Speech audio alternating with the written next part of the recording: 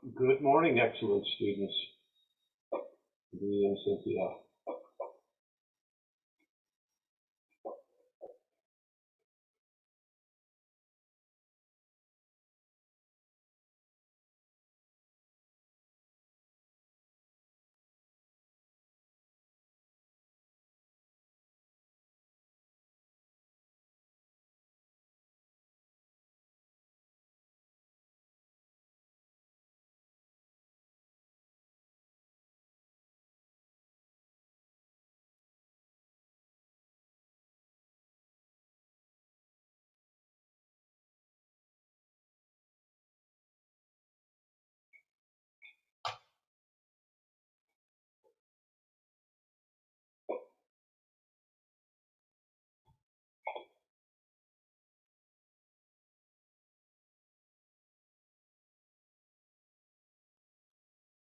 Good morning, Edwin.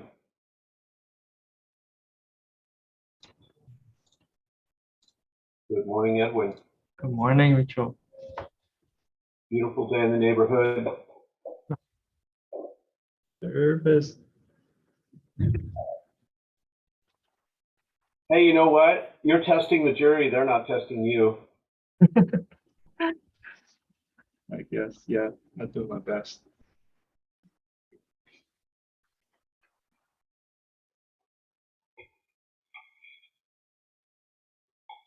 Who is now student?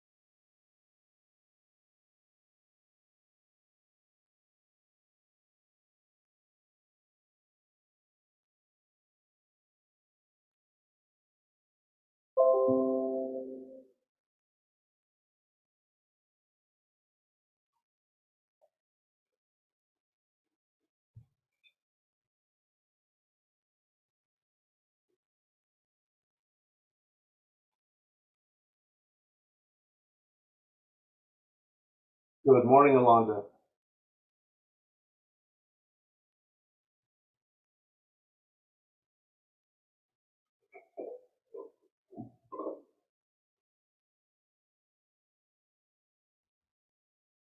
Good morning, Alondra. Good morning.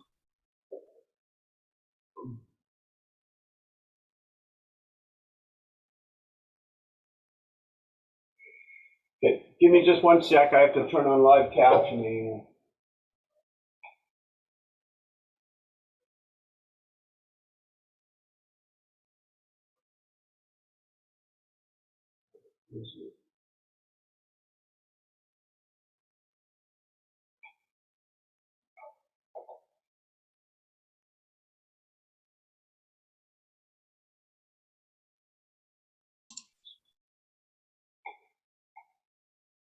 Oh, transfer drive.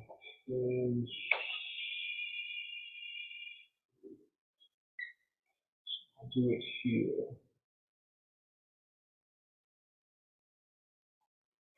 Rest. Enable. Okay.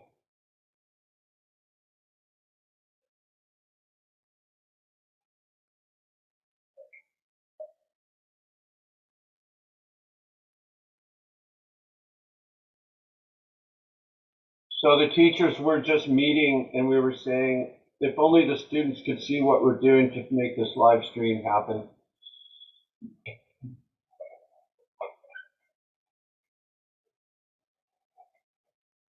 It's crazy.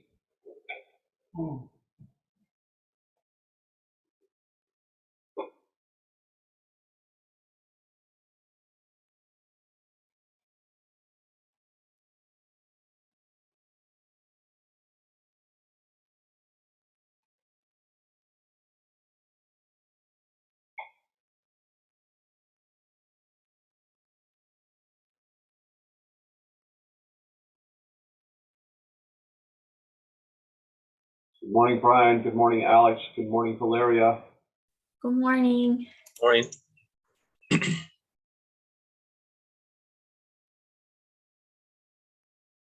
You guys got this today. It's a walk in the park for the Saturday people. Let's go. Nothing.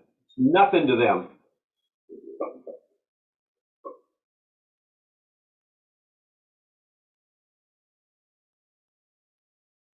So in a minute, we get a few more people in here. I have a couple of announcements.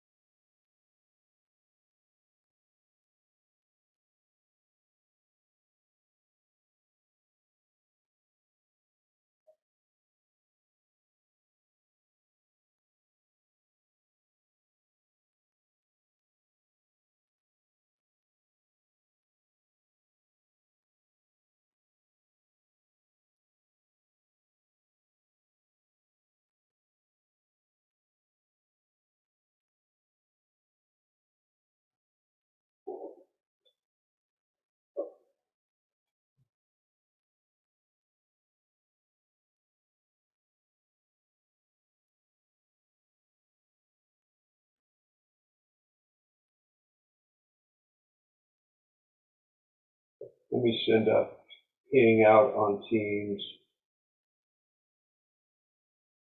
For the other students,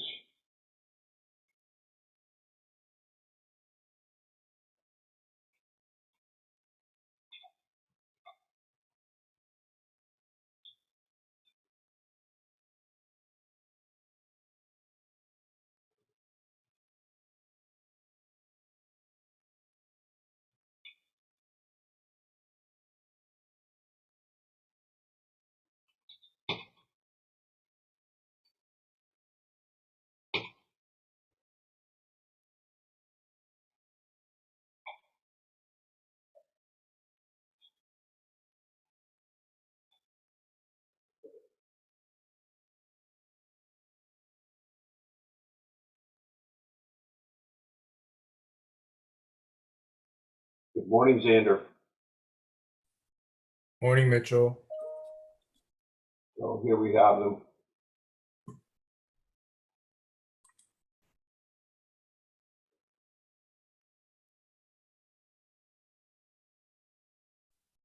Good morning, Juan. Good morning, Tuan. Dan Franklin's here.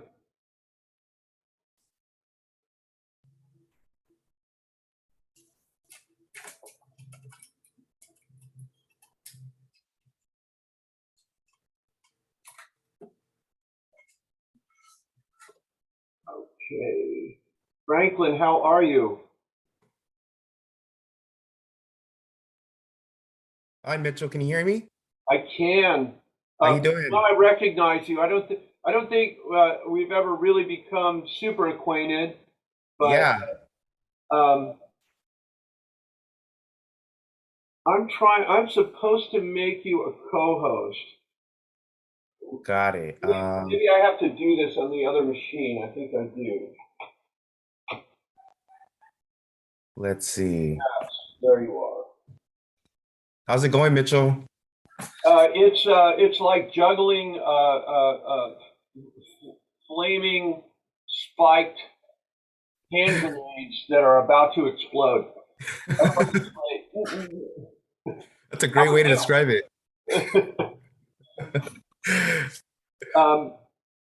So I'm gonna go ahead. I'm gonna wait maybe 3 more minutes and then just give everybody a couple minor announcements.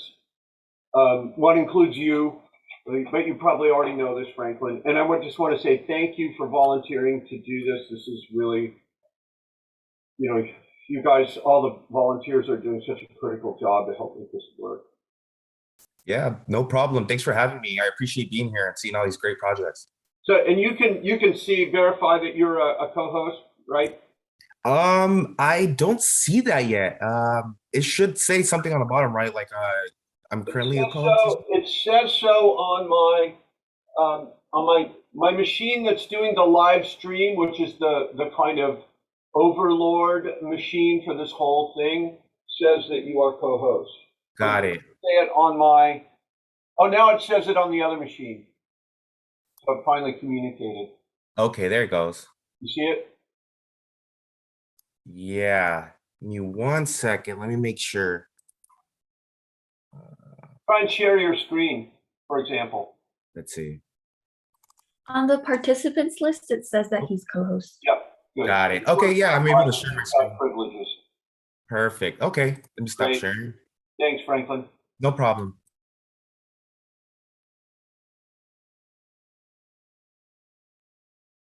So let's give this one more minute, see who else shows up. We've only got, 11 of my students. How is that possible?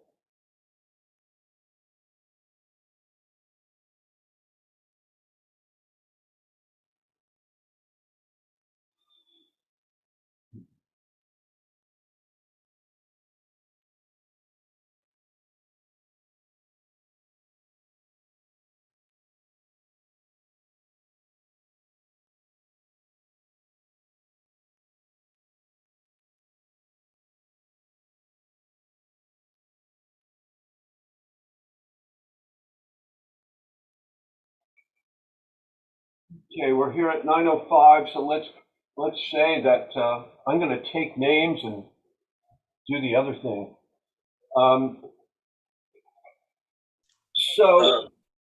Hello? Yeah, please make sure you guys stay muted when you're not presenting. So that's obviously number one. Be super, bring all your hard-earned knowledge about netiquette to this review today. It's going to be complex technically for Franklin and the other volunteers and myself and Sarah, who set all this whole crazy apparatus up. So I know we talked yesterday in class about different formats for the presentation. And by the way, let's think here. So we're missing Rebecca, Andreas.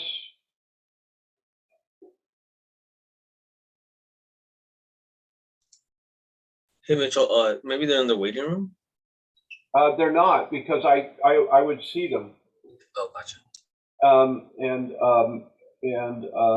If anybody has, so we have Rebecca, and we missing Khan. Juan is here, right? Juan is here. Yes.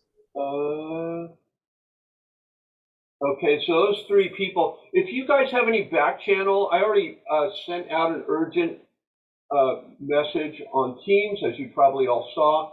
If you guys could back channel them and tell them I'm about to flunk them out of senior project because they're not attending their review, maybe you would be a good friend to them. So here's the deal. Because of the live stream, for the next 2 days, we are going to format the review like this. So everybody's listening, right? Brian, can I pester you to turn on your cam? Juan, Alondra, everybody just turn on their cams for a minute. Thank you. So here's the deal. I'm going to share my screen for every review. And you guys will moderate on Concept Board. Okay, so I'll share Concept Board on my screen. You guys will moderate on Concept Board. That's because if I don't have a shared screen on this computer, nothing streams out on the YouTube feed. You follow me? And it's going to be easier to do it that way than switching shares. If you really want to share your screen, if there's some reason, let me know. We can do it as an exception. But as a rule, I think it's just going to be easier for everybody if I just share. Okay? Secondly, thank you, Khan, for connecting. Secondly, for Franklin and all the other super generous volunteers, I was asked to tell you that you need to stay. I guess the sessions go. This session goes from 9:30 to 12, right, Franklin? Yeah, that's correct. And I guess you need, and you need to stay logged in till 12. You'll be in this room. We'll do 2 projects from my section. Then we're going to move to another room, and Wendy Gilmartin is going to move in here. Okay? And you'll be co-host for her two projects. And then I guess this doesn't really apply to the morning, but it says you're supposed to stay logged in, I guess, until 1. If you could stay logged in until the next co-host gets here, which I guess will be Kiara at 1 o'clock. Yeah, that makes sense. So I can keep the Zoom meeting open. So that you guys are always doing a handoff and we don't get caught with anybody here. If we can impose upon you to do that, that's what Sarah asked me to beg of you, since we're not asking enough already. Yeah, that's no problem. I can do that. Thank you very much, Franklin. And you could get up and have lunch and go to the bathroom, whatever else you need to do, but if you could just stay logged in till 1, it would be fantastic. Sounds good. And then we, as a group, I think it's super important that all the students, if you could pull up that schedule that was sent out via Canvas by Bob on Friday with the order of presentation. So we are going to be moving from room to room. So we're going to start out in room 6. We're going to see projects from B and Valeria, the V team. And then at 10:45, we are going to move over to room 3. And Edwin and Xander are going to present to finish off the morning session. So you guys have to, I've got on both computers actually that I'm using, I've got that document up in case. Just keep that. I'll be putting links into the chat and all that stuff too. But keep that document up and kind of available in case you either get tossed out or have to log off and log back in. You'll have the information you need to get to where you need to be. And here's Andreas.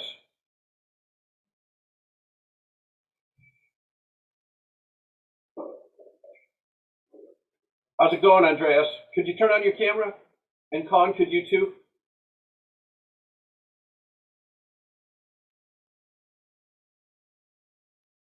Good morning, Con. You there, Andreas? Yeah, I'm here. If I beg you to turn on your camera, would you? Yeah, hold on. Thanks. Okay. Excellent. So I was just saying, and this I think really affects you in some ways, Andreas. So after some discussion with Sarah about the kind of structure of this whole live stream thing, I've decided that it's going to be much simpler if I share the concept board all day and you and the other students just moderate on it. Okay, so you should be able to do all your section style presentation should work fine, but that way the live stream through my computer remains continuous. You follow me? Right. Okay. And that's a little different than what we've done in the past, obviously. Right. So I think that's all my news. We have Microsoft Teams. If I'm going to put my mobile number in Teams right now.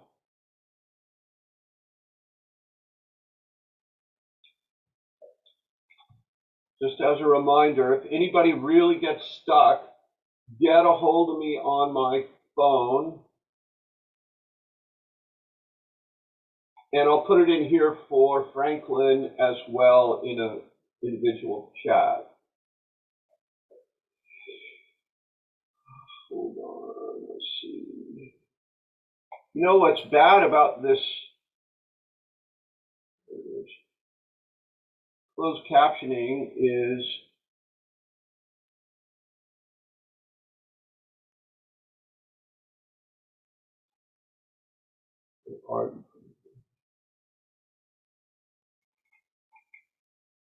there you are.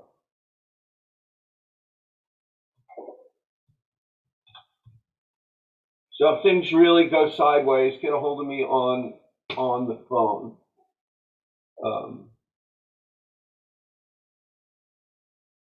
Are there any questions as we start to set this up? Problems, unforeseen events? Rebecca is here.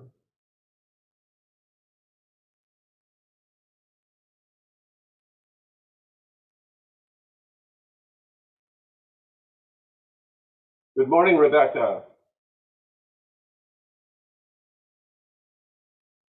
Good morning, Rebecca. Good morning. Could I trouble you to turn on your camera?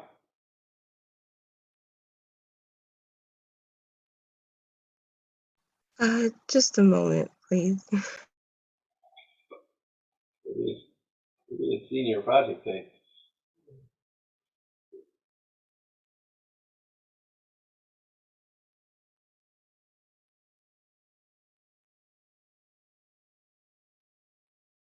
One other thing I will do, I will unlock the board at the start of the review. If anybody wants to annotate while they're presenting, you'll be able to do that directly onto the concept board, obviously. So Rebecca, I was just saying, I think the only really big piece of news is that I'm going to share my screen share concept board on my screen for the entirety of the reviews so that we get a better live stream out through YouTube. You and the rest of the students can go ahead and moderate on concept board on a separate window. If you have any questions about that? No, that all makes sense. Thank you. It's a little more restrictive than we were talking about yesterday. It's because of the YouTube craziness. Also, do you guys know what you have the YouTube link, right? To the rooms? Yeah, it should be on top of the schedule. Should be. I'm going to put it in the chat right now. Go ahead and share this. Go ahead and share this with anybody who wants to kind of listen in. Okay, we're 10 minutes away. I'm going to turn all the kind of gatekeeping duties over to you, Franklin. And again, thank you again for getting up on Saturday morning to help us with this. Really appreciate it. Yeah, no problem. Happy to be here. And congratulations, seniors. Good luck.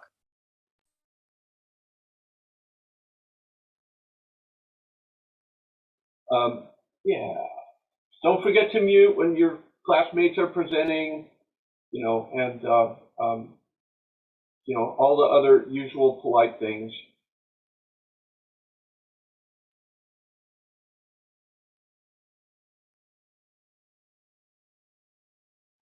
I'm going to mute for a second and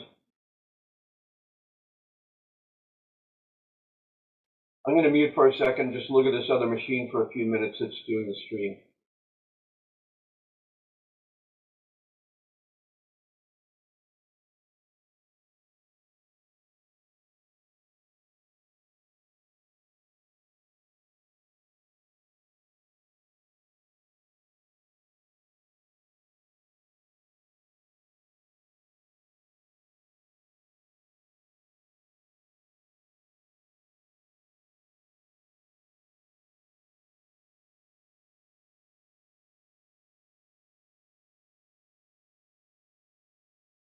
I'm also going to do a test share here.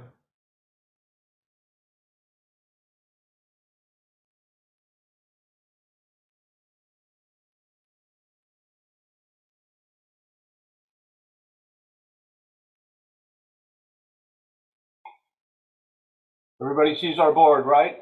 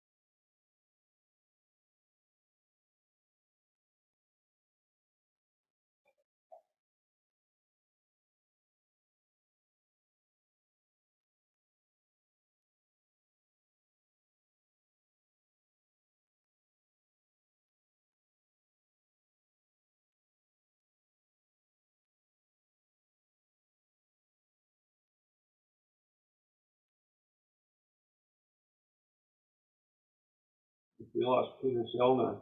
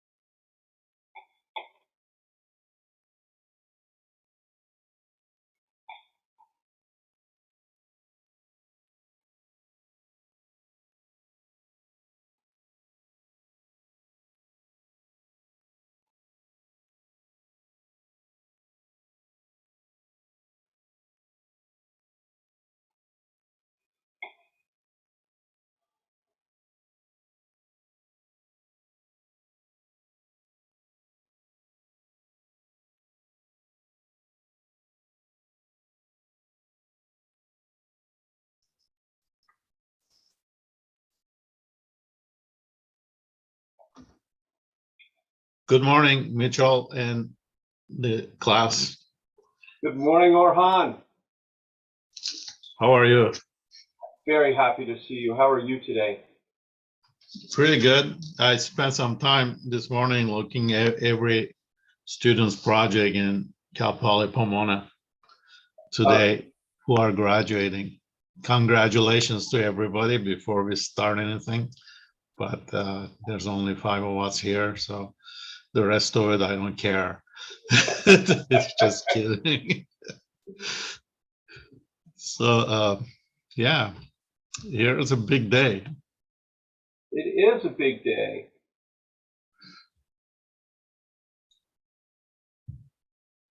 There you And go. after this, it's an interesting program for graduation final projects. What we call them now, Cal Poly Pomona 5th-year projects, or is there any other name for it? I believe we are just calling it senior project. Senior projects, like they have always been. Yeah, okay.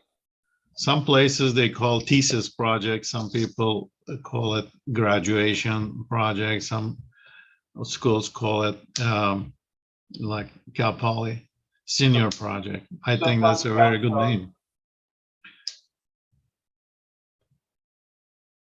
And when we get, we're still waiting on Harman, Rennie, and Anton. Okay.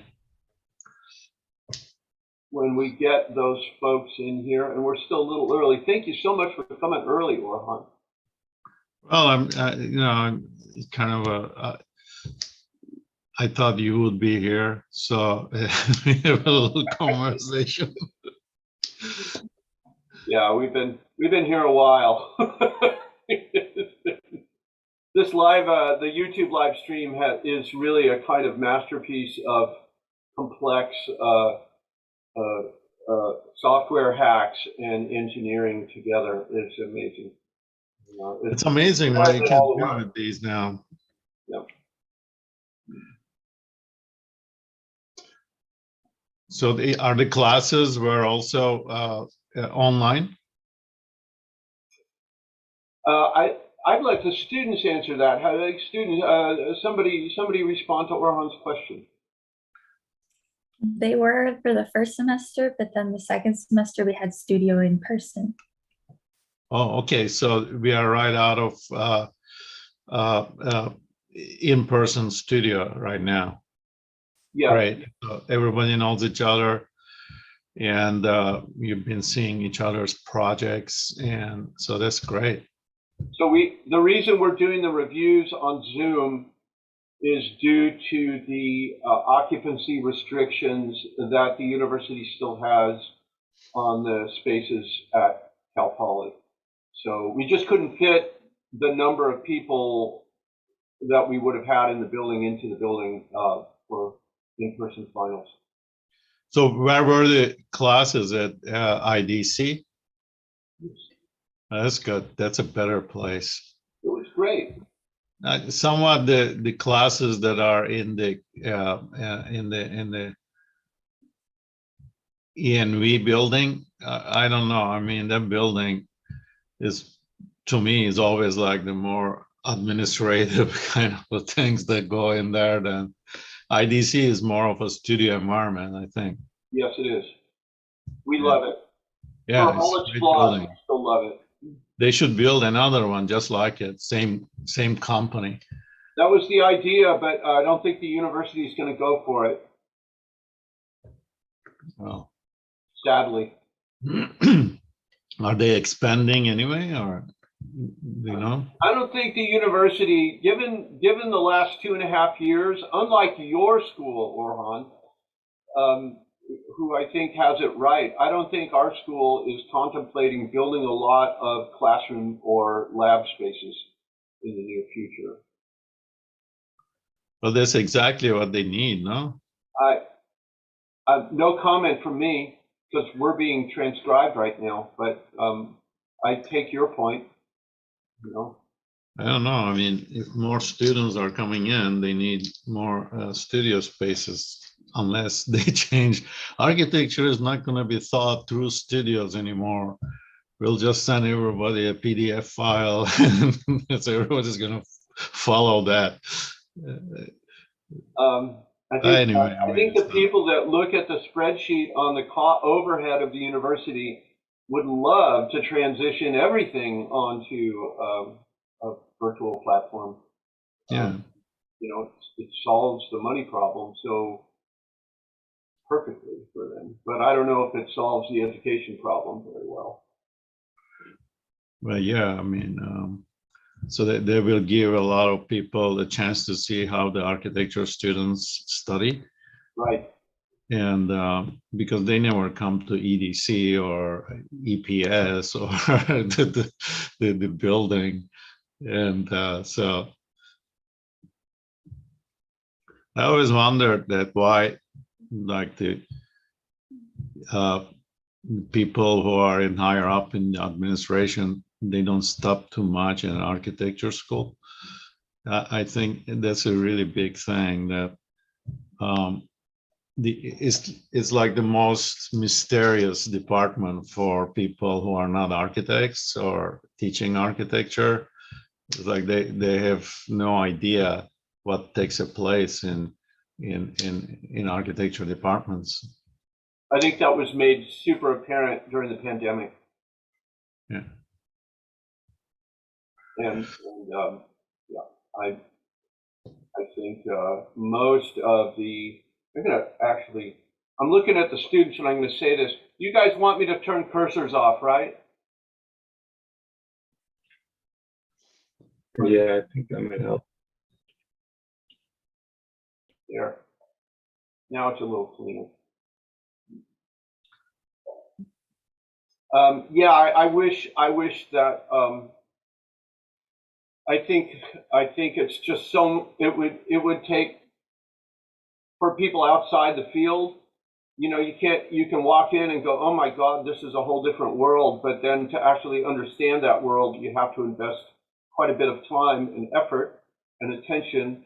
And I think the administrators just don't, you know, I don't think it's because they're incapable. I just think that they're so busy running the university that they don't have time to put that focus into it. Yeah, it became increasingly more and more bureaucratic in the last couple of decades. And we have 2 more jurors. Yahoo! Seems like only the jurors are showing up. The jurors. We have Rennie and we have Anton. And we're still waiting for Herman. Good morning, Anton. Hey, how's it going? Beautiful day in the neighborhood. Good morning, Rennie. We have Orhan here. We have a quorum of 3. We might give just a little more time to Herman and see if we can get him in. And then we will begin the first session. Hi, Renee. Hi, Orhan. How are you? Good, thank you.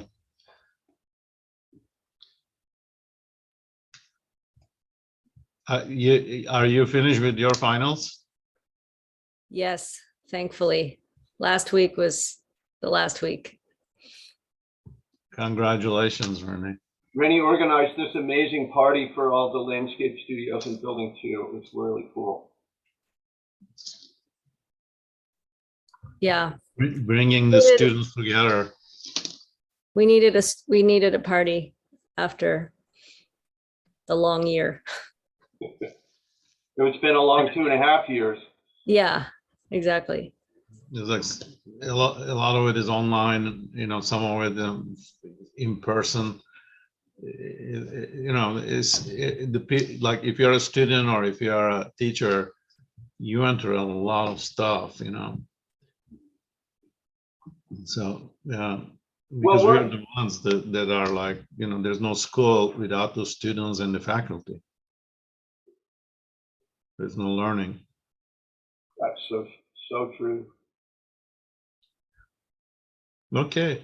Okay, well, we have 3 jurors here. I'm going to officially start this first session on panel 1F in Sarah's amazing spreadsheet that organized this whole day. So we'll see two students from section 6, which I taught. And because of my acquaintance with all the jurors, I feel like I don't really have to introduce myself very much. I do want to introduce the students, and I want to just give a brief overview for Orhan, who is a professor at East LA College, former faculty at Cal Poly Pomona, actually still teaches at Cal Poly Pomona on occasion, and a writer, editor, man about town, architect, maven. What did I miss, Orhan? I don't know. I mean, I'm a licensed architect and also do this whole other stuff too. Thank you for coming today. And I'll move to Anton Schneider, steadfast and member now of the 3rd year faculty. We sure miss you in 2nd year. How long have you been teaching at Cal Poly now, Anton? I just finished my 3rd year teaching. Yeah. Awesome. Well, we're so lucky to have you. And can you give us a little bit of information about your working life outside of school? Yeah. I have my own practice.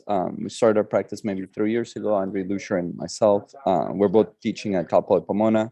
We work from all range of projects, from residential to some commercial, and we're starting to do some projects abroad. So that's pretty good. Yeah. Thank you for coming today.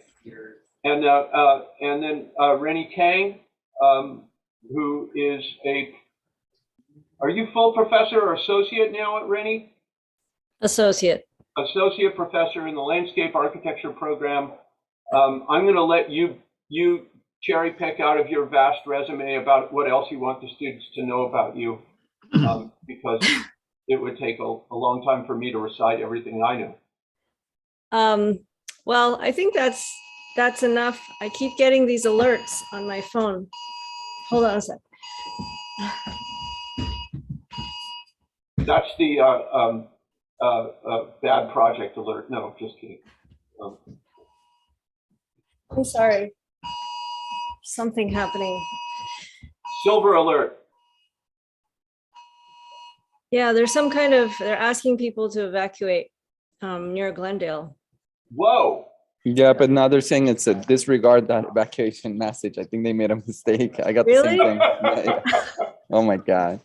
Well, at least we can laugh about it. At least nothing is happening in Glendale. That's where I am right now. That's good. Thank you, Renee. And Anton, nice to meet you too. Okay. Yeah, there's not much more to say. I spend teaching pretty much takes up all my time. But luckily I teach at Cal Poly, which is a place that has amazing students. So happy to be here. And you have a varied background that includes architecture as well as landscape architecture, dance, other forms of fine art production, if I'm not mistaken. Yeah, I did, after architecture, I got my master's of Urban Design at Columbia University in New York.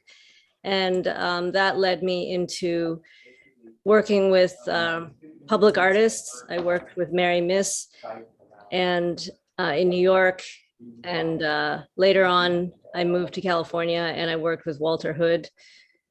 And that pretty much set off my entry into landscape architecture and teaching.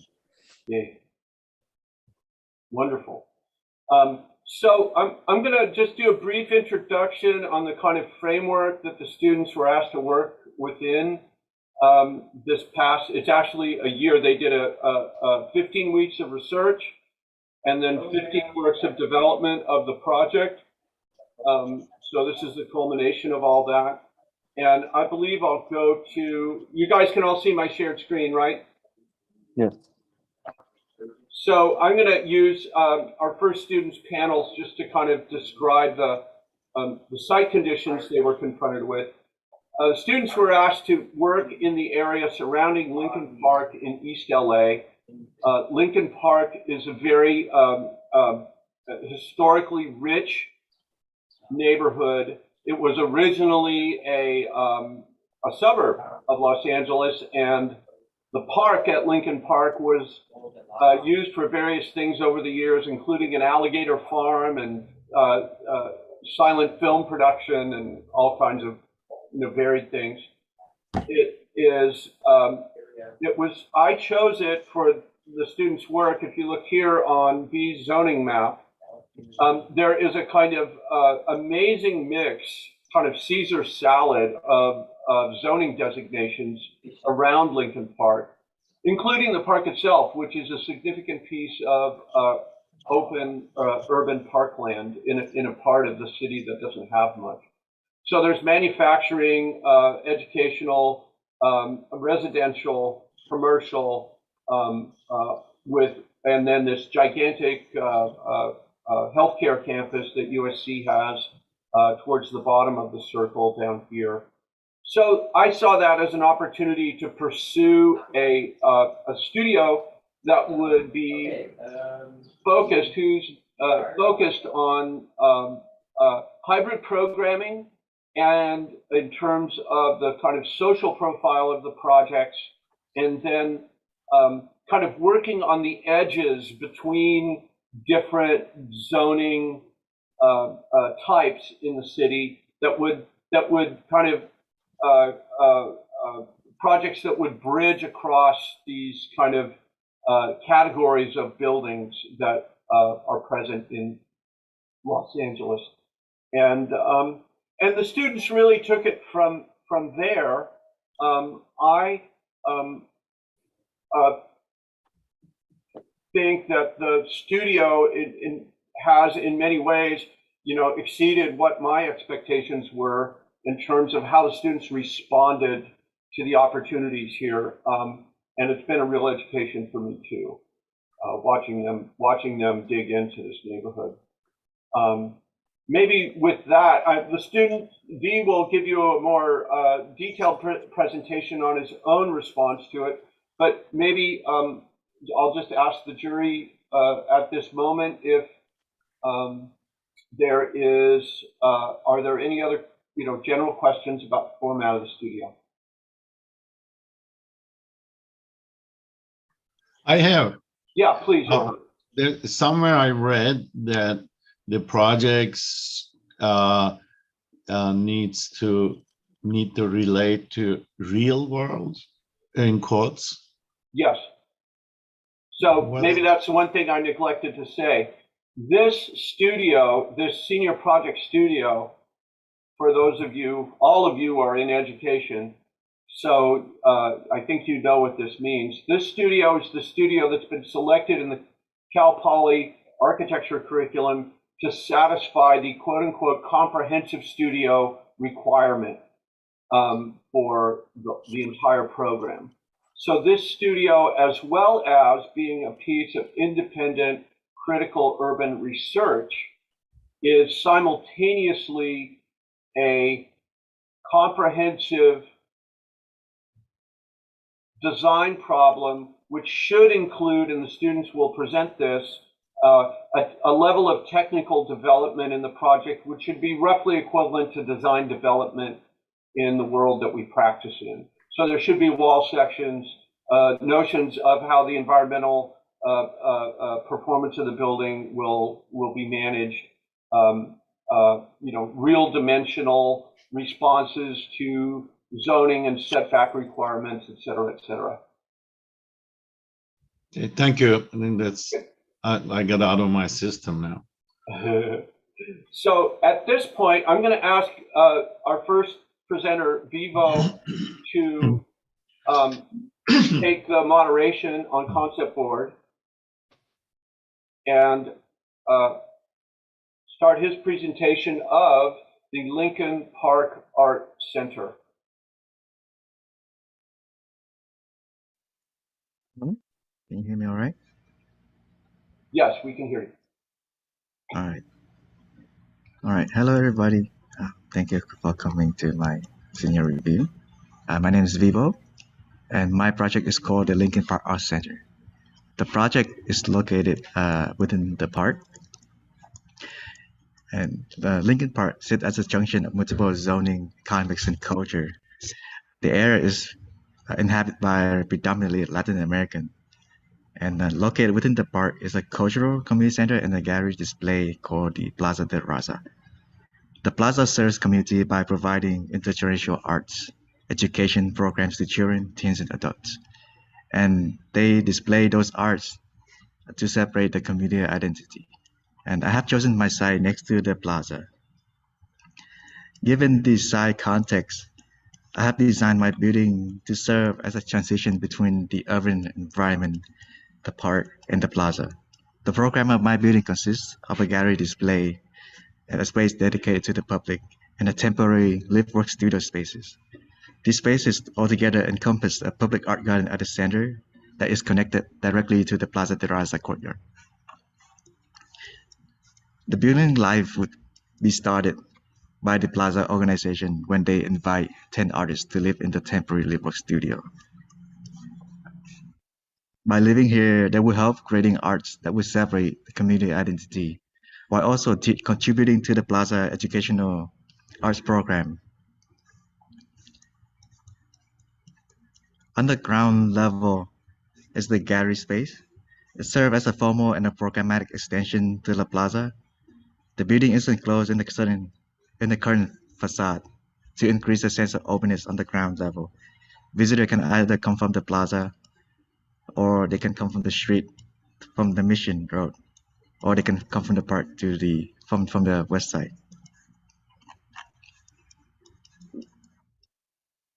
The level above is an open area that serves as an extension of Lincoln Park, with chairs and tables scattered about. On the left side is a coffee shop that will serve refreshments to visitors and as a platform for people to look into the park and the community. And on the opposite side, it serves a similar purpose, but people will be able to look back into the urban environment. The third level contains the live work studios and a classroom space for the arts education. As artists can, as art and arts can often get messy, I also make the studio spaces very large. This size is about 25 by 22, I believe. I also position the studio above. I have to lift the studio spaces above the ground as a way for artists to sort of peer into the life of the community and hopefully inspire them to create art to separate that identity. I also designed these diagrid system that held up the building. The reason I went with this design is to reduce the building footprint on the ground level, but also as a way to create a sense of discovery and the act of meandering around in the park. And from across the lake and on Valley Boulevard, the building looked like this. Moving on to the axonometric plan view of the third floor, you can see the classroom spaces over here and the studio spaces in the backside.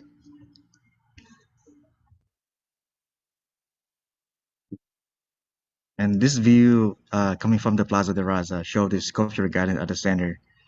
The building creates a transition from the plaza into the building and from the building into the park and into the city. It achieves this by adhering to the context datum lines. Moving on to the section, you can see that inside these diagrid structure, it houses the circulations, and the structure on the left side houses programs like the coffee shop, the classroom area, or the sitting area underneath it.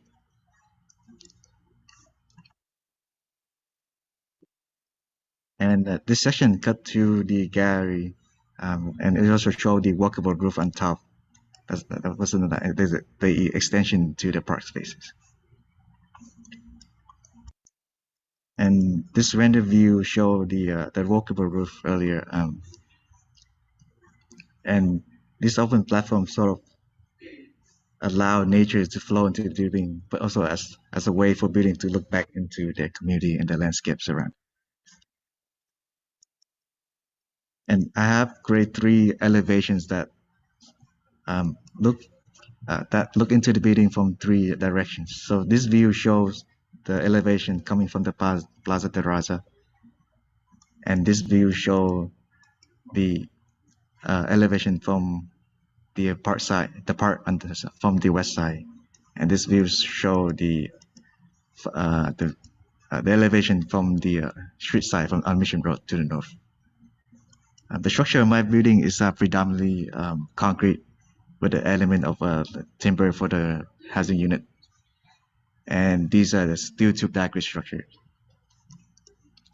I also taken account about how to shade the residential unit, so they have a very sizable overhang and a cross ventilation in between. And that concludes my presentations.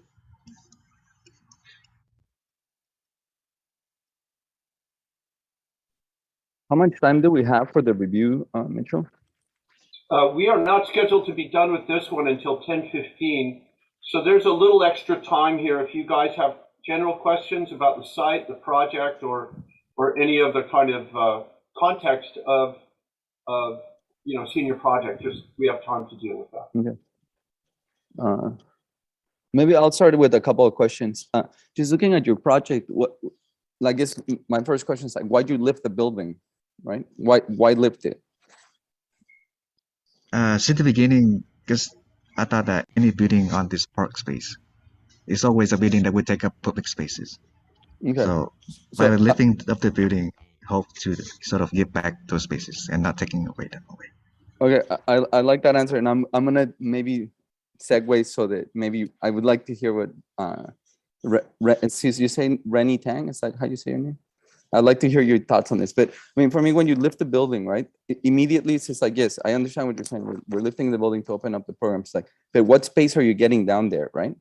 Is it the landscape coming into the underbelly of the building? Like what happens in that space? Are you programming that space? Because I see like you threw some tables in there, but I think for me that would be the next thought, right? To be like really start thinking about like what do you create under that building? What does it look like under that building? What's the belly of that building, that facade, right?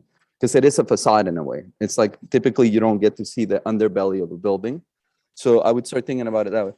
Then looking at these kind of amoeba shapes, these kind of Toyo Ito shapes that you made, I can see that they're structural and they're holding up the building. But on the other side, you have these kind of structural columns or structural grids that's holding up the building. So my question's a bit like what are you really gaining from those, right? Is it become just a shell for structure and then you're creating circulation within it? Or does it become an actual space, right? And I mean, this is kind of what I mean, because you render them empty, implying that there's a volume or a space in there. But in the reality, there's just a staircase in there, right? So you cannot occupy that space. You could only occupy the staircase. Yes, visually, you can occupy the whole thing, but there's never any other program other than circulation. So I would urge you to think of those amoebas as like, imagine they're not just tubes, but they grow. It's almost like you can absorb that cafe in the second floor, even though the staircase is there, like, it also absorbs a cafe, then it goes back down to being a stair. So it's almost like it adjusts to whatever program it can almost like absorb, right? Think of it almost like in the Little Prince when the snake ate the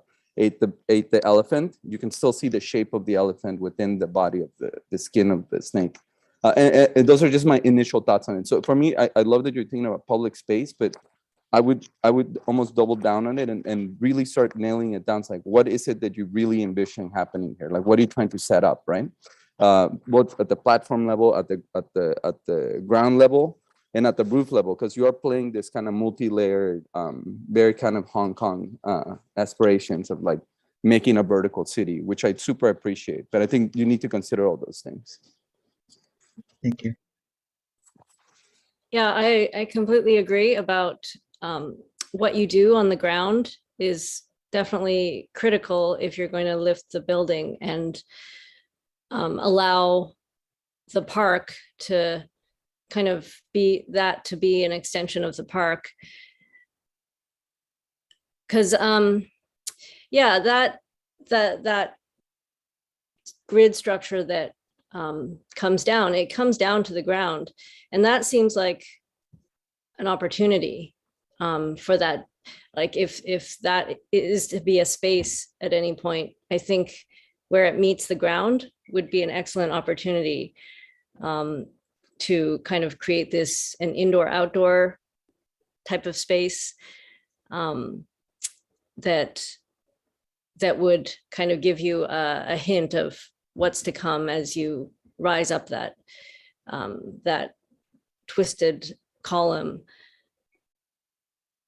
So, and I think the other thing that I'm really drawn to actually is, the stair that, creates that outdoor second level, but also, seems like it could be part of like an extension. I would love to see the stair itself being more of a place. Like it doesn't have to be just a functional stair that gets you up to that level, but if you actually design it as if it were, an extension of the landscape, or it's something that spills out to the park. I think you could, that would be another way to connect the building, more solidly to the ground.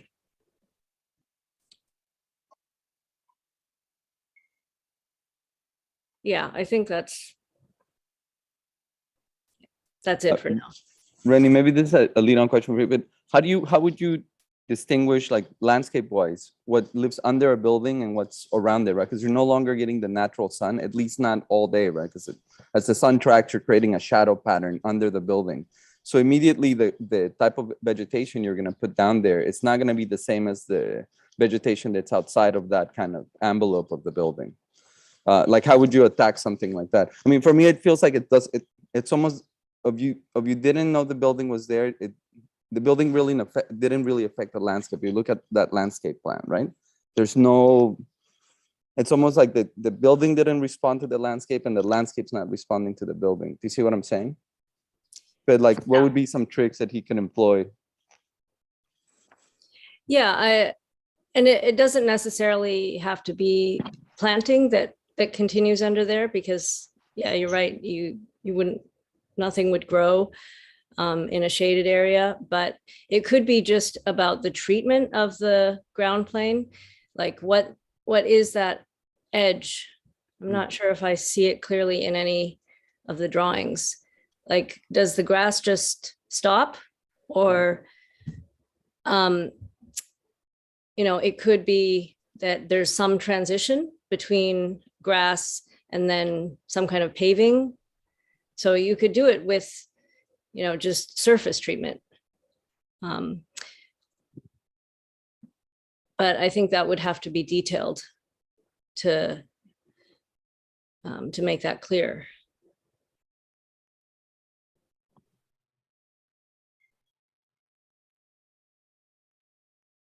I'm going to ask V to retake moderation here for a minute. I have a juror that I have to email some links to. V, would you mind doing that? Yeah, that's right. So B, I just sketched over your section. I'm just thinking about these volumes and what they're like. For me, when I see something like this, it's like you got to take them to task. Oh, the other section, keep going down somewhere. Let's see. Right at the bottom where you have your diagrams, kind of how these kind of snaky things go up. Keep going down right there. Oh, so if you start thinking of these not just purely a structure, right? And you say like, okay, there are these kind of volumes, right? There are these cutouts in the building that I'm going to carve in. What's stopping you from maybe sometimes not going to the ground and actually having a hole in the building? So imagine you go under this building mass, right? And now there's a cavity in there. And in that cavity, you could either plant trees or something else, or put no trees, but it's almost like you're looking at a void, right? What that affords you is not just an expression of like, or a further expression of what these voids could do, but it actually can bring natural light into all those volumes, right? Especially when the building gets really thick, like in plan of like a chunky building, it's really hard to get natural light to the center, right? So like an easy one's like create a courtyard. So in a way, these amoebas or these kind of trunks that you're creating are going to give you that. You can have that natural ventilation, natural light. So use them strategically, but then like make them do way more work than they're currently doing. Do you see what I'm saying? Yeah, yeah. Okay, if I may make some comments on your project, I really like the planning of your project. It's a very well done. Can you go back to the site plan, please? Yeah, this one here. It's a really, in your part, all the moves that you made in terms of urban scale, connecting your building to the existing Plaza de Raza, and with the, Renee made this point, I think the stair works really well, exception of its structure that you kind of gave it the monumental scale that incorporates the connection between the two plazas are very, very good because of that stair. And some of the problems came up in my mind that you have a cage structure like a Toyo Ito's building in Japan. However, that you have several systems going on, like you have a concrete structural system, and then you have this, and you're not carrying this one as a singular system all the way through your project. Use like similar sort of a lightweight structure for your stair, which is kind of a bulky in comparison to open plaza around it. And all the commentary you are getting, like underneath the building, you have this heavy duty stadium-like concrete structure, yet you're not taking a full advantage. So that's an easy fix. These are easy fixes. I think if you go to your layout of the plaza, that needs work. You have a lot of the materials are good. You have 3 barks and things like that in one of the renderings that I saw. Yet on these drawings, it comes out a little bit forced or predetermined. It could be a little bit more organic. As soon as you come to the side of your building, organic meaning a little bit of a contrast to all those the decisions you made with concrete right angles, with triangulated spaces here and there. But the overall planning, like I said in the beginning, it's very good. It takes a full advantage of openness of it. In ground level, it's very successful. You can sit in the open area and see all the way to the water, which is a great amenity. I think if you understand this, the relationship of your building to the water and the open plaza spaces, it's a success. It's a very good nod to this sort of existing conditions. So you did some really good decisions in here. Floor plans looks exciting, those forms, I've seen them in many projects, but your use of it is pretty good. You have stair circulation spaces and changing things, and they bring light all the way down, which is great amenity for any enclosed space with a building that is lifted like Corbusier's, which you use similar sort of a concrete system. So if you make the adjustment between those different structural systems, that your project would kind of have a clearer language, and those spaces would turn a little bit more likable, like this, view that you are showing.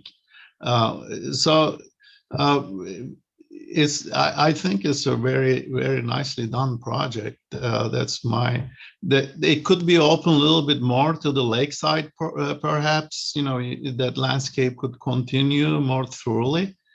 But the incorporation of the urban decisions that you made, urban design decisions between buildings, between the larger picture, between the whole, the presence of this particular park in people's memories, and it's very successful in that level. And I like the programming of the building. And I think that as soon as you understand the communication between two building tectonic systems, then you will have a very good project, and you'll probably do the adjustments in no time.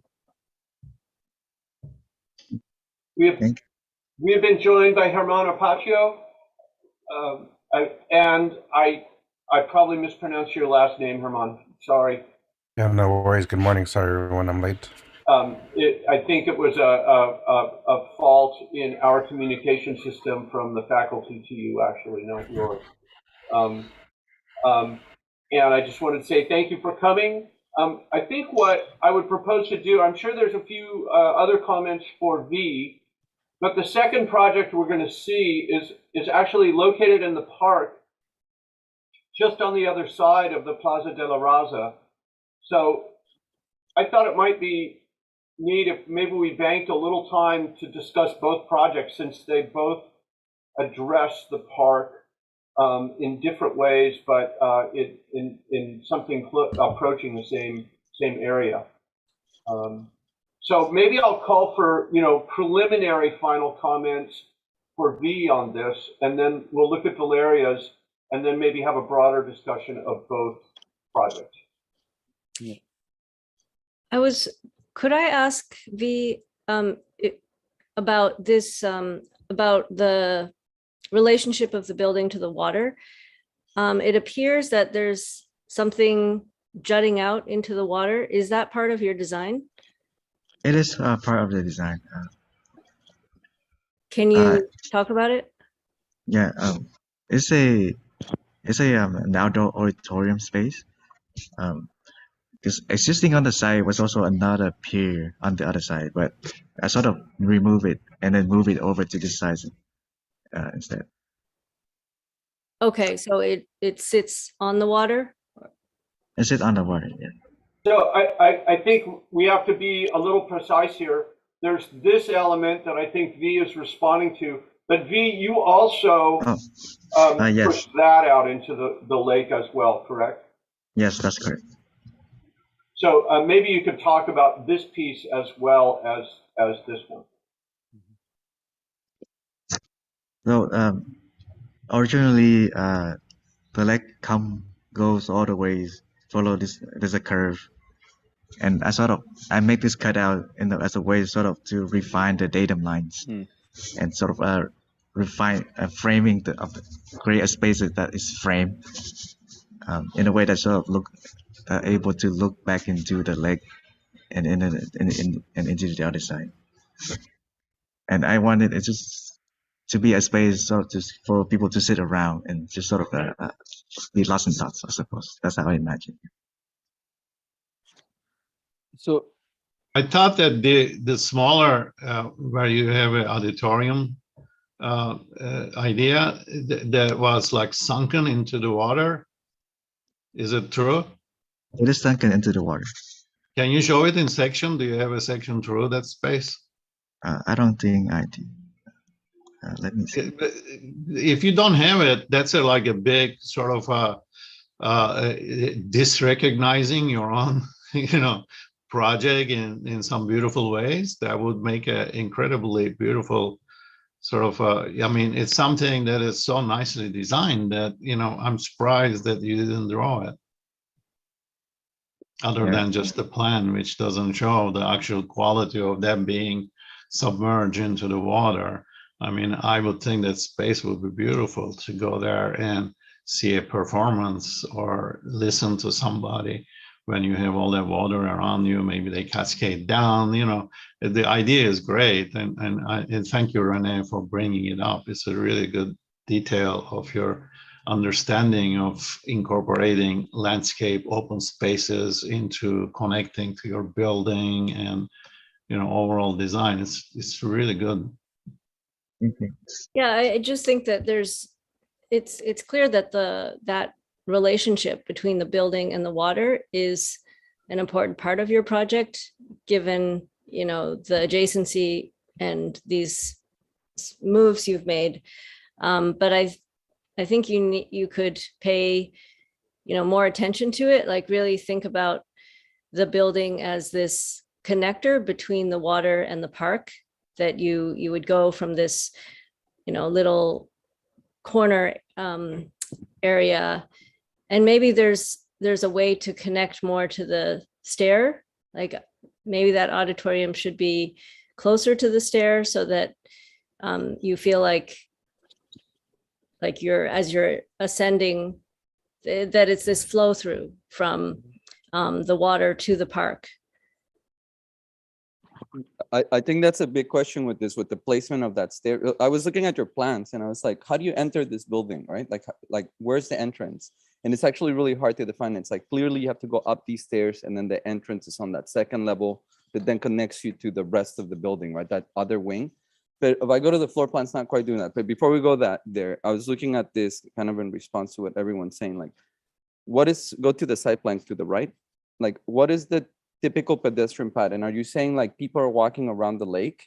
And so I'm gonna give them like a detour. They can go up on the building and back down if they want to. But then I look at the site plan, go to the left, and your building's actually directing them somewhere else, which I don't know where that is, like the staircase of your building, right? Like if you think of your building, it's almost like a shortcut. It's not quite a shortcut. It's actually directing them elsewhere. So it's just something to be mindful of, right? This could be an easy way to fix. Maybe you didn't consider it, or maybe you have. But I think now let's go to the floor plan on that plateau level. Well, before we go there. So the auditorium thing, I think currently the building's not responding. Sorry, go back up, or even there, fine. There's an auditorium there, and there's this passageway between the auditorium and the building. And it's almost like the building doesn't care that there's a program there. Like it should, right? I know you have the entrances there, but you can think of it as a more grand space. Like you're almost kind of, the building should be responding to the program you're proposing there. It should either carve out, or maybe that staircase is somehow incorporated into it. Like something needs to happen there, right? You're creating almost like a node in the circulation path. If you go to the next floor, you'll see kind of what I mean here. So you get to this level and it's like an open building, right? So the program bleeds into that kind of terrace and then part of the left wing of the building, but you're still not able to get into the bar. So how do you get into the bar? You have to pretty much get to the third floor, and this is when you get into the bar, and it becomes just like a solid bar. I would think that program could meander a bit more. So if you think about just how the program sits, as opposed to just thinking like free floating elements, and then a bar, you could easily start thinking of the bar as something that's not so static, right? Like the bar doesn't have to follow the shape of the building. Maybe the bar is this, right? And there's a free floating element there, and there's a free floating, like, you know what I'm saying? They don't need to correlate exactly one to one. Those are just some of my thoughts on that.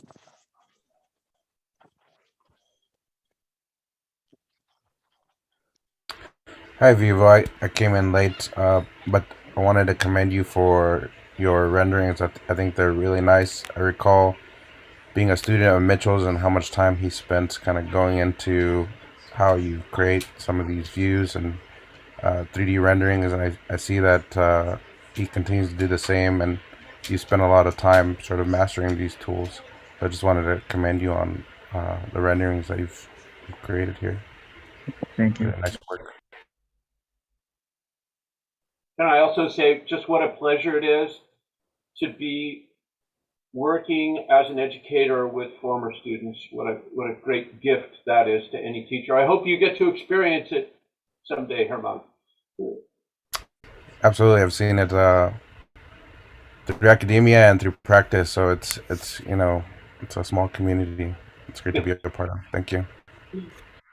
I'm gonna propose that we don't completely finish this conversation with V, and that I'm gonna turn the moderation over to Valeria, and I have a feeling that there may be some connections back to this project during the conversation regarding Valeria. Hi. Sorry, I thought someone else was moderating. Should be able to take it now. Yes. Hi, my name is Valeria. And just to talk a little bit about Los Angeles as a city, has one of the lowest rates of green park space per capita at 3.3 acres of park space per every 1,000 people. This makes green park space a scarce resource for the residents of larger Los Angeles. Regardless of this scarcity, many existing areas are overlooked by the city, making the little amount left under-maintained and oftentimes underused. So located in Lincoln Heights sits Lincoln Park, which is a pretty large park for the neighborhood. And it is also a prime example of the endemic neglect of our city parks, left undervalued and unkept. In the heart of Lincoln Park sits the Lincoln Park Urban Nature Center, which its goal is to revitalize the green spaces of Lincoln Park, renewing them and acknowledging their vital role in the local community. This is done through its program as well as the experience it creates for visitors. Most urban landscapes are by their very nature constructed, and the Urban Nature Center seeks to ingrain itself into the open space of the park, both literally and figuratively. So the overall building was derived from the aerial view of the park. Throughout observation, the most attractive part of the park was its lake, and the building was then positioned to hug the lake while orienting itself and addressing all sides of the park. The building then became an extension of the landscape when the paths began dictating its form, surrounding, intersecting, and embedding themselves into the building, which you can kind of see in this diagram. This is one of the paths that intersects. Here it immerses one, and then here it embeds onto a different level. As well as in the section, you can kind of see how this happens, going down to the central courtyard. Here's where that path intersects, and here's where it embeds to a different level. And then here's a view from that intersecting pathway that goes through the building, looking down into the courtyard, and a view of just the courtyard from above. So the program of the Lincoln Park Urban Nature Center is intended to bring function back to Lincoln Park, as well as teach about the importance of stewarding our urban green space. The Nature Center will essentially push for reimagining and expanding the role of our existing green spaces and their importance to the city as a whole. So because there's a few paths intertwining throughout the building, there's different means of entry. One of them being from this side of the park, which is Mission Road, and you approach it and it immerses you down into this space, which becomes a courtyard space for the building going all the way up. And this becomes an outdoor auditorium space. And then this floor also has a park supply room and a multi-purpose room, which functions for the Urban Nature Center as well as the community to use as a whole. And the next level, which is the park level, the ground level, that you can access it through this pathway that intersects the park, or going up the central stair meeting up to that pathway. And on this level, there is a lobby for the building and the park, and then an exhibition space that exhibits Lincoln Park's history. And then on the level up, +1, going up that central stair, is a garden space that becomes circulation for the labs and workshops that provide hands-on classes on gardening, water conservation, as well as informing on the importance of living with green space and how to start reimagining existing green spaces throughout the city. And in between the two, there's a cafe that runs and functions off of the garden spaces throughout the building. And going up one last level through that central stair houses the offices of the organization that runs the building, as well as the maintenance and the programs of the park. And this organization is a nonprofit called the Advancement Project, which goal is to provide quality green space for Los Angeles, specifically in lower income neighborhoods like Lincoln Heights. And then the rest of the roof becomes terracing gardens that looks over the lake and the the park space, sorry. The material of the building facade is made up of terracotta baguettes This allowed for the ability to control the transparency of the building. Where there are more views present, they spread out and create larger openings, and where there are less directed views, the baguettes are placed closer together. These baguettes also begin to wrap the building in some instances, where it becomes a loop through the exterior and interior space, blurring their connection. So here's a view from the roof terrace, where you can see that the baguettes are wrapping up to become handrail, and here to become roof. And then here's a view from inside of the cafe. You can kind of see the shading that happens with these baguettes. And in the elevations, you can see the different spacing. So this is a view from the lake looking towards the building. So the spacing is farther apart for those views. While over here on the left side, it's a view towards Mission Road, which is a busy road. They're slightly closer together. And then on the south end, they're more close together. That side of the city is very industrial and has like warehouses and buildings, and as well as the sun exposure. And here in this diagram, you kind of see the different shading that happens with the different positionings of the baguettes. And the second material is the structural material, which is concrete. Concrete, as it helped with the curvature, but at the same time, it also became a mineral aspect to the building, becoming a representation of the ground. Here, where it comes up from the ground in the form of this hill, meeting up to the second level of the building, or here where it goes down immerses you down into the courtyard. And then the baguettes wrap around that in hopes to become that connector from the outside and inside spaces through its location. And then, the Lincoln Park Urban Nature Center's goal is to revitalize the spaces of Lincoln Park by renewing them and acknowledging their vital role in the community. Thank you. Valeria, could you just give a little appendix on your project's positioning and relationship to the Plaza de la Raza as well? Yeah, so it's positioned alongside the lake on the other side of Plaza de la Raza. And these are like the two main buildings there will be the two main buildings on the park.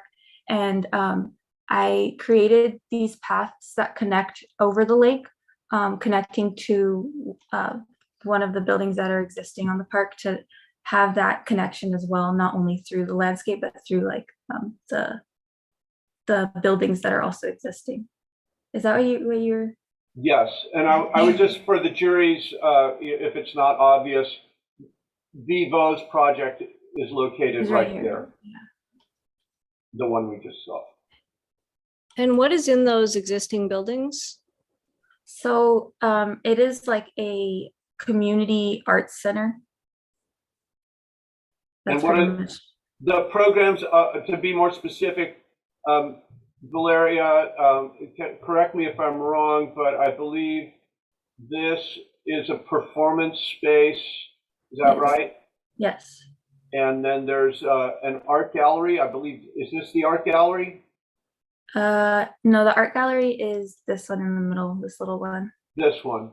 That's an art gallery. Mm-hmm. This is studio spaces then, correct? Yeah, it's like a hall, and then there's like studio spaces in the back.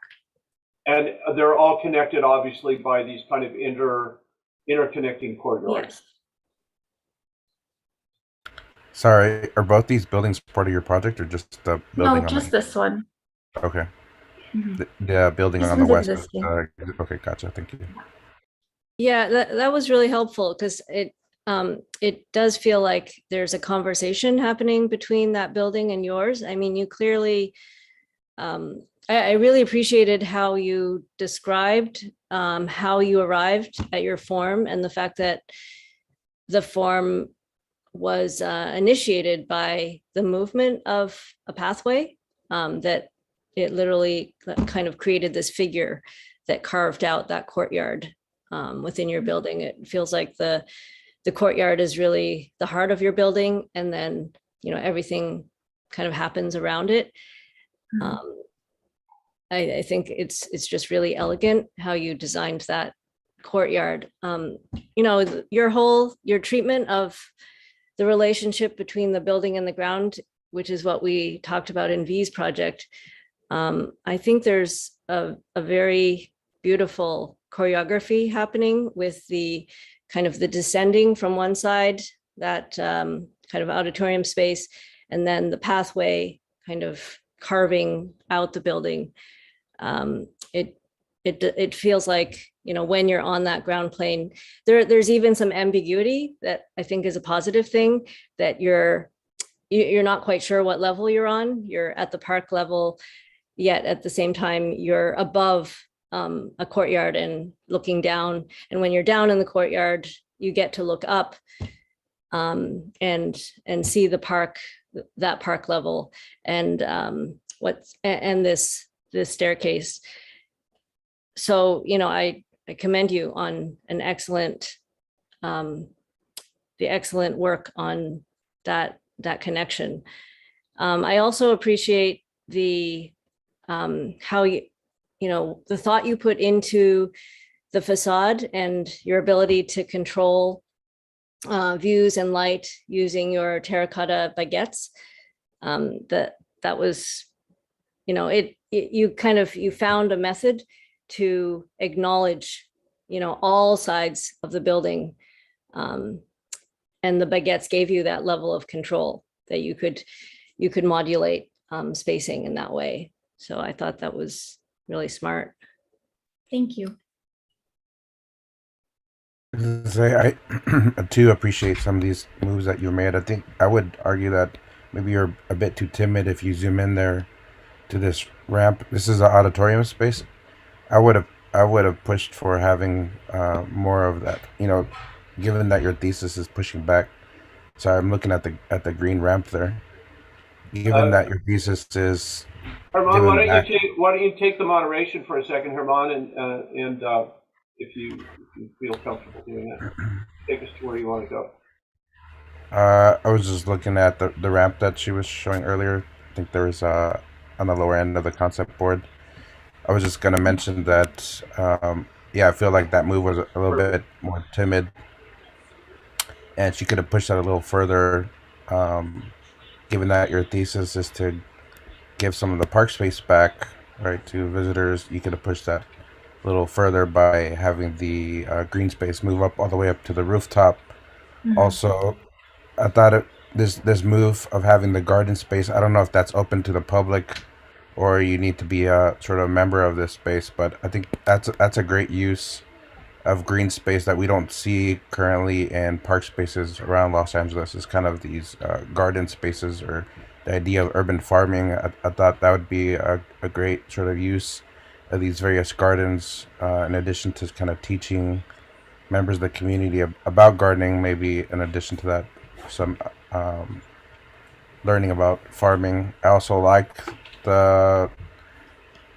what Renee mentioned, points on the facade. I wish I would have seen some of the interior views from the facade. I know you showed some of the exterior elevations and how they sort of informed, right, the density, but I would have loved to see sort of that in context from the interiors looking out, and how they kind of highlight some of the community or not highlight it.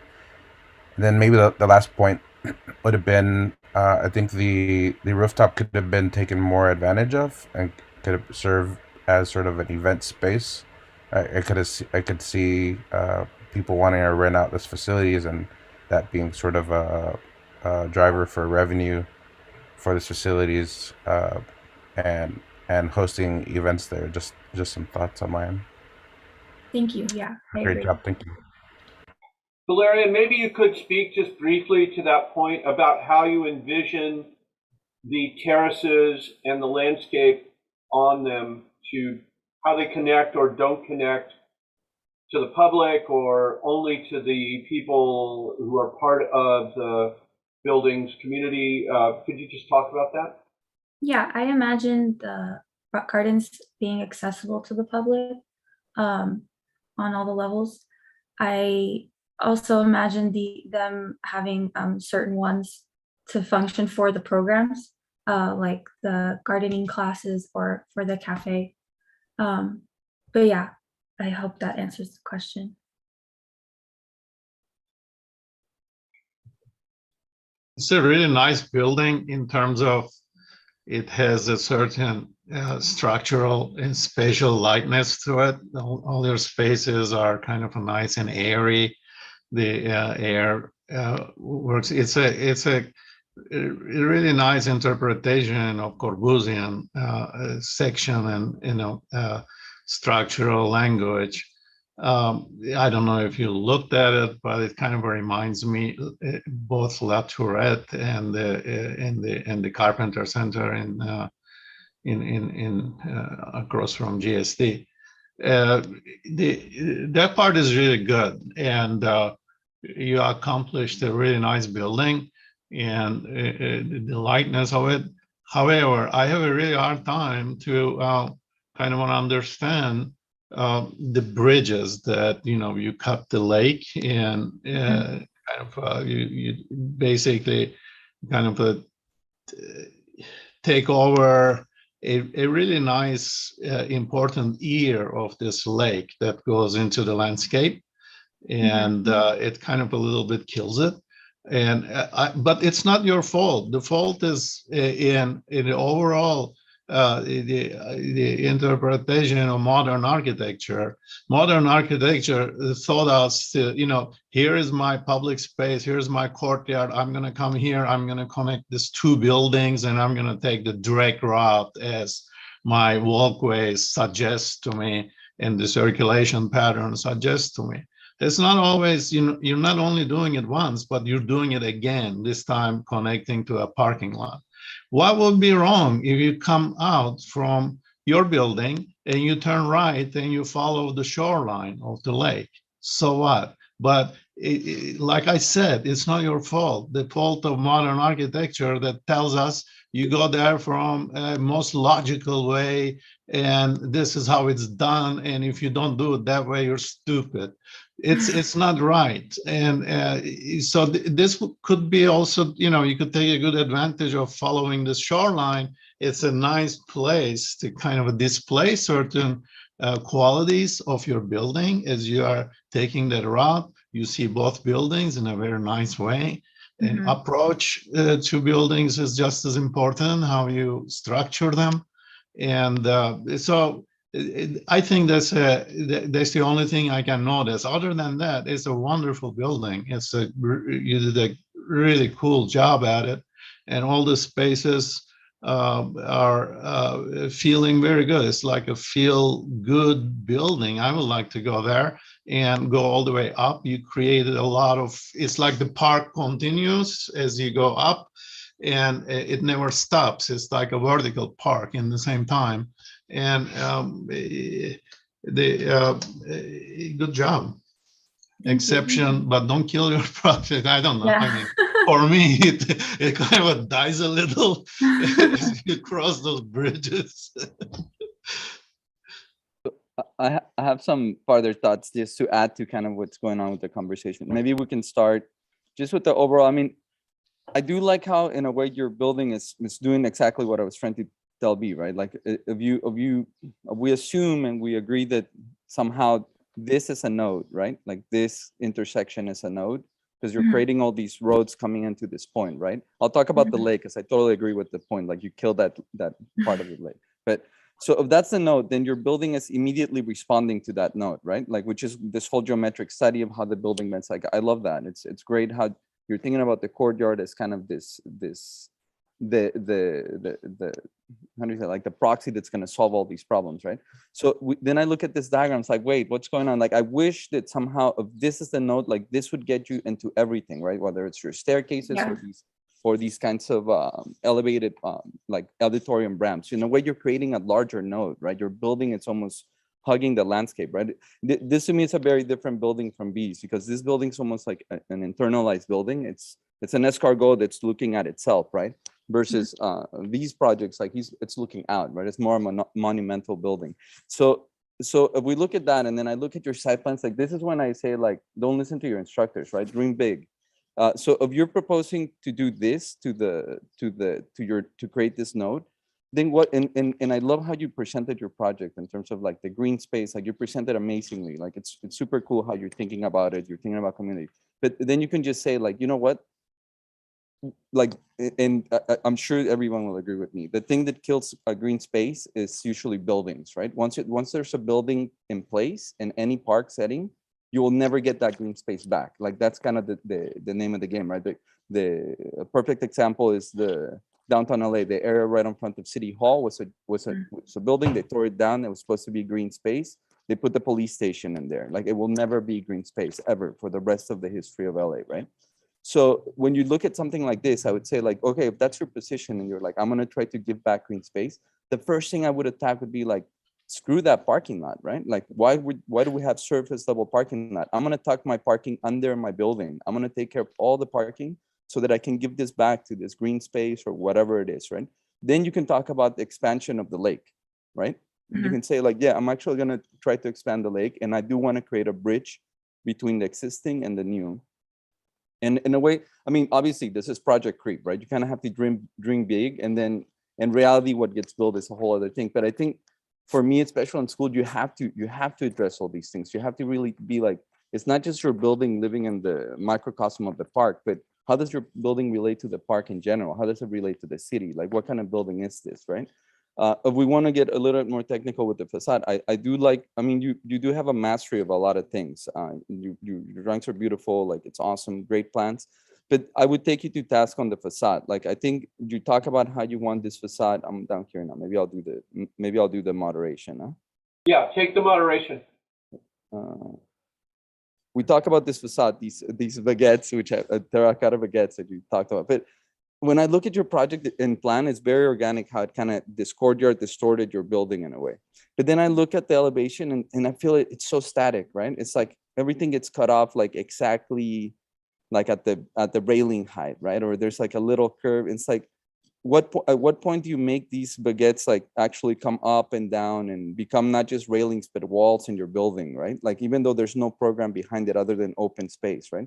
Then it might start feeling a bit more organic, not just like this 2-story building. I think that would kind of play really well with the narrative that you've already started. Like how do you start developing this facade to ideally do more, right? You can almost imagine like that central courtyard could almost create a microcosm, right? If you think of the park as a greenery in general, you can say like, well, I'm creating a little kind of microclimate inside this courtyard for a different type of plant, right? And then I think if you start kind of developing your project that way, like are there greenhouses in the project? There's educational components to your project. So there's already a bunch of tools at your disposal for greenery and history of the parks and objects in a park or follies in a park. Like, can you imagine this being like the hub and even having satellites throughout the park that look like this building, right? Imagine saying like, in the park, there's gonna be a bunch of bathrooms and they also have this baguette cladding.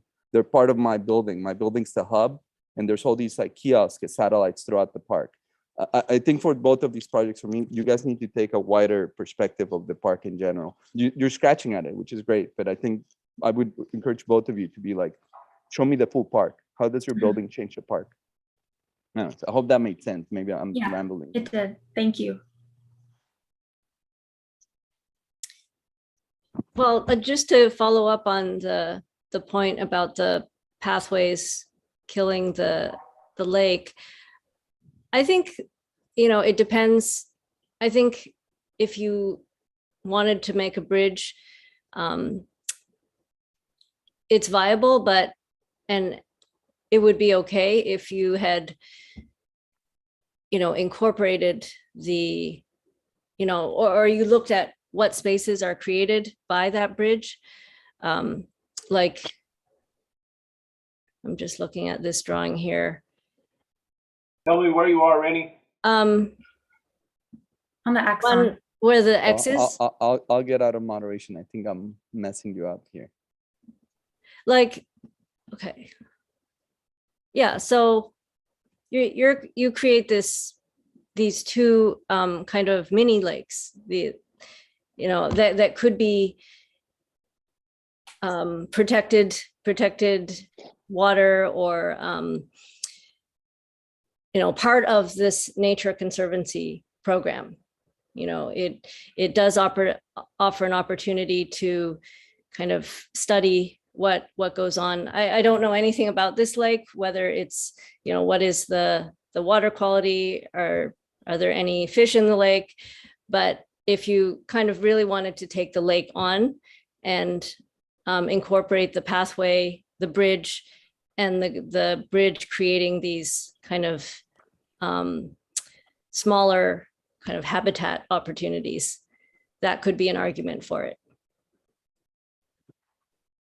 So, Renee, I don't know how viable this is, but could you imagine of this courtyard, the sunken courtyard that she made, of you were to say, like, you know what, when there's a crazy storm and we need additional water storage, can the lake go into that courtyard, right? That you could set up the building almost that way, like this outdoor auditorium becomes almost like auxiliary, like water for the lake, right? Like it's almost like where the lake could expand into. you mean contain water? Yeah, like imagine like in this ground, right? I mean, it shuffles the whole plan, but just conceptually thinking about the lake and the frontage of the lake and how the edge of that lake could go into that courtyard. Like when there's like crazy storms or A something. flood or something. Yeah. Yeah, that if it were designed for it, Right. that could be interesting.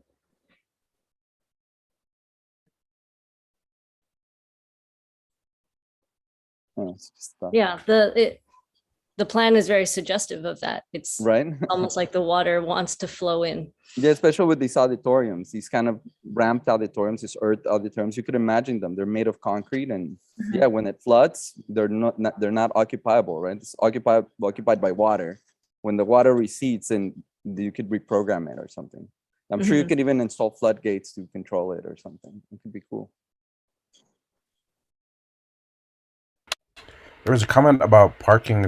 I don't see any parking in your images here. I was curious if you're using the surface parking on the adjacent building, or is there parking as part of your program?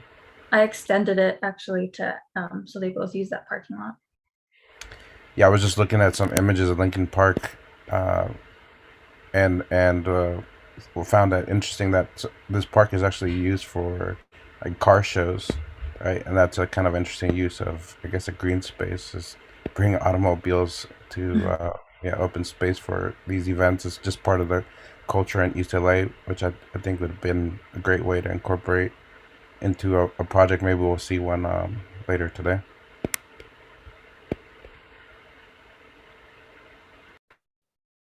Do we have any tendrils of this conversation that might be directed back to V's project, and perhaps discussing these in a more comparative way? Looking at both V's project and Valeria's project is they are very, very nice on both sides. But one thing, it necessitates both of these projects the remodeling of the existing building. Of the Plaza de la Raza or the park in general? Yes. Like I can open up a more direct connection between them. Like so the two buildings can start to talk to each other, and then Plaza joins this conversation by giving up something about it. If the idea of the city to department to enlarge this park and add additional program to it, they have to do something like that. Otherwise, the existing building will always be a blockade between the two.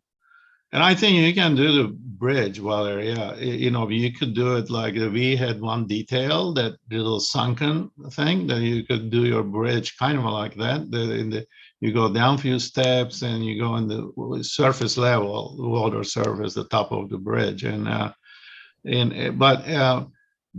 think, to answer to Mitchell's question is, the connected to Mitchell necessitates some operations on the existing building.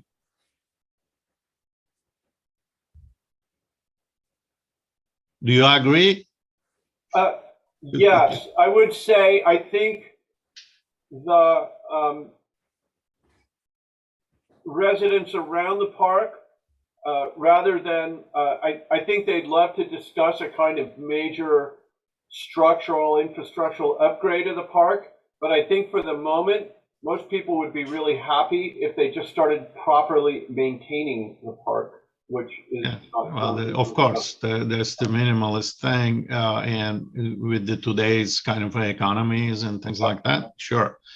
But if you know, if we are taking in consideration these and Valeria's building, that even if it's like a little interior, knocking out some walls and connecting the two through the plaza, including the plaza, that would the relationship established that way.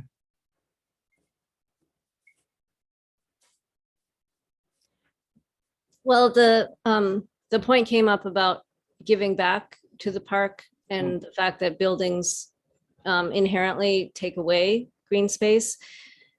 One way that a building could give back to the park, aside from, incorporating green into the building, is economically. Like if you could build into your program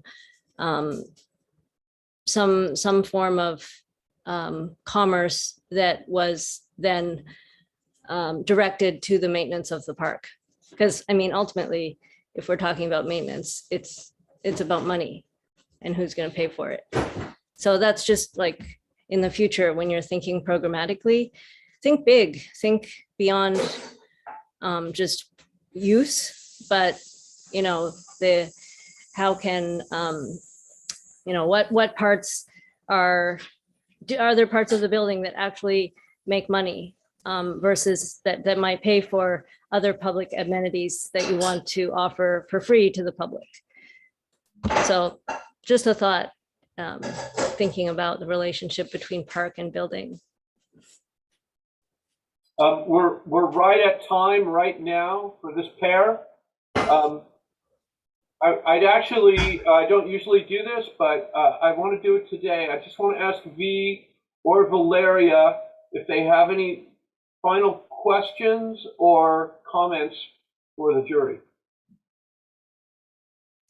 I just want to say thank you for the critique. It was very helpful and insightful, and I appreciate your guys' time. Likewise, same here. Excellent work from both of you. It really makes you think about a park. I think there's a lot of good points raised today. The whole economics on parks, I love that you brought this up, Renee, because we've been working with trying to get kiosks in parks. It's pretty much impossible. They will not allow you to generate cash for park. It doesn't make any sense. This is where policy and architecture meet, and they never quite talk to each other. Like building in parks has like long history, right? Like from London to Paris to like all these cities. How do you build kiosk in a park? How do you make it viable for the city and economically viable for the park? I think these are excellent points. Okay. Well, I want to thank Orhan, Reddy, Anton, and Herman for our first session of senior project this term. So the way, just to repeat, I'm going to stop the share for a moment and just say the way this works, just to repeat again, is that all four of the critics will stay here. There will be a new group infiltrating into this room, which is room number 6. And our excellent student assistant, Franklin's still here, I'm looking there. Yes, Franklin's going to stay, and he will be the kind of facilitator both for you and for letting the new students and faculty into the room. And then my students, I'm going to put this into the chat right now. We are going to be moving over to room 3.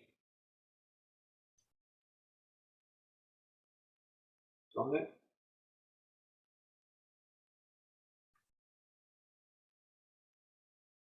Putting it in the chat. And there it is. And so we will be moving over there, and we will be reviewing the work of Edwin and Xander. So once again, enormous thanks. Orhan, Great Rennie, work, everyone. Antoine, and Herman, we really, really appreciate it. Thank you for coming to our review today. Thank you. All right. I'm going to switch over my section. Thanks again. So do we stay here? Rennie, yes, all four of you stay here with Franklin, and this other group is going to kind of migrate in as we speak. In fact, a few of them might be here already. Correct. I believe Wendy Gilmore is next. Yes. So, in the room quite soon. And Wendy Franklin, and her students will be coming in, and you guys will be seeing from her group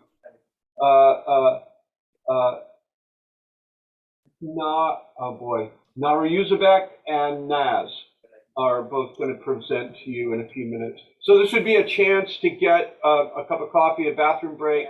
The review will probably start promptly at 11. cool. Franklin, can you put a concept board on the chat for us so we can jump to that one when you get a chance? Cool. Yeah, I see you actually guys soon. don't have a link right now. I'll put it up right now. Okay. Let me put that. I got If it. not, I'm sure they'll do it once they start. So yes, here's Wendy's concept board. Thanks, Mitchell. Yep. Cool. Hi, Mitchell. See you guys soon. Thanks again. Bye, Mitchell. Bye, Rennie. Okay, this is the tricky part. I freak out when I have to leave because I feel like I'm abandoning everybody. But I'm leaving. Bye, Mitchell.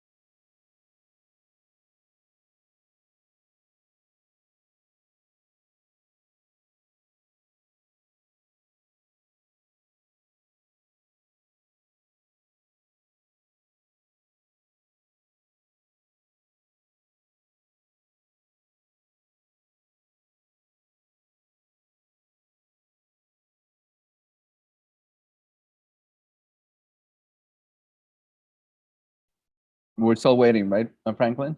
Still good? Yeah, we're still good. We're still All waiting. right, all right, all right. We're Cool. slowly trickling in. All right, awesome.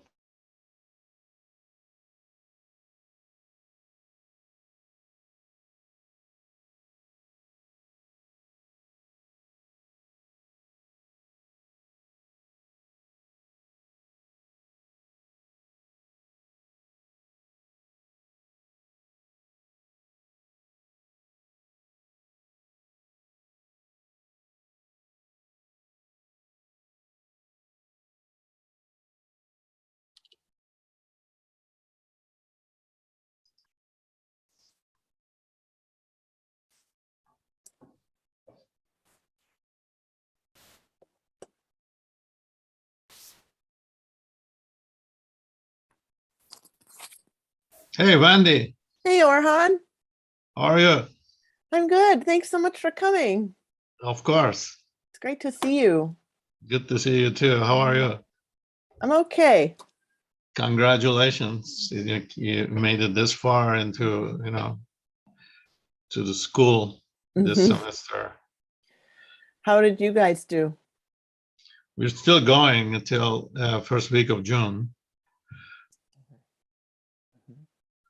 We have a longer break in between. So, That's which great to is see you. Thanks for coming. sure. Hi, Wendy. Hi, Franklin. How are you? Good. How are you doing? Nice to meet you. Nice to meet you too. Yeah, so I'll be helping you out. I'll be co-hosting today. If you have any questions or issues, please let me know. All right. Thank you so much for your help. Yeah, no problem. Happy to be here. So we have a few minutes. I think we'll give our jurors a little break here between Mitchell's and my section. How was Mitchell's section? Good stuff? Yeah. Great. I know that Mitchell introduced the project itself, senior project, comprehensive studio, and where we're at in the term and how long the students have worked on this. I'll wait until Rennie gets back to introduce our site because it's different than Mitchell's site.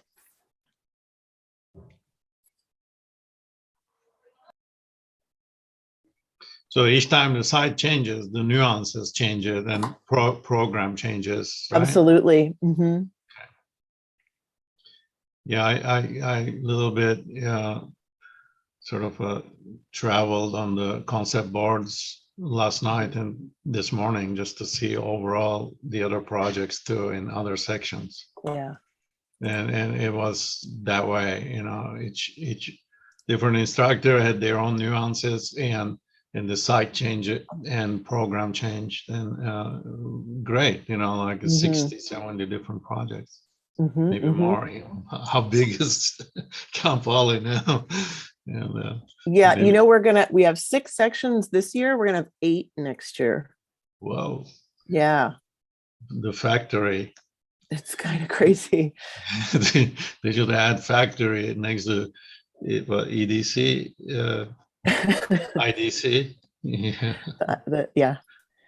So I mean, not in a bad way, Right. No, but it is. It's like, ramp it up, ramp it down.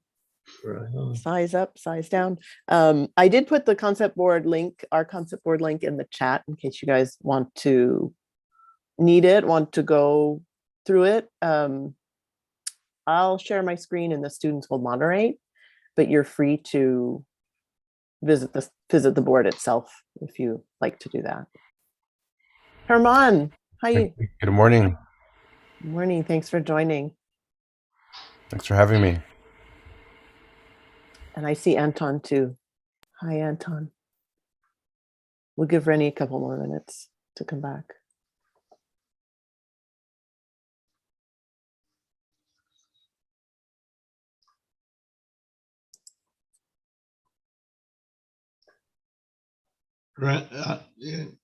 Wendy, do we have a particular project we are starting with? We do. We're starting with Nuremberg's project, and I will zoom in on it and I will begin sharing my screen. Are you ready to go, Nuremberg?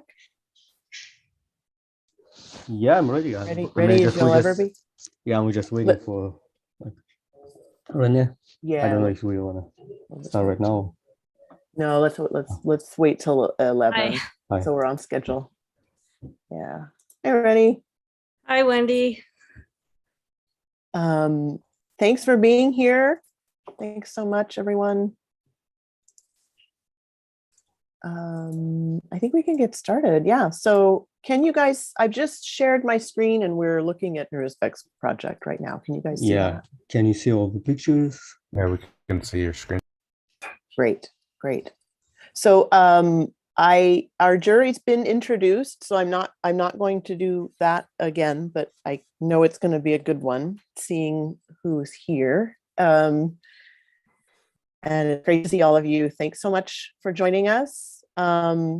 As Mitchell said, I'm sure this is a culminating project, fifth year undergrad senior project, a comprehensive studio, 15-week project with a research seminar in the fall. Our section is along the LA River. You'll see the students in our section had 9 particular sites to choose from. A couple of them were on the west side of the river, a couple are on the east side of the river. We're just between Olympic Boulevard at the north and Washington Boulevard at the south. So just south of the Arts District and just north of Vernon. The Sears Tower on the Boyle Heights side to the east of the river is in our neighborhood, if that orients you a bit. It's Boyle Heights on the east side of the river, and it's I guess technically southmost tip of downtown on the west side of the river. And that area is in transition. LA Dance Project has their new space there, but other than that, it's I should say some galleries are popping up over there. It's a neighborhood in transition. Boyle Heights is also a neighborhood in transition on the east side of our site, and we will see one project. This first one, Nuremberg's, is on the east side of the river, and Naz project, the second project we'll see, is on the west side. The students in this section looked at community centers, public buildings, art centers, gyms, buildings that had a public component to them. And we didn't do housing, we didn't do education. This was mostly a kind of very generous public gesture to the community in these projects in this section. Does the jury have any questions for me? No, other than my office is also in Boyle Heights, and I'm also in transition. Okay, I think we all are, always. So let's get started. Nuremberg, it looks like you're already moderating.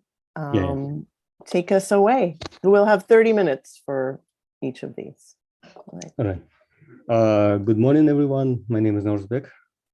And today I'm going to talk about basically ourselves, about the planet we live in, and the project that I'm going to show you about. It's called Foundation of Commonwealth, Prosperity and Future, which are like 3 words that comes right after which ones. Like basically after, like in order to get prosperity, we have to first Commonwealth, and after that all we get a future. And talking about our world, like we have like around 185 countries. And that doesn't mean like it represents all the 185 ethnicities. We have really like 10,000 or even more nationalities that we live within like each country, each like nation. But they have like predominant nation, one country, but it has like lots of different like nations inside. And looking in the world, we can see like that Africa has like around 51 ethnic groups, Asia like 25, Europe 17, North America like 4 ethnic groups, South America 11, and Oceania 5 ethnic groups. What ethnic groups means for you? It means like one ethnic groups could consist of lots of nationalities inside. As an example, I want to talk about Turkic ethnic group, which I belong to. And this is like a Turkic ethnic group, one of the largest ethnic groups on the planet. And it has like 41 nationalities within this ethnic groups. As a flagship and the big nationality is the Turkish people. They serve as a big like beacon like of all Turkic world. And this is a great example because Turkey as a country, they help like minorities such as like these small ethnicities to kind of maintain their like existence. For example, like Uyghurs, they suffer like oppression in like communist China, and they come to the Turkey and they feel safe and they feel like comfortable because they can share the same language, same culture, and they easy to assimilate in the culture because they will really help. And this inspires me to create like why we should think only within the ethnic group, why we should think even bigger, why we help all the different minorities around the globe, like all the small nations like that. Even like in Europe, they have like small minorities, people that nobody knows about. And this center basically kind of like combination of all the cultures together as a big, like something big foundation. Okay, moving to the actual site, specifically Boyle Heights. This is a really interesting city, Boyle Heights, because it's like, as we mentioned before, is in transition. It's transitioning from a kind of industrial neighborhood, part of the big LA downtown area. And in the future, like probably 50 years, it could be really urbanized, modern, with lots of workspaces, workshops, offices, office areas, all the stuff. And placing a foundation in this neighborhood would be a great idea because they can all gather in this place. And this is actually the site plan, the quarter-mile plan that shows the Olympic Bridge Boulevard, the railroad track, like Metrolink, a dependable warehouse storage, Sears building, and like senior residential places in Boyle Heights. And moving a little bit deeper to the site plan, here's my site for the building, which is really, I would say, tricky place to be considering because this building, it sits like next to the 4 big bodies, which is 2 warehouse buildings, a railroad track, and a bridge. And most of the site area, like kind of located like within the shadow area. Like here on the diagram, we can see like a kind of like circulation in terms of a loading area. We can see like everything like loaded in a like main core loading area, everything like a plant well in terms of loading, transportation, circulation of the green space inside. I'll talk about like a little bit later about that, but talking about the site, the main concept of my site, I would say, if I place the building on this ground level, it would be like in a shadow. That's why I want to move to my concept, why I decided to lift my building up. So talking about like this is like 2 reasons. First is like really logical because of the shadows, you have to lift the whole building up in order to illuminate it with the sun. And second reason is more like a poetic, I would say, like talking about like Eurasian nomadic culture and Northern American nomadic cultures. We can see that they're all located in 2 continents and they're both nomadic and they have like a kind of nomadic lifestyle. Placing them together, kind of like a mix and lifting up. And there's also another reason, like you should sometimes like raise up minority group in order to be seen. And talking about like a concept about design, I used structural kind of pieces of the yurt and put it on my facade, as well as I use the yurt dome to put like right here, which is like a skylight. And this dome represents like kind of gathering together under one like big place, which is like combine all this like within the building. And I use a V-vamp shape as a V structure, which I'm going to talk about a little bit later about, which is like the building sits on the 2 cores and V-shaped structures. Okay, moving to the little bit going in details about the program. The program is really sits on all the 1 big floor, which starts as a kitchen, the main area, and it has like a multi-purposed event room it has like classrooms, which is right here. It's like a meditation prayer room for people, kind of office staff, faculty, and dining balcony. And underneath the building is like a public open space with the green. And a little bit talking about the overall view, axonometric, where the building sits. It shows the relations between the asphalt factory, the Olympic Boulevard Bridge, warehouse places, and like Sears building on here. And this one can show that how this building can be like either through the future development. These two warehouse buildings could be also used as a part of a foundation plaza, which could be used in future. All right, moving to the floor plans. This is a underground parking garage, which is really like basic and standard, like in terms of like car circulation and like egress. And which one I want to talk about is more like about intercultural kitchen. Sits exactly in the middle of the building, and it has all type of like ovens and places that can cook any cuisine on the planet, starting from the Mediterranean food, Asian food, European cuisine, and even like some kind of like exotic Polynesian cuisine. And you can see here is like this one is like a tandoor oven where you can use cook some kind of like a pastries or like samosa. And this is like a close-up view to show like how this kitchen can be integrated. And this collage shows that this is a month of Latin American culture, and it's like mostly. And talking about like my program, like the main floor, I decided to use like a free same floor plans, but with a different layout. The first layout shows that the classroom can be transformed into the art room, where people like craft the traditional arts and practice like arts of the different cultures. And the balcony and open space can be used as a dining place. You can see the tree in the middle, which I'm going to talk also later about. This is like a kitchen as well. And this room can be used as a concert place, event room. And the feature of this building that all the furniture inside, they're foldable and movable. So you can transform the program inside as you can, and you can store the chairs inside this storage room. Moving to the second version, we can see we place all the chairs right here, and we use like a tables, which is like a nomadic tables, like cultural tables that can be placed around the building to like dive into the experience as well. And the top view can be transformed as a regular classroom with a desk and a class desk. Moving to the third one, I would say it's about exhibition layout, where you can place like exhibition like I would say partitions, like they move on the wheels, where we can see them on IDC, it's like partitions, and they can be also placed everywhere, like right here, to transform the whole building as a exhibition place.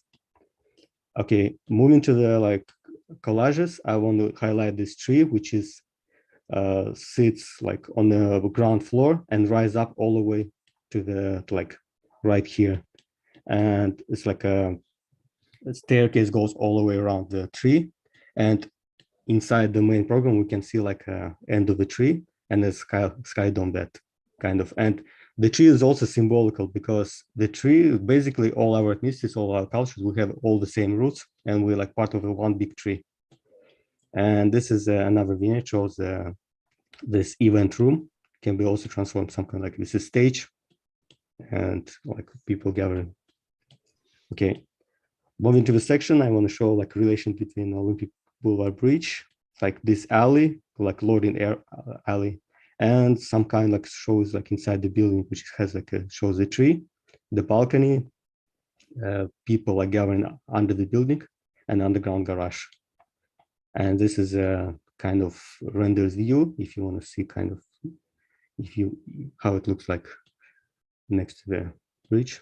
Okay, moving to the second section, it shows a little bit deeper, like how the classrooms can be, like how this place can be transformed into classrooms, like a promenade corridor, like a skylight tree again with this. This is a kitchen, how people like the freight elevator with the loading area, and the event room, and kind of like a park underneath.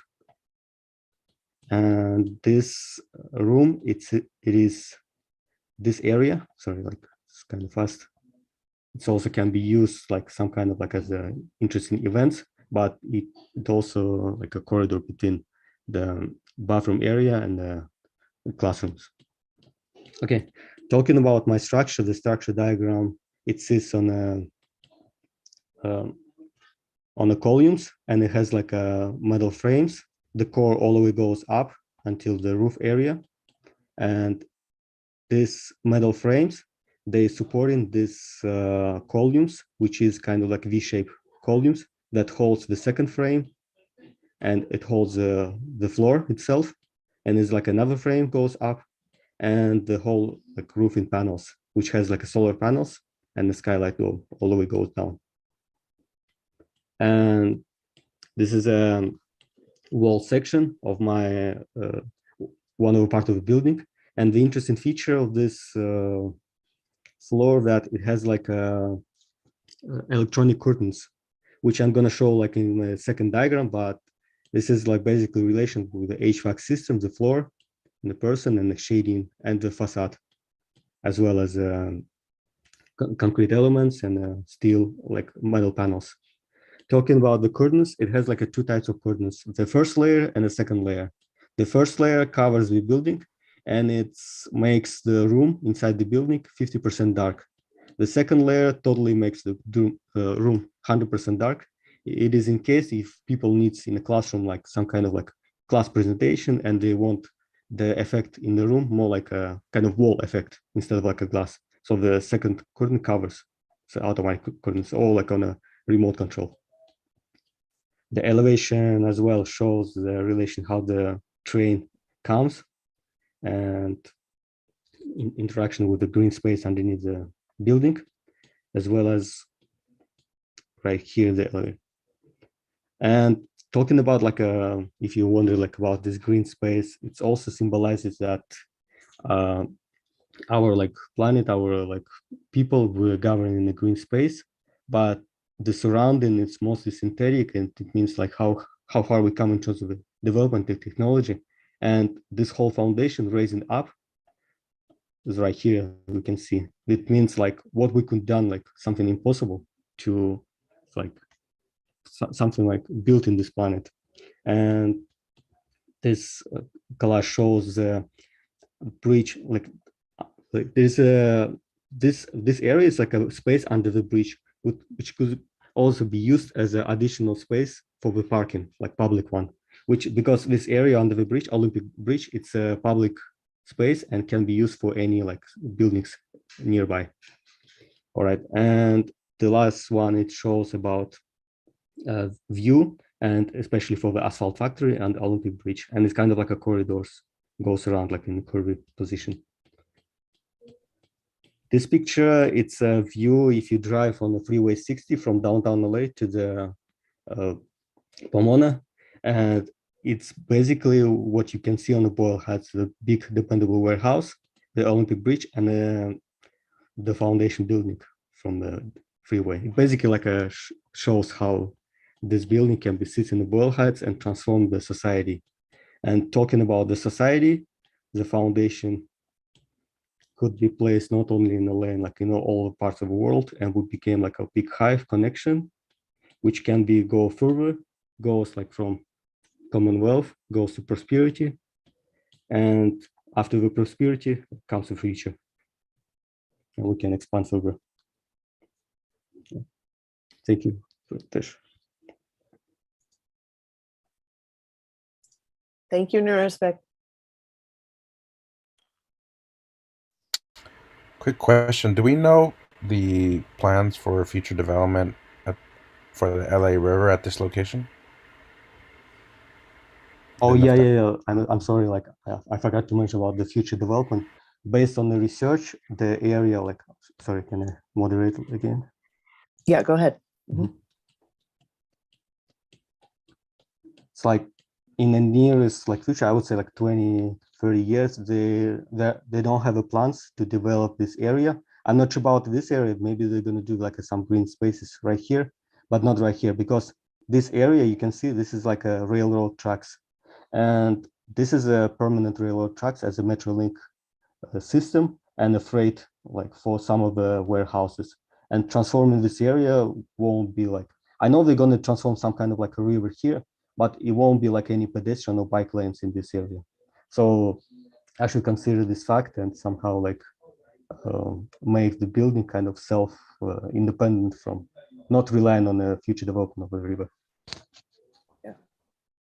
Yeah, I'll just, that's super clear in respect. Thank you. And I'll just say, yeah, the students looked at the master plan, and you guys probably are familiar with it, but they go mile by mile, and some of them they've determined they can implement the changes because of what Nuruzbek is saying, like they're disused railways, but this one in front of his site is still used, so likely not going to be part of the bike path network. Gotcha. Thank you. Nuruzbek, having seen your project at midterm, I can see that you really developed it further and clarified, you know, a lot of things. I think your presentation was very thorough. I really appreciate the explanation at the beginning about the ethnic groups. It's clear that you're very passionate about that. And also we had a big conversation about the kitchen during the midterm. So I see that you've acknowledged that, and it's exciting. It looks like a very special kitchen that's much more specific, culturally specific. But one thing I was wondering is you kind of, so you go into a lot of detail about these different ethnic groups. And I'm wondering if there's anything about the building that is specific to the multiplicity that you laid out for us at the beginning. You really seem to want us to, or want your audience to understand that, you know, it's beyond, it's not about big categories of culture, that there's a lot of nuance within a culture. Was there some way that you translated that nuance into your building, into the architecture? Yeah, I was thinking about like, because I was thinking to combine somehow like into my park design, like different cultures elements, but it became like really complicated and kind of mess. And the idea that I did like mostly, not like I would say futuristic, but kind of like modern building, but because it's like neutral and it's suitable to any culture and can be like, it won't be conflict, like, because you can see like, oh, that culture is, let's say, oh, this is mostly related to this culture. It's more neutral, because the main kind of idea, it's about how people like use this building, but not how it represents some sort of people. Maybe like, I just want something like neutral, something like kind of that people, more like industrial, more urban, like for example, like as a smartphone, like it's brick and it's universal. Same for the building. So you're saying that your solution is to provide, I guess, by neutral, you mean maybe really flexible or open-ended space where multiple things can happen. Yeah, that's. But there are a lot of specifics in your building. I mean, the kitchen is one, but you have a prayer room, and you there are certain forms that I wonder about. The circular openings, I don't know if those have a cultural reference.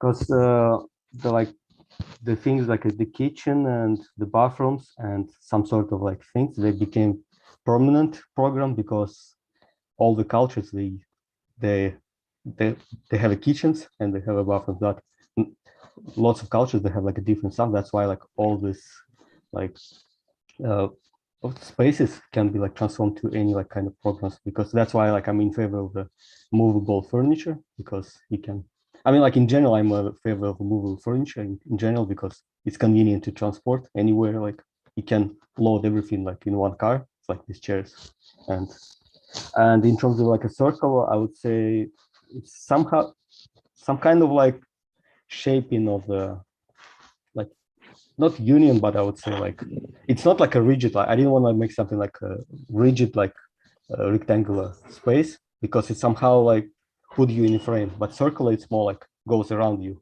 more like a comfortable, and more like because from one cultural point to another, it's still like circle, like sphere. You go like the world is round, so that's why you go like in circles. It's not like you ended up in a cliff or on the edge or something.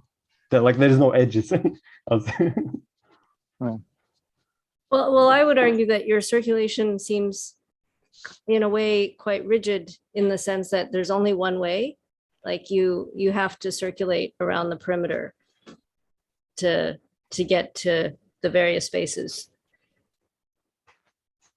I guess I wonder if there could be a way to make more options or more flexibility in the circulation.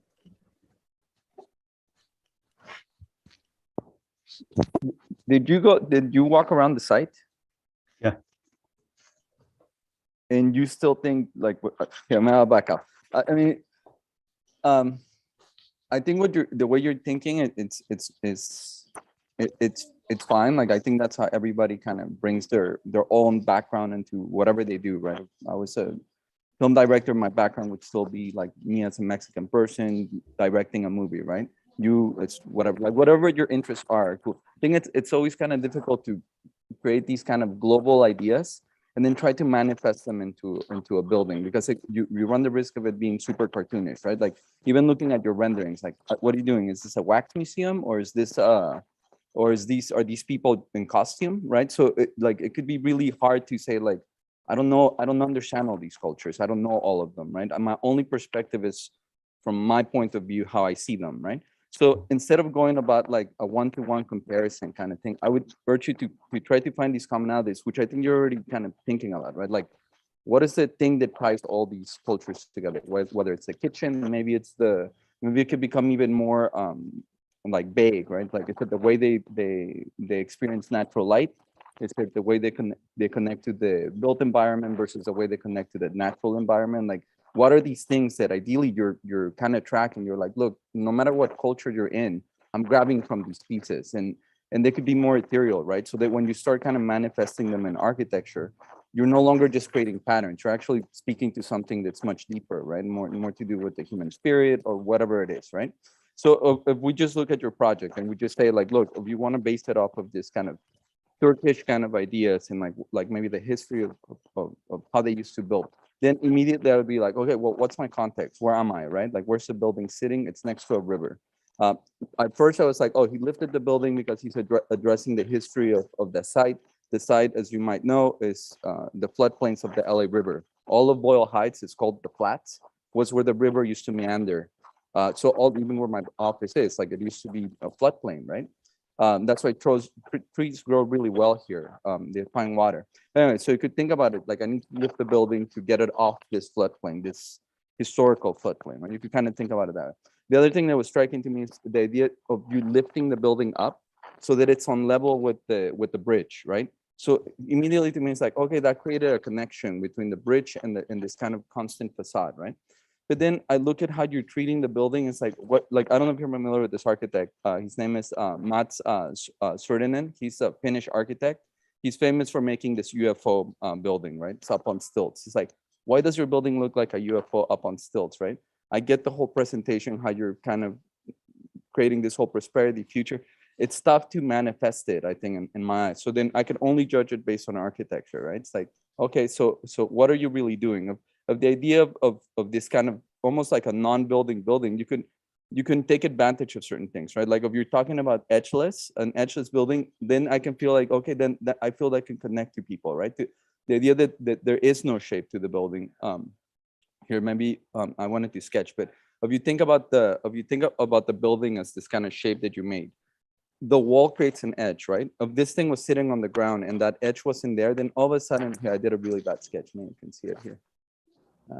Here, this one. Maybe then the building can start opening up its program towards the rest of the river, right? Its connection to the river, its connection to the bridge. Like I feel like this thing, you insulated the building, and I don't think, I don't think this, like what you're explaining, what you want to do and what you did with the building to me are two different things. It became a little bit like United Nations or It's a Small World in Disneyland, right? I think you need to get away from the Strodes and really attack this project for what it is. Its connection to the site, what you bring to it, and how you see this building connecting to the city as a whole.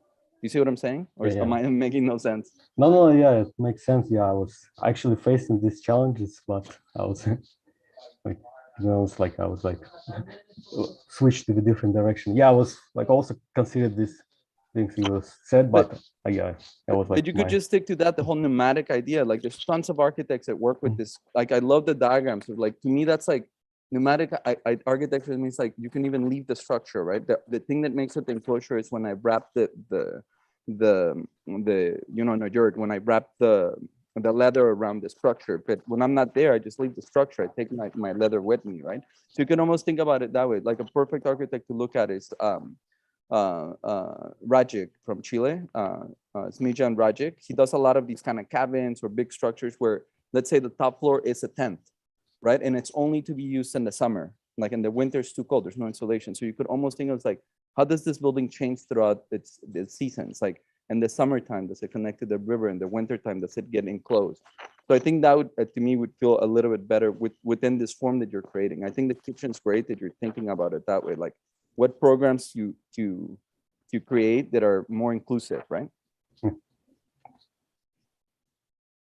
Yeah, thank you for yeah, actually, yeah, it was interesting because all the things I was thinking discuss, it's like you really addressed all that one. Yeah, I mean, I just think it's tough to go for, it's tough. Like when you reach for these kind of super lofty ideas, it's manifesting them. It's like, it's super tricky, right? You run the risk of it being cartoonish or at worst being offensive, right? It's like, hey, that's not how we see the world.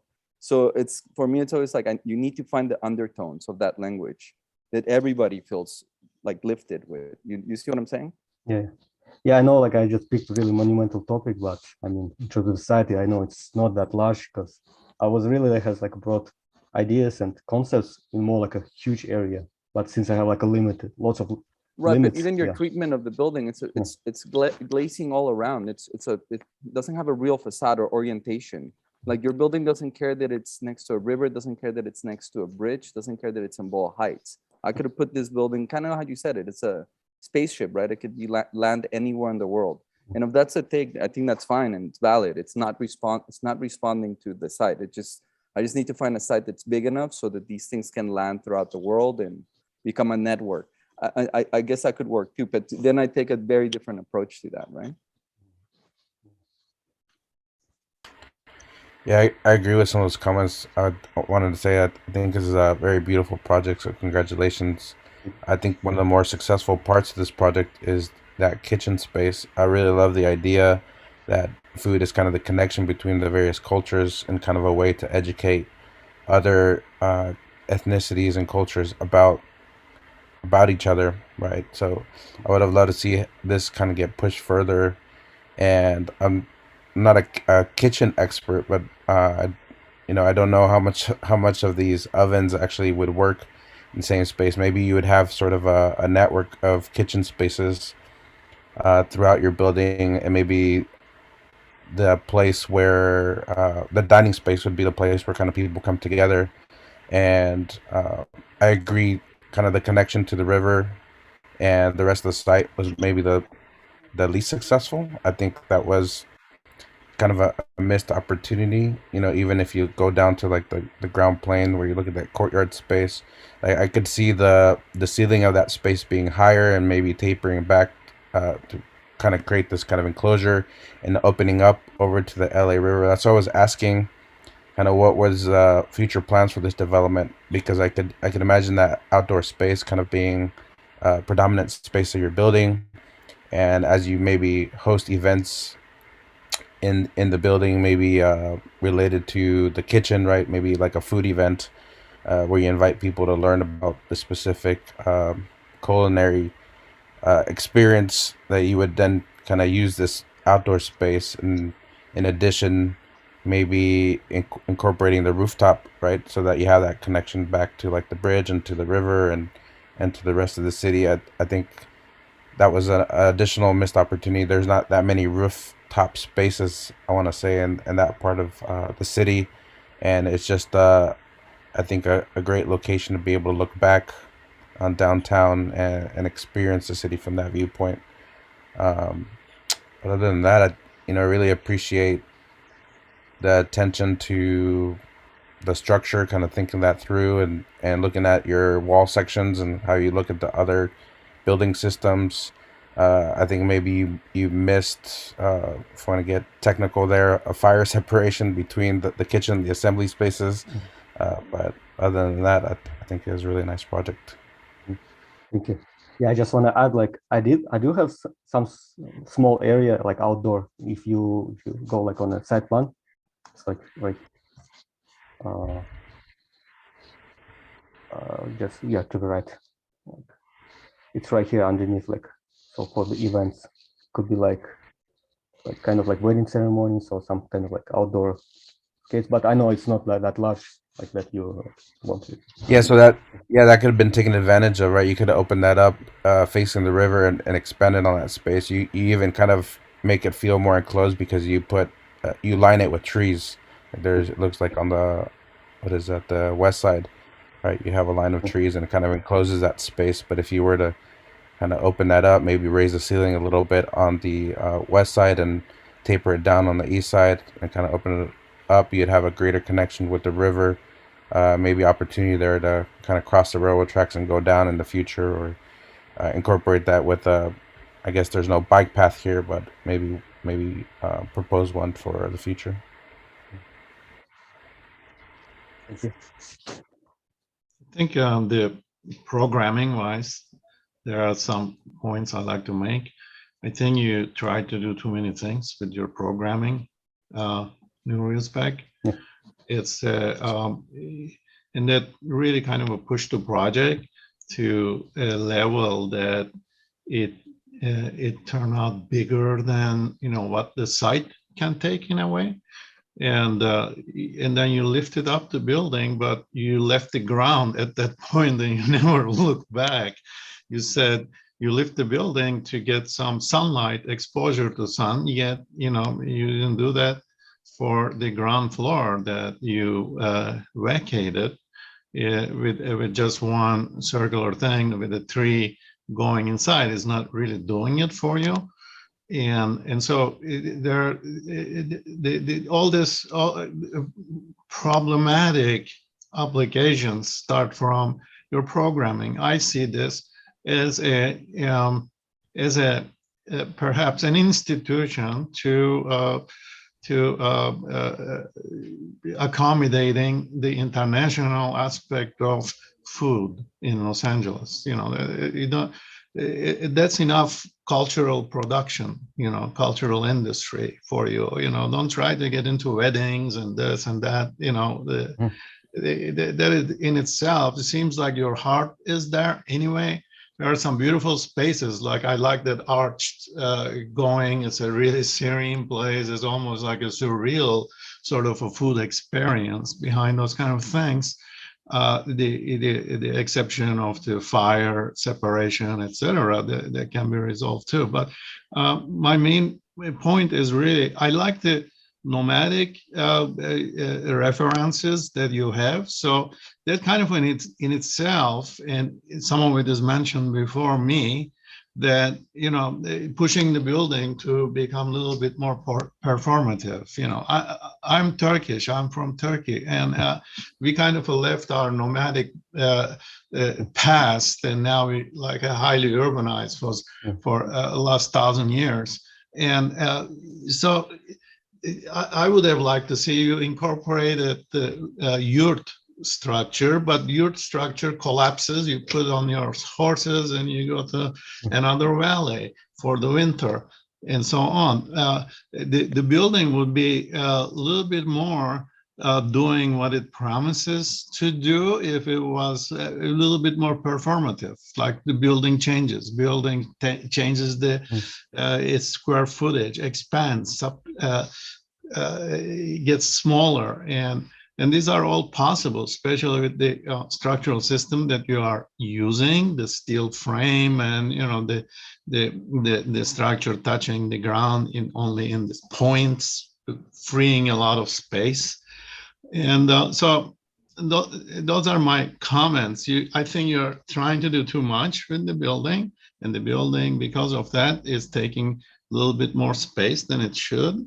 Like, yes, you can see the building across the river or from the bridge, perhaps, but when you are on the grounds, you don't really have any space to look back to the building, to be more precise. So, but those are kind of fixes that you can, you shouldn't go and fix your project based on what we said, but those are the things that's going to stay with this particular project for a long time.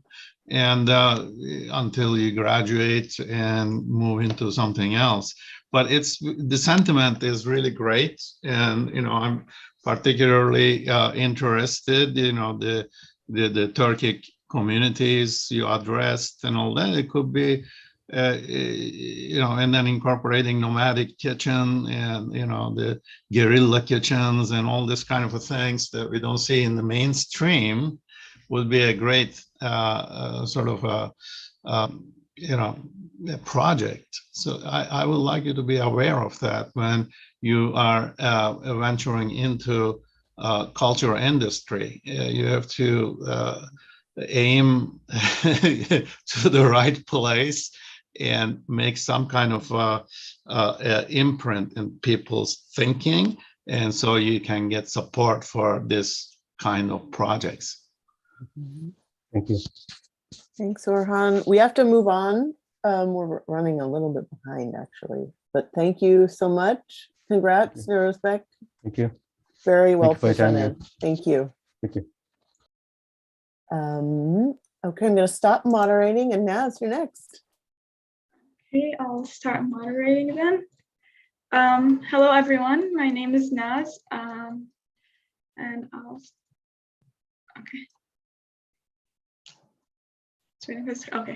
So my project is an art center, and the reason I chose that to be my program is because the area is currently undergoing a lot of changes.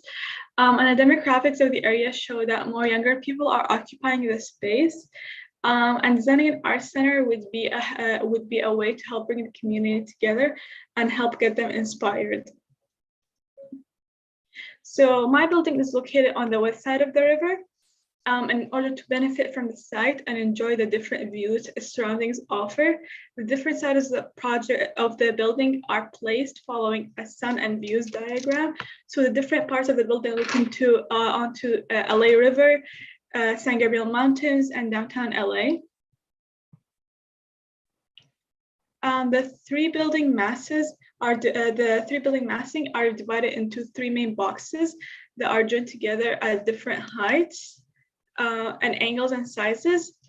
These three boxes represent the three main parts of the program, which include gallery, theater, workshops, and private studios for artists to rent.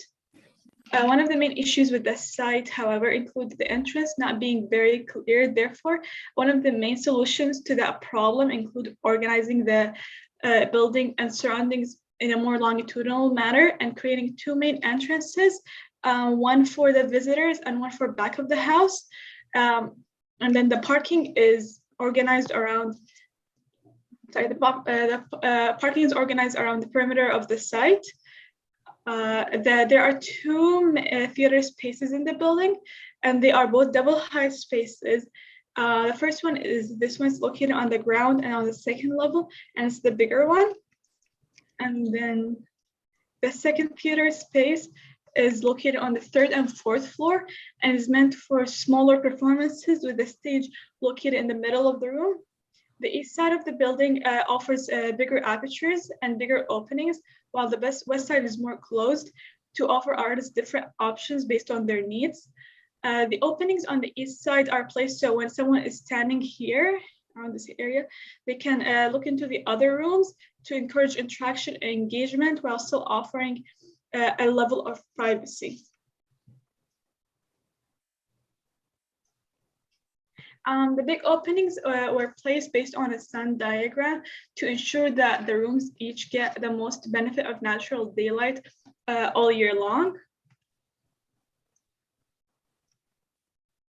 These big openings are placed on the north and the south facade of the building.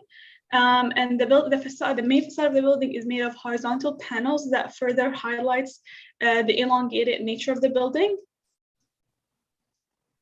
One of the main approaches in designing the program inside the building is going from most public to most private. So it goes theaters, galleries, workshops, and then the private studios on top. The galleries spaces are kept mostly open and flexible for artists to use as desired, and to encourage interaction between the artists and the visitors to spark inspiration too.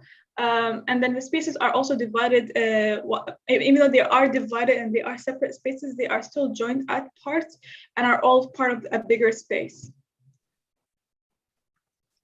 The structure of the building is made of a concrete column grid that is created so that it would not interfere with the spaces inside by attempting to hide or strategically place them to avoid overcrowding the space while still supporting the building.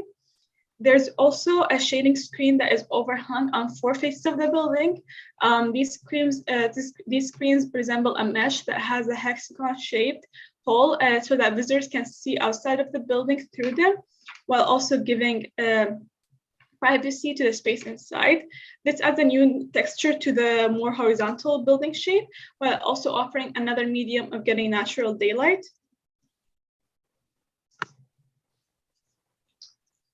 One of the main parts of the project is creating a space that encourages interactions between people, whether they are visitors or artists or students. Multiple opportunities are created throughout the building for this.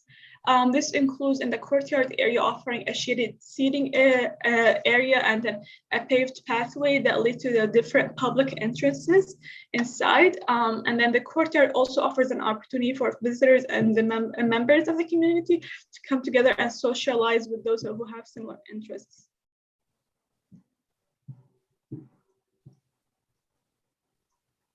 Also, keeping the spaces for workshop open is one of the main key points of the project.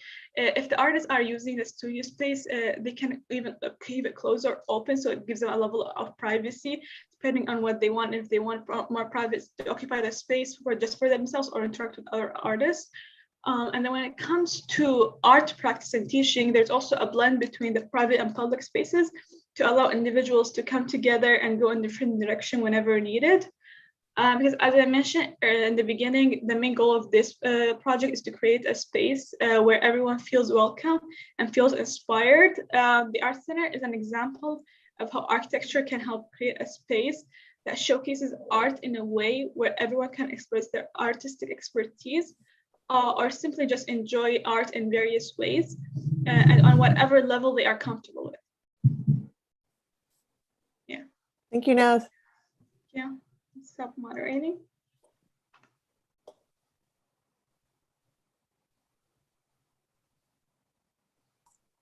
I'm just looking at your site plan.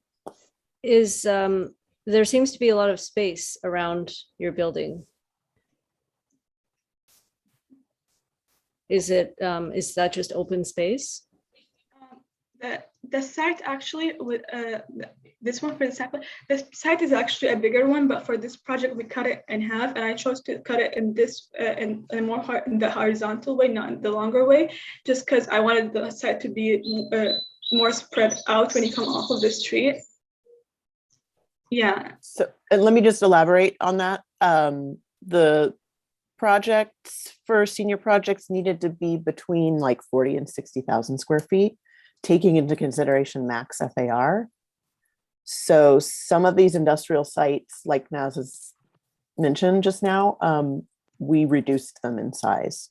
So conceivably in the future, there might be a big building just planned south of this in anticipation of, changing ownership on the site.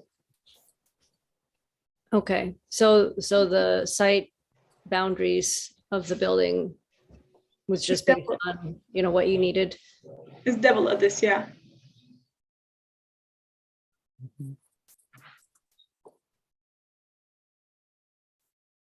Can you talk a little bit about this asterisk shape that you kind of generated? Like why that shape? Okay, so the shape is the number of the boxes, the three main ones represent the three program parts because it is three parts that come together, theaters, galleries, and studios, workshops. So these three parts are kind of the Y3 building, and then the angles and the shapes come from the views and the sun diagram. So these angles are dictated by that diagram. If you look here, yeah. Okay, so what specific views? So you can see like from this part of the, let me just, from this part of here, you can look into downtown LA. This part looks into San Gabriel Mountains, and then here you on the freeway. This part you look into LA River, and then here you look into, there's a Huntington Park area here. So whenever you're standing in one of the points of the building, because one of the other big things is the big windows and openings. So I wanted to make sure that each of these openings look into a view. Okay, no, I mean, I'm glad that you're at least aware of what you actually see, because it's very easy to say like, oh, it has a view. It's like, what exactly are you looking at? So at least it seems like you have some kind of idea of what you're trying to point the building at. So for me, the big question would be like, okay, so you were interested in this shape, this idea, whether it came as a solid and then you carved it away, or it's an agglomeration of programmatic volumes that somehow got you this kind of shape of a building to look at, right? But I think maybe digging a little into Renee's points, like when you angle a building, I think anytime you have this kind of web-like structure, right, like a hand, the web between your hand, to me, it's always important, like what happens in that web, like what are you actually creating? What kind of space are you creating, right? So yes, you could say it's about views, but like I think you talk about your project and your spaces really beautifully, but I look at these elevations and I'm scared. I'm like, oh my God, this building looks like really bad, right? Like scary. It's like, and it's completely opposite of how you're talking about it. So this might just be a graphic representation, right? Like we could assume that the building's more transparent, right, than what it is because you created the screen. So, but with that in mind, it's like if you're talking about views and shape, it's like to me it's a little bit conflicted, right? It's like, are these kind of angular shapes projecting a view and then you have a clear window? Because anytime you have a view and then you put a screen in front of it, then you're in essence eliminating that view, right? What you don't want to end up with is the same issue that happened at the World Trade Center before, it was destroyed by the terrorists. Like this building's like, it's supposed to be like the view of Manhattan, right? It was like the pinnacle of skyscrapers in America. And then you go up in this building and the windows are like 6 inches wide. You're like, I got this amazing view of Manhattan and all I can see is out this little six-inch window, right? So I think your approach is right. You say like, look, I'm going to open up the facade where I'm directing you to specific views. And then another times I'm going to shade it. But I think that needs to go through probably a couple more rounds for you to really try to really be specific exactly where this thing is. Because I think it'll give you a much more animated facade. That same level that you took for the interior spaces, which I really appreciate. I think that needs to be, that same level of attention needs to be given to the facade. Are you familiar with OMA's Casa de Música in Porto? Honestly, no. One of the main projects I was looking more into Renzo Piano's New York Times building. That was kind of the inspiration behind this building, but I haven't looked into that one, no. Yeah, I would take a look at this building because I agree, besides kind of the direct translation of your diagram, I feel like it didn't evolve much after that. For example, the interior spaces aren't really designed. I know you keep mentioning they're meant to be flexible, but some of these are kind of want to be specific to a use. So I imagine like the performance spaces, for example, want to be designed for acoustics, for performance, for that experience.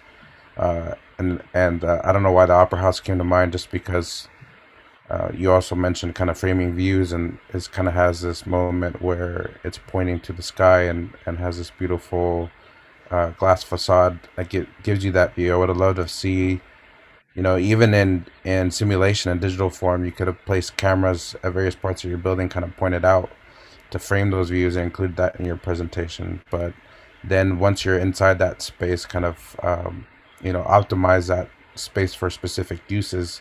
still allowing for flexibility, but kind of optimize the various parts of it for those different programs like you had mentioned in the massing. Right. So that's one project that I think that if you take a look at could benefit, your project could benefit from understanding a little more. Yeah, I mean, to that point, I think that's great. Another one that immediately came to mind was like the Vitra house, you know, the one by Herzog Demirag on the Vitra campus. It's this house shape that's stacked on top of each other. But I think what's nice about that one and the one German's talking about, it's like, it's internal components. How's the plan set up? Like, if you look at your plans, there's never a big space. Like all the spaces are always these pancakes. So the only time it gets big is at the auditorium, but that's because of its needs, right? But I wish that the center of the building, the core, would be a much more grand space as opposed to just a hallway, right? And I think when you do this in a plan, like you ran into you painted yourself to a corner, right? It's like, which lines are you justifying to what, right? Like the diagonal lines that are created by one bar then are followed through with internal walls to the other bar that's perpendicular. So it gets a little confusing, right? It's like which one is the correct orientation of the building? Like what's driving the form? Because ideally it's in the clashing of these two geometries that magic should happen, right? It's like I have a building that's rectilinear in this direction, another one that's rectilinear in this direction. When I merge them, something should happen, right? Something magical, right? And right now it feels more like a inconvenience, right? Like even that right there in that plan, look at how the core sits up against the auditorium, right? It's like, you see what I'm saying? Like you should take these to your advantage as opposed to like, oh, they're making the project worse. Should make the project better, right? Yeah, it's a great point. That's usually where your events happen, right? Post or pre kind of performance. It's where you host kind of all your fundraisers, and becomes a very important aspect of funding these projects and also how you experience those spaces. I agree with some of the comments that there's a lot of looking at your plans. There's a lot of NAS, right? Yes. NAS. Okay, NAS. There's a lot of white spaces. They could be beautiful spaces, or they might not be, whatever. But if they were defined, if they had some kind of a purpose behind them, you say, I made them like this, open, and then the occupants and the users are going to figure out what to do. That takes your programming to the whole different sort of an approach. Then you are kind of getting into social structure of things, and these are like important programmatic the nuances that you introduce your project. Then it becomes, why need any walls? Why cannot the people who works in this building can just find themselves a place in the open white space, and that's how it functions. And so that they could take you to interesting places. You kind of chosen a form to work with that was a like a big art movement, painting movement in England in 60s, 50s, and 60s, that everything exploded outwards. This is kind of a pre-deconstructivism kind of a movement, and it came from fine arts, and so there is that kind of a thing. But then these things are, there was a problem with the previous project too. The connection vertically between the floors are not really addressed very well. It's that the floors are not porous enough to incorporate each other into. That would be very interesting for your project. You have like directions coming from like 3 sides, 4 sides, and so on. But yet they are not, they are only, pretty much happening in the vertical levels. Even maybe last 2 floors where you have the stair is different story, but it's kind of a little bit, you should take that opportunity and, make your building vertically porous as much as horizontally. The form sort of clashes and explosions and going into different viewpoints and all that. And then, if the view was such an important thing, then you should be very clear on your drawings that what we see out of those things, and what do they bring into the project? Is it connection to the city and brings the city inside the building? What's the relationship between interior space and the city around it, that you should be very clear about that. And some of the interior details like you are showing now, the ceiling has a really kind of an interesting sort of a continuous thing that connects the different programs on the floor.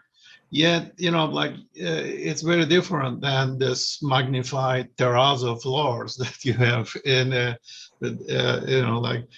so there is some coordination, some kind of understanding and digesting these concepts that is a little bit more needed.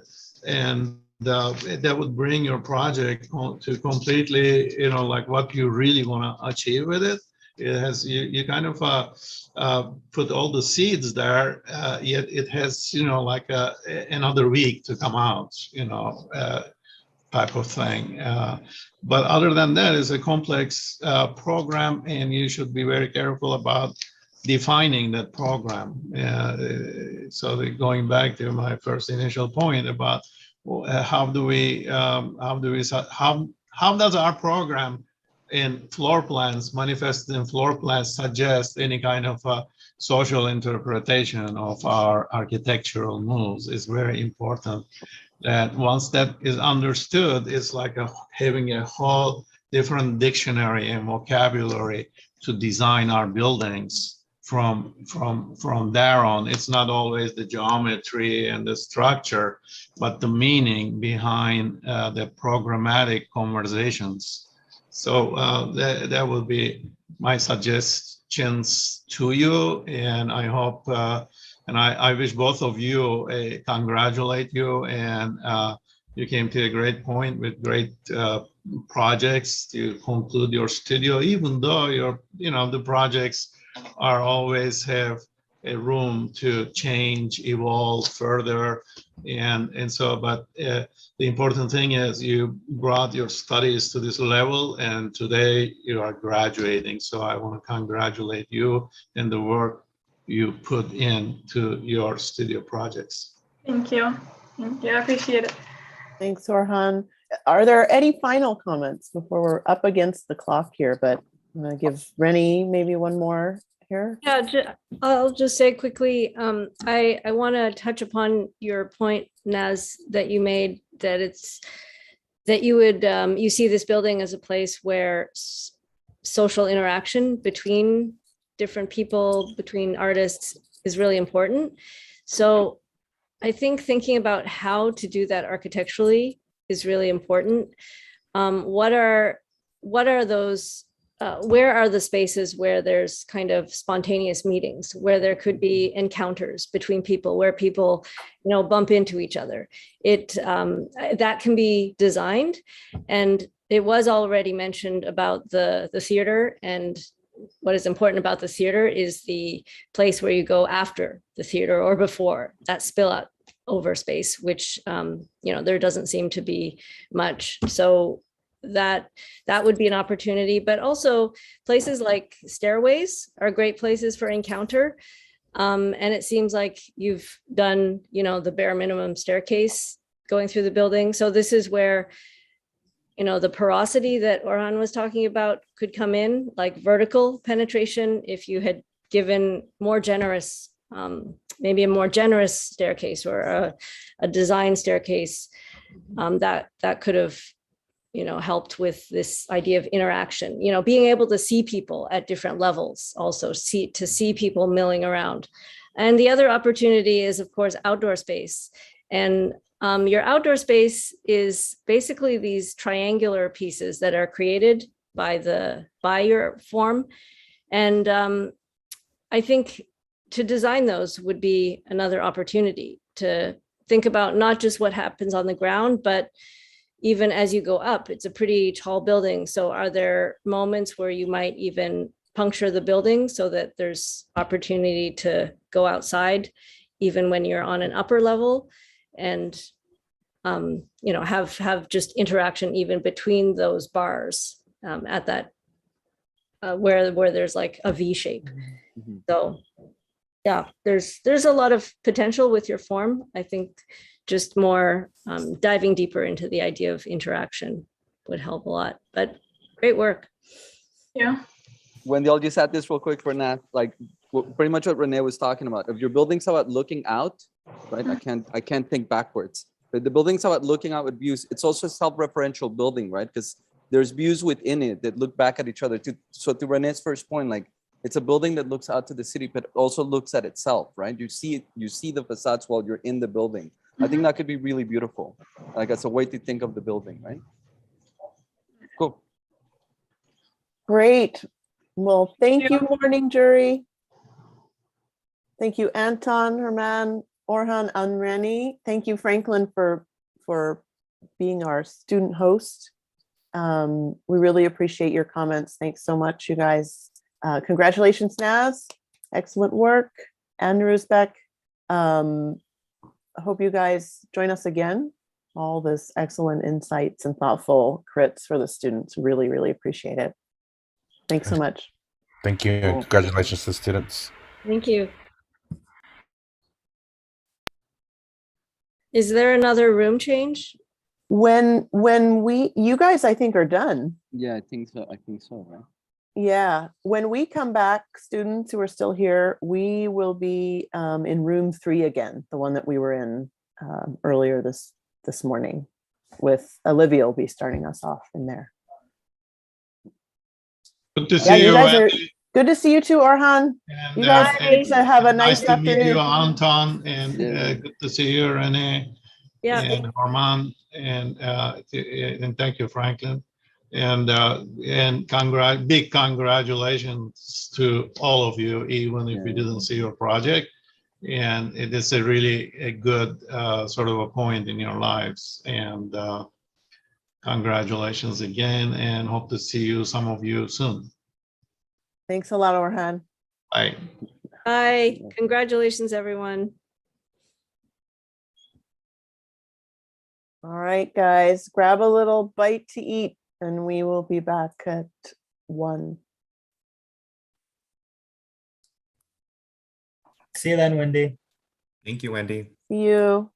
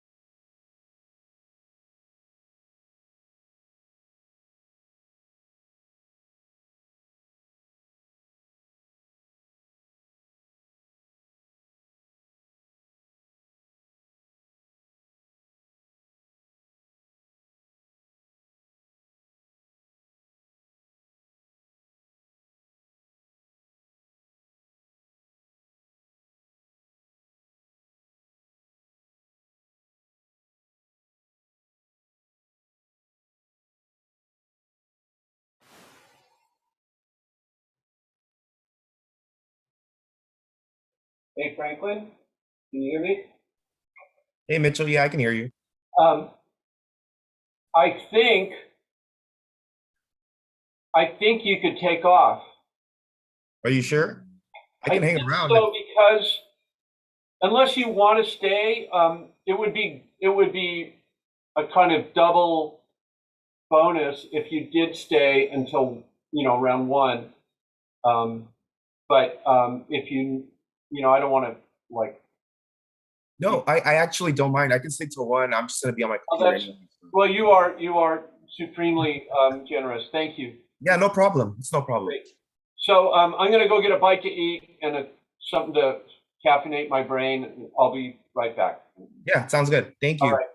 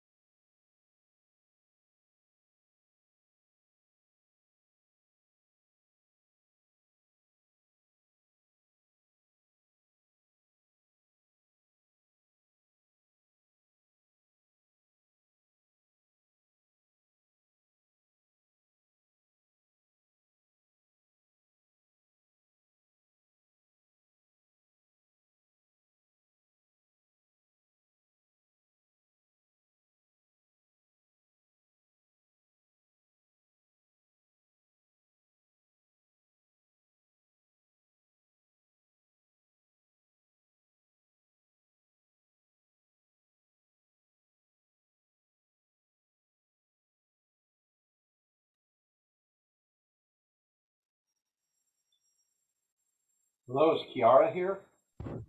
Yes. Hi, Mitchell. Hi, Kiara. How are you? I'm good. How are you? Fine, thank you. I just made you co-host. Okay. I think that means if Franklin wants to actually eat some food and have a life, can we consider the handoff handed off? Hi, Kiara. Hello. How you doing? How's it going? Good. How are Kiara, you? you should be able to you know, let people in Okay. as they come into the waiting room now. Yeah, so it's a pretty easy job. It's actually pretty cool to watch the project go by upfront, personal. So I think if that's it, I can take off. Oh, actually, Kiara, now that I have you on here, I have a quick question for you. Uh-huh. Yeah, were you able to go to Bob's class last week for archives? Am I going to box class next week? No, last week. Were you able to go to class last week? Oh yeah, I was. Do you know when our final presentations are? I don't know if we have presentations because I don't think he mentioned anything about that. It's just submissions? Yeah, I think it's just submission. Okay. Yeah. And then the submissions were on the 12th, right? Thursday? It's on the 18th, I believe. Oh, on the 18th? Yeah. Oh, so he's not going to want to see any of the models, is he? Like the 3D No, objects? I think it's just like pictures or something. Oh, okay. Sounds good. Well, thanks for the information. I appreciate it. Good luck. Yeah. Thanks for all your work this morning, Franklin. Thanks. Appreciate it. Good luck, everyone. And congratulations again. See you guys around. Yes, the students have done very well. So. Yeah, they have. They really have. Really appreciate your section, actually. It's pretty good stuff. All right, guys. I'll see you guys later.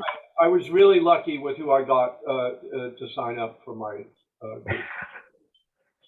Well, I might have you next semester, so we'll see. Oh, awesome! I'm glad to hear that. I'll look forward to that. Thanks a lot. Appreciate it. Thanks again, and I'll see you guys soon. Take care. Bye.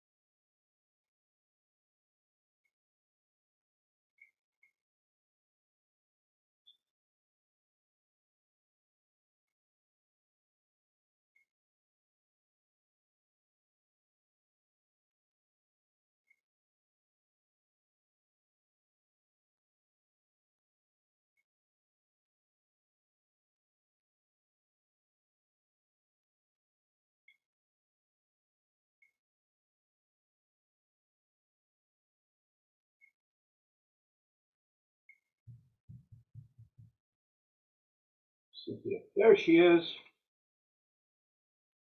The woman of the Mitchell. moment. How are you, Cynthia? I'm good. Good.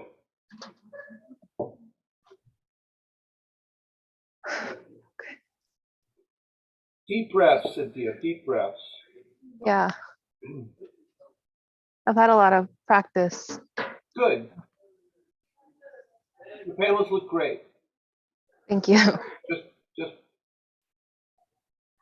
talk about them as you always have. You'll do fine. Mhm.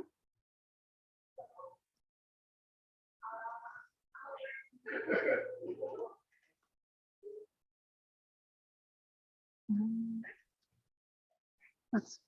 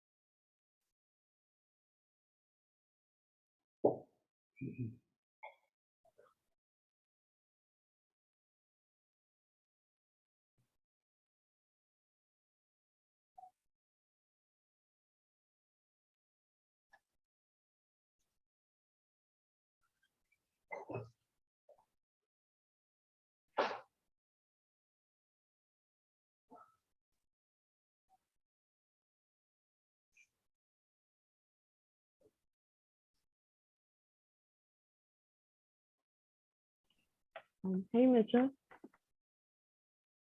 Yes. So I'm only admitting people strictly from the list, correct? No, I think you can, as long as they seem like they're from Cal Poly, Oh, I think you can let other people in too.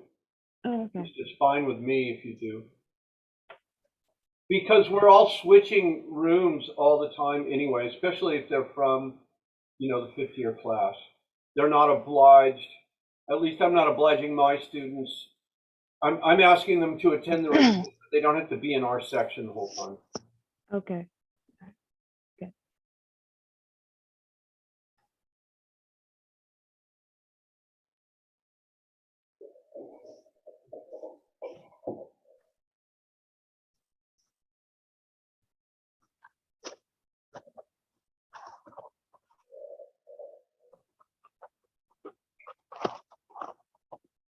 I'm going to give the moderation over to you, Cynthia.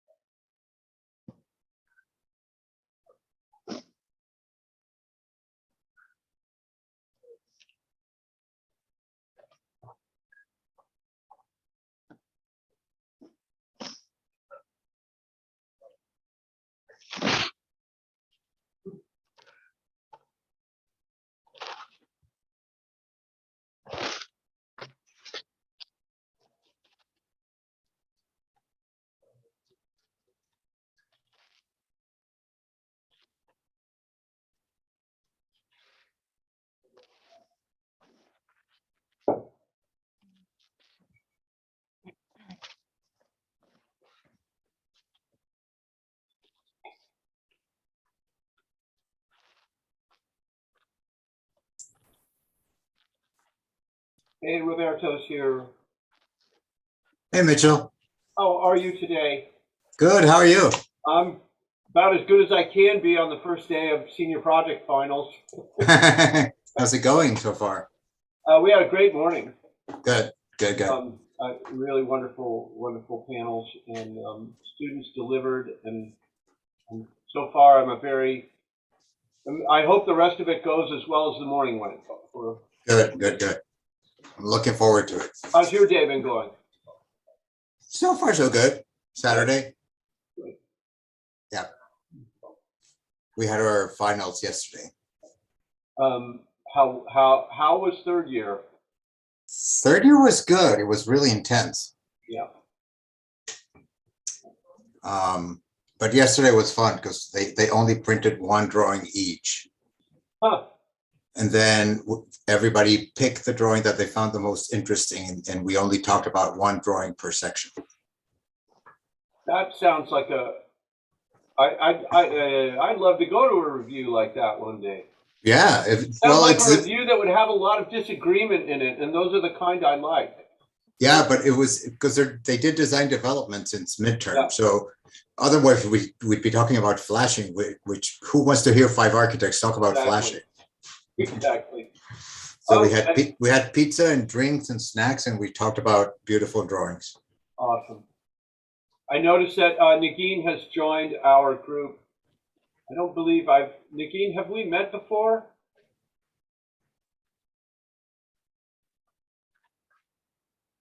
Maybe she's not there. Oh.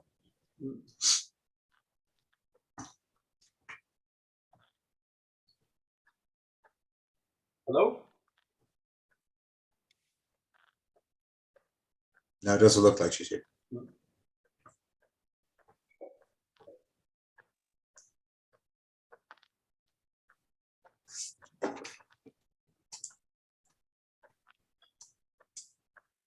So we'll let a couple more jurors filter in, Roberto, and then we'll get going. Sure. We have Renee and Andrea Dietz, and Renee Dake Wilson, Andrea Dietz, and Nagin. There's Andrea.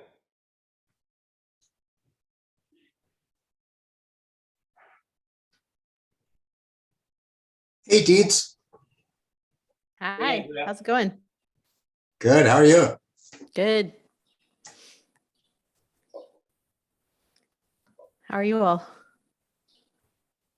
We're halfway through our first day. That's good.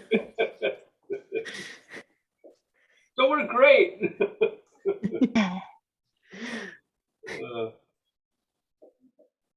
I wish I could ask you how the lunch we provided you with tasted, but I can't ask that. No, it would have been cold by the time it got here anyway. Hello, Renee, my name's Mitchell. I don't think we've met before. Hi, Mitchell. You're new to me too. Nice to see you. So Thanks nice for to meet having me. you, and you'll meet some of my students today. Great. Thanks for having me. Look forward to being inspired. Thank you so much for donating your time to us today. In advance, it's really wonderful. Thank you. And I think we've almost got a quorum here, but let me give Nagin just a little more time to come back into the room.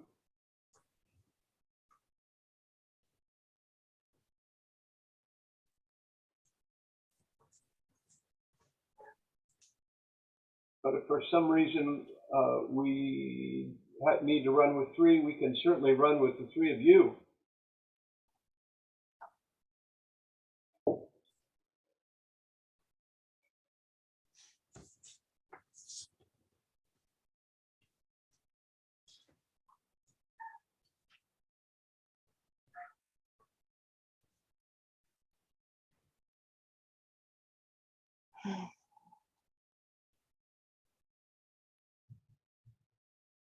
Hello, Nagin. Hello. How are you today? Good, thank you. How are you? I'm fine, thank you. My name's Mitchell. We haven't met, have we? I feel like you were part of the faculty when I was a student. I never took a course with you. Well, if we did run into each other in a crit, it's nice to, meet you again, and nice to meet you for the first time, if not. Likewise. So we have a quorum. My excellent students, all four critics are here. So I'd just like to, welcome everybody to panel 2F on Sarah's amazing Excel schedule, which I'm so glad I didn't have to try and make myself. So we're going to see two projects in about an hour. We may, both projects have been sort of paired for thematic reasons, and we may, so we have an hour to do it. I may say like maybe 20, 25 minutes a project, and then if we have a little time at the end to kind of if there's some tendrils of one conversation that seem to lead back to the first project, I'd like to reserve a little time to do that, especially with a pair and a jury like this.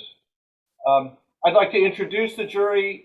First, I'm going to do this very superficially, but I'm going to ask each of you to maybe fill in your resume a little. Roberto Scheinberg, of course, is a longtime faculty member at Cal Poly Pomona, teaching in third year mostly, and also you teach some technical courses as well, isn't that correct? Every now and then, yes. Yeah. And what else could you share with us about all the other things you do?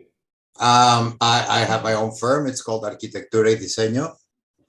We do lots of housing. I've been working for many years on supportive housing and lots of different projects. Thank you. Moving right across my grid to Andrea Dietz, who is a former faculty member at Cal Poly. Currently teaching at the Corcoran, I don't know, is it college or school? School, yeah. At the Corcoran School in Washington, D.C., correct? That's correct. And there's a lot I could say about Andrea, but I'm going to let her say it herself.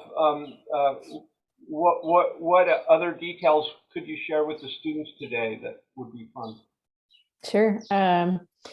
The program that I'm teaching in right now is an exhibition design program. So a paralleled or allied discipline to architecture, really looking at how the built environment communicates. So I'm particularly interested in those sorts of things.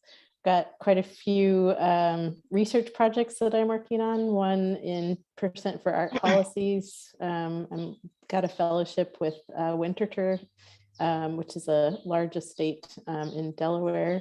Got my own small design practice, and that's probably good for the moment. Thank you, Andrea. Good to see you again. Good to see you. And Renee Dake Wilson, I know you are a part of a really great firm in Los Angeles metro area, doing great work. But I'd also invite you to fill in over and above that, or tell us more about your firm. Okay, hi, I'm Renee Dake Wilson. I'm an architect. My husband and I have Dake Wilson Architects. We do some small commercial, institutional, single-family residential. I choose to make a difference in Los Angeles and beyond by serving a lot of nonprofit and governmental institutions, and I do a lot of government outreach. For the last 8 years, I've been on the LA City Planning Commission as president and vice president. Been on the board of LA Moss. I'm working on ending urban oil drilling, a lot of policy issues. So I'm trying to work on equity and the environment in the built environment. Wow. So I look forward to hearing about your work. Great. Thank you. And Negin, I know you're an alum, and I know that you're a member of our advisory board at CPP ARC. Would you mind sharing a little bit more about what you do with students? Sure. My name is Negin Irani. I was class of 2014. And since leaving Cal Poly, I've been at Apple. I started in their retail stores and then transitioned to their store design team and spent now, 7 years focused on Apple retail specifically, whether it's the physical stores, specifically in APAC, and then also the digital store, the app store, the Apple Store app, and kind of every way that our customers come to Apple. So everything retail. And the start was in architecture, and I feel like now kind of coming back toward that one too. And I'm excited to be here. I'm excited to see the projects. I was looking at everyone's boards last night. I was so excited. Well, I hope we can live up to those expectations. But thank you for coming, and it's great to see you again. I'm going to just do a very quick kind of summary of how the project was kind of formatted for the students. So probably the first and most important thing to say, and let me start moderating here. Oh, and by the way, let me put the concept board for this session in the chat for everyone. If you feel free to cruise the concept board, if you want to open a second window, I'm going to be sharing my screen and asking the students to moderate on concept board due to our YouTube live stream kind of and just the kind of technical constraints of that. But to just talk briefly about the format of the studio, this studio occupies the kind of boldface comprehensive studio requirement that all accredited schools of architecture are obliged to have as part of their pedagogy. So what that means is that a comprehensive studio needs to show a complete understanding of the problem at hand, all the way from zoning designations down to wall sections. So what that means in effect is that this is roughly equivalent to what a design development package would look like in any of our offices. So there is a higher degree of technical development than we would normally have in an academic environment. And while I don't think either of the two people we're going to see in this session kind of based their argument on a technical issue, how the technical development of the project impacts the work or not is certainly fair game for the discussion. And so that then the problem, as it is kind of differentiated within our section, and each section had its own kind of theme and location in the city. Our project was centered around Lincoln Park in East LA. Lincoln Park is a very historically rich and ethnically diverse part of Los Angeles. It was one of the original suburbs of the city when it was first founded in the late 1800s. The park itself has served as a site for filming silent movies. It has been an alligator farm. It has been, in various ways, a kind of public amenity and a kind of urban landscape for the citizens of this area and the whole city. And this area, I chose this area as part of my way of formatting the studio because of the wide range of zoning designations and how they come together here. So not only do we have an open space condition in the park itself, we also have zoning designations of manufacturing, commercial, residential, institutional, and other kind of public service programs in the area. And the way that those programs could mix in a kind of theoretically hybridized programming situation for the students was something I was interested in. I was also interested in these moments you can probably see right here where we have an enormous manufacturing building right across Soto Street from a single-family residential neighborhood. So there are these very bright boundaries and seams in this area, and I thought that those edges and how they come together would also be something that the students could leverage their projects out of. The projects are all around 60,000 gross square, around between 60 and 30,000 square feet net. The gross just being whatever it would be going up from that. And the students themselves will describe their site, their choice of site, and within this kind of larger neighborhood. And that should be part of their presentation too. We're going to see Cynthia Martinez and then Tuan Nguyen. And then, like I said, I'd love to keep a little time at the end for a kind of cross discussion if we can manage it. just to our guests, you guys have any questions or anything I could clarify beyond that? No. Okay, great. So why don't I just turn this over? I'm going to release the moderation. Cynthia, why don't you take that moderation and tell us about your project? Hello, my name is Cynthia Martinez. The program of Serrano Heights is a continuation school and after-school space. The purpose of the project is to provide an alternative education institution that would allow students the opportunity to finish their high school careers based on their own schedule. The institution of an after-school program is to provide a learning space for younger students of both Lincoln Heights and El Serrano to grow and positively learn about an alternative to traditional high school. The neighborhood of Lincoln Heights has 20% of its population who have either some or no high school education. This is possibly due to reasons for, some possible reasons for this is due to students failing classes, but the causes of this is due to outside and personal events that have a conflict with being in a traditional four-year institution.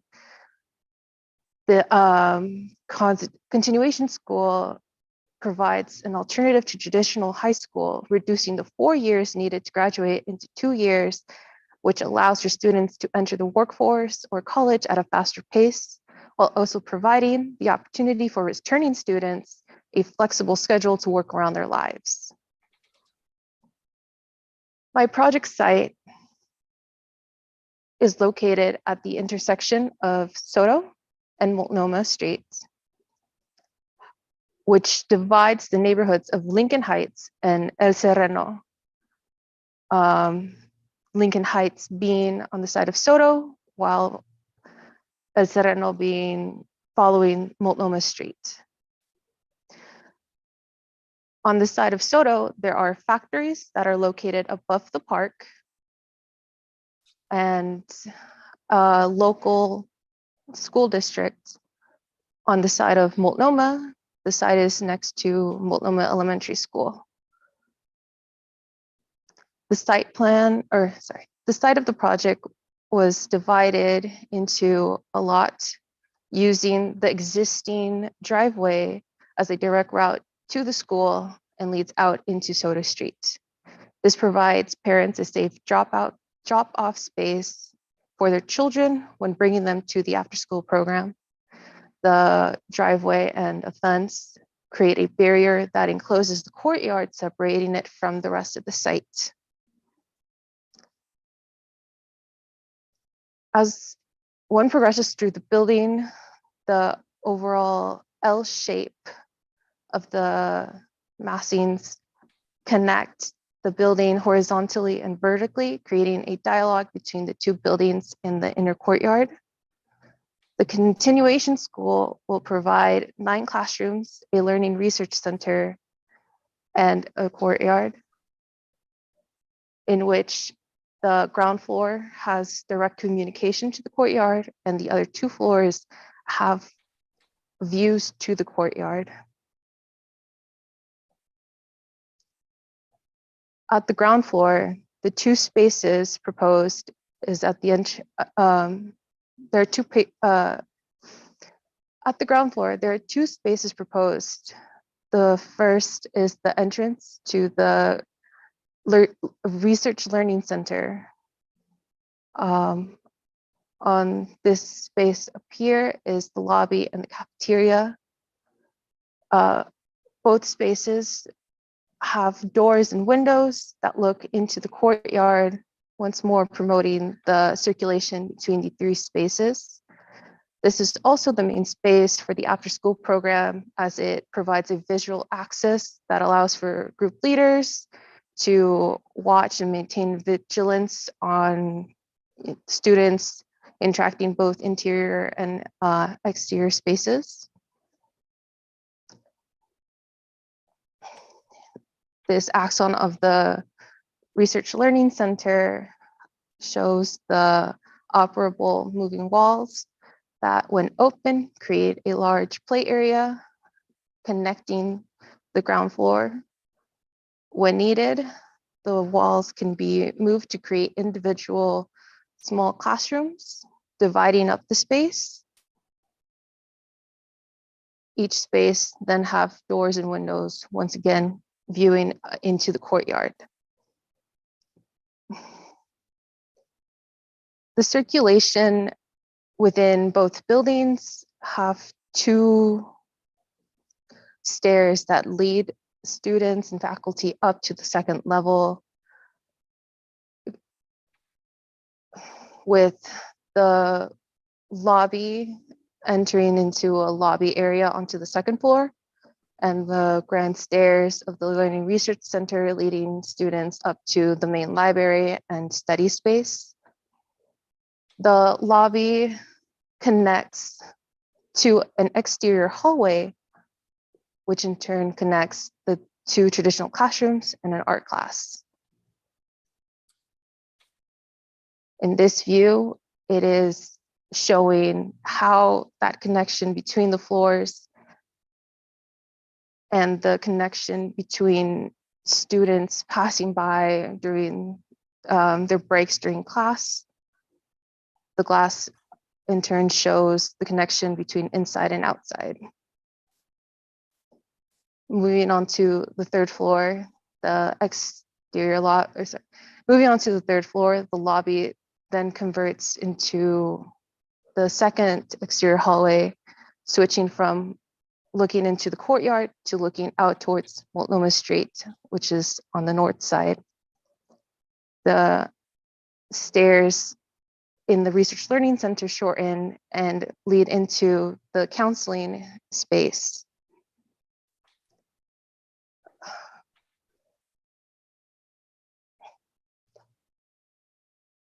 In this view here, the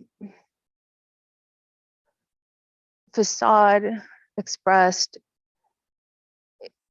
is GFRC panels. They create this distinct building that's separated from the factories and the elementary school nearby.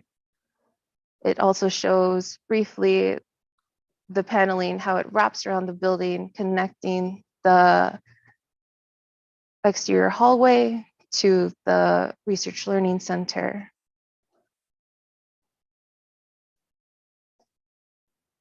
The view of the section emphasizes how the vertical circulation of the Research Learning Center, with the light well down directly below the stairs onto the 2nd and 3rd floor.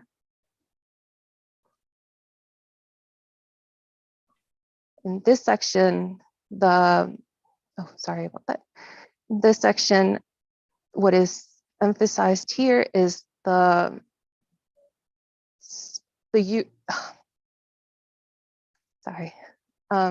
this section is showing the classrooms and how they interact with the exterior hallways, with this view showing how the exterior hallway is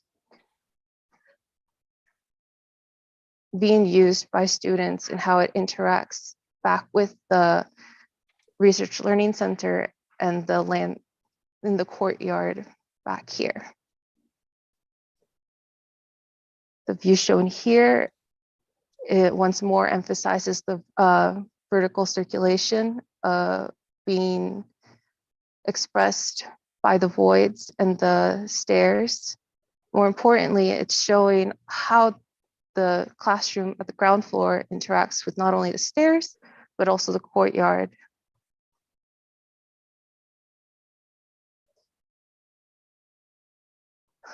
This view from Soto Street is on the west side, viewing a small portion of the exterior facade and how the stairs relate inside the building. You're right at about almost 9 minutes, Cynthia, so go ahead and if you can, Okay. finish up. Yeah. This render is just once more showing the overall connections of the building and the research, how the Research Learning Center connects to the lobby space in the classrooms. With this elevation showing this, this is showing from the south facing area. The vertical glass window is showing where the egress stairs are. It's also showing how the courtyard interacts with the second level and the cafeteria. My building consists of light steel construction with concrete cores.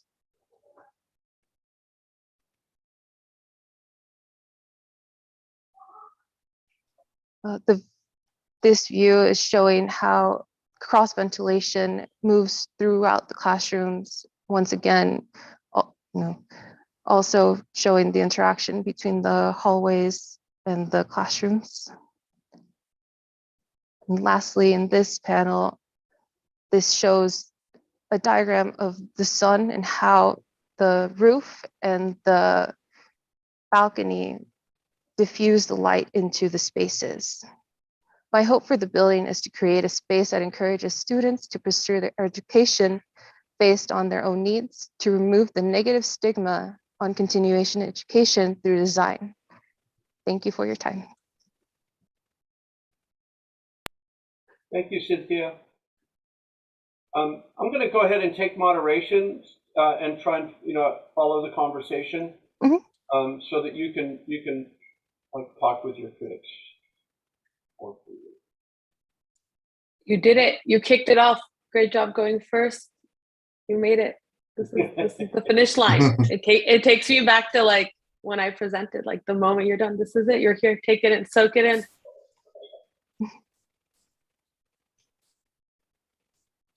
Cynthia, I just have one question. This is Renee.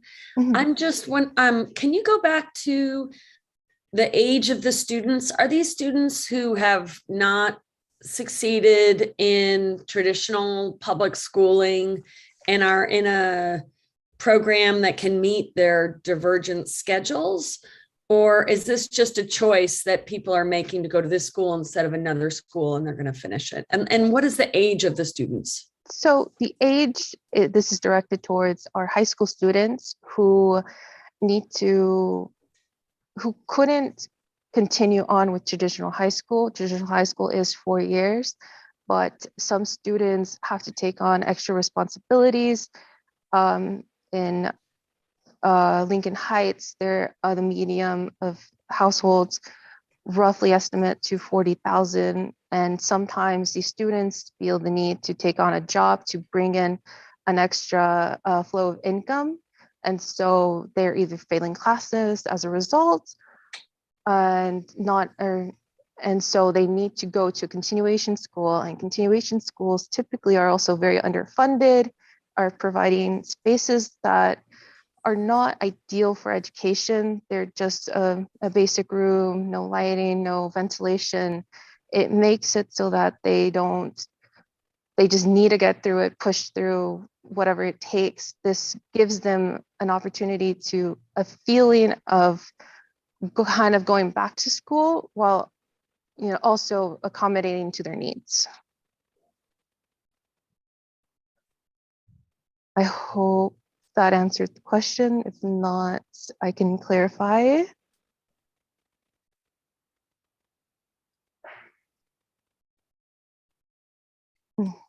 When you think of your project, where do you imagine yourself standing? Where do you see it from?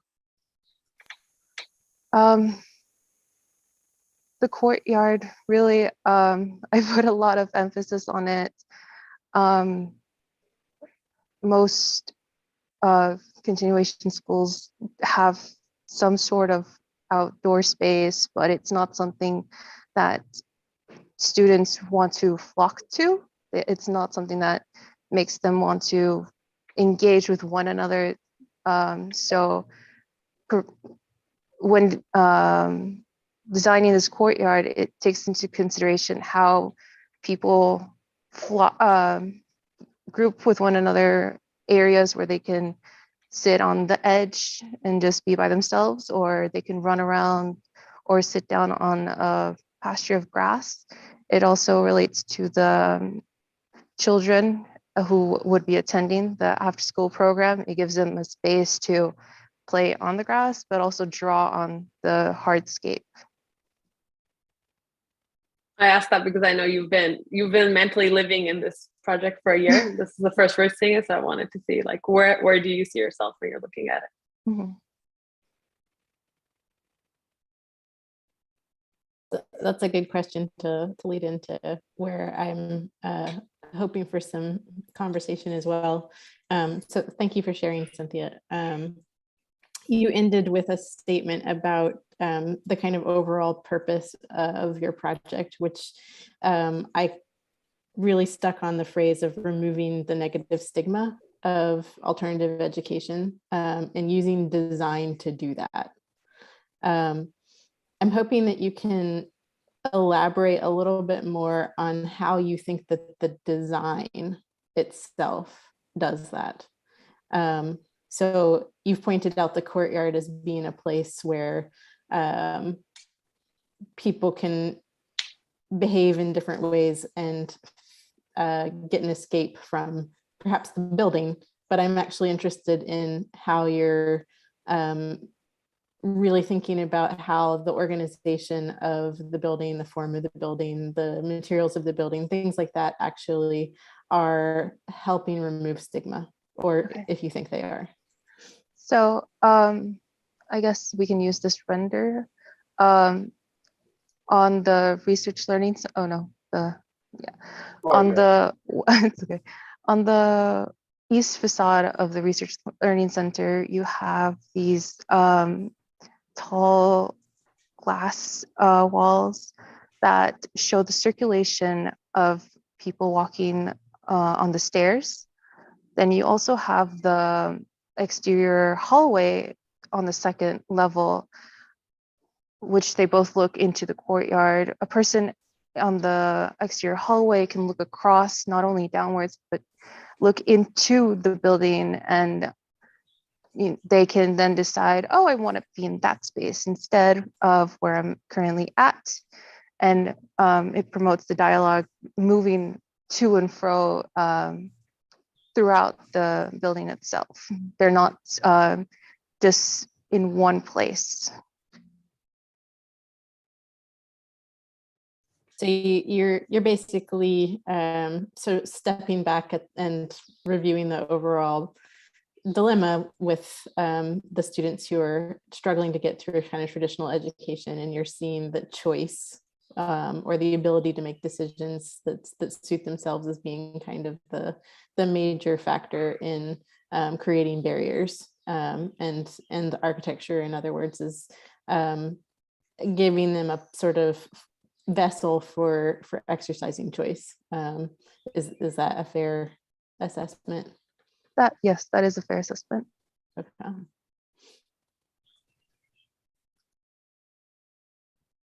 I'm curious about how the pattern of the GFRC panels like comes into this part of the conversation, and how did it come about?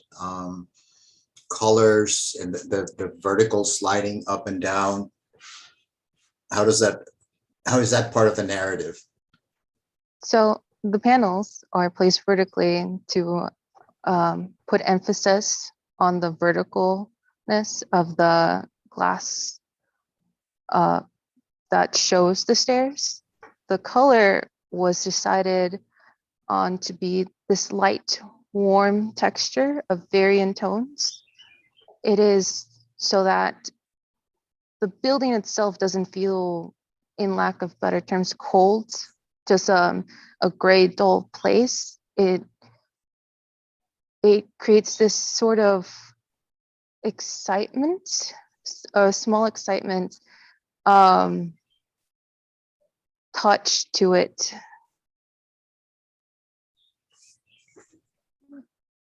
And the pattern was decided so that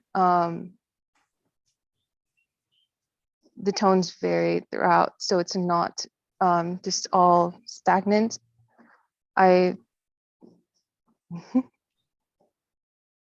don't really know what else to add on to it.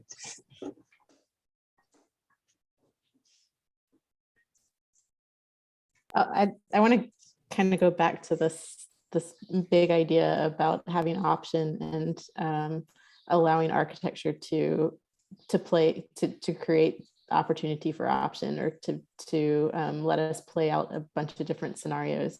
Because I think that the idea is strong. I think that the proposal itself is demonstrating a lot of those things, just in kind of the openness of the architecture. The sections in particular are really starting to show that work. But I'm really looking perhaps more for, and it may be diagrammatic, but it's a kind of way of recognizing what you're trying to do in the way that you put your material together. That actually starts to show choice, that shows option as we move through the project. So if we even look at the diagram that's up one row, where Mitchell, right there, where the reading space, quiet space, etc., that starts to be a kind of at least verbal description of how you're thinking about creating different types of environments for people to think through different types of curriculum. Perhaps I could get into that in greater detail in terms of what we actually are learning here, but in terms of just how you might go about your learning, these are creating different types of spaces, but you're not really showing me within this image how I choose between them, or like embedding a series of options. So I'm wondering if you might be able to step back from this project at this point, and actually start to think through how a series of different types of students, for example, might move through the space, or might make choices to inhabit particular areas, and really show us how this building does what you say it does. Gives me as a student an understanding of my ability to tailor my own education, or to fit here in a way that I wouldn't fit anywhere else. So it's kind of like a post-processing of this that lets me really kind of figure out how to be here, a user's manual, so to speak. Mm-hmm. We have about 5 minutes left on this project before we transition over to Tuan. Cynthia, how common are schools like this? How many do we have in LA, or do you have some more stats or some more background about the program? I cannot give you a specific number, based mostly because some of the research I did conduct was based in Long Beach and not specifically in LA. I was excited about that because I live in Long Beach. That's where I am right now. So I was curious, because I think what your initial presentation conveyed to me is that you want the space to be an inspiring space, and like that is what you're going for. Like when I look at the renderings exterior, it comes off to me as a higher education building, a community center, right? Mm-hmm. And it's probably not how inspiring these spaces generally look. So I applaud you for that. And I think it comes across in your axons and your renderings. But the one on the right here, I think when I close my eyes and I imagine how exciting and inspiring and like light the space you want to feel, I feel like that doesn't come all the way across in your renderings. I think I see that more in the sections. So I wonder if maybe it's my imagination, but I'm imagining them to be kind of more colorful, or more of like a bright feeling. I think the scan just didn't translate well, since it is watercolor and the color is diffused when I scanned them. So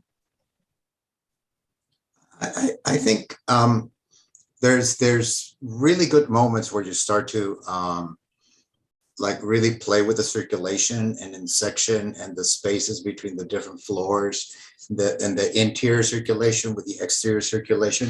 But I think Andrea's comment asking for like a user manual is actually an interesting way to think about it. And I think it might be that there needs to be less of a user manual and a lot more opportunity of how to experience the building, right? And how to create those choices, and how you can move maybe a little bit more freely throughout.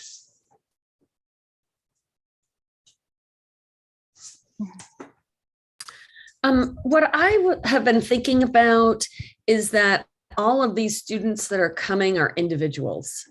They have all incredibly different life choices, probably ages, life experiences, responsibilities. They're coming from really different places. If you're this 20% of students that don't have your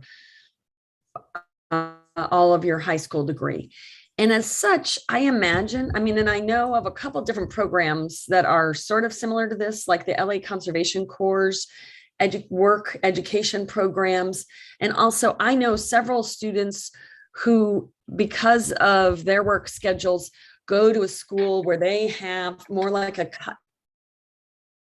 in high school, they have more, and these are my kids' classmates who've left traditional school, and they go to individual schools that are run more like college so that they can do their thing. Whether it's one of them's a professional athlete, and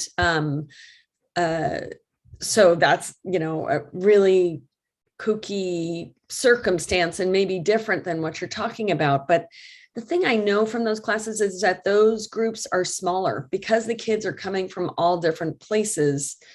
The rooms are smaller. And I think a way that this building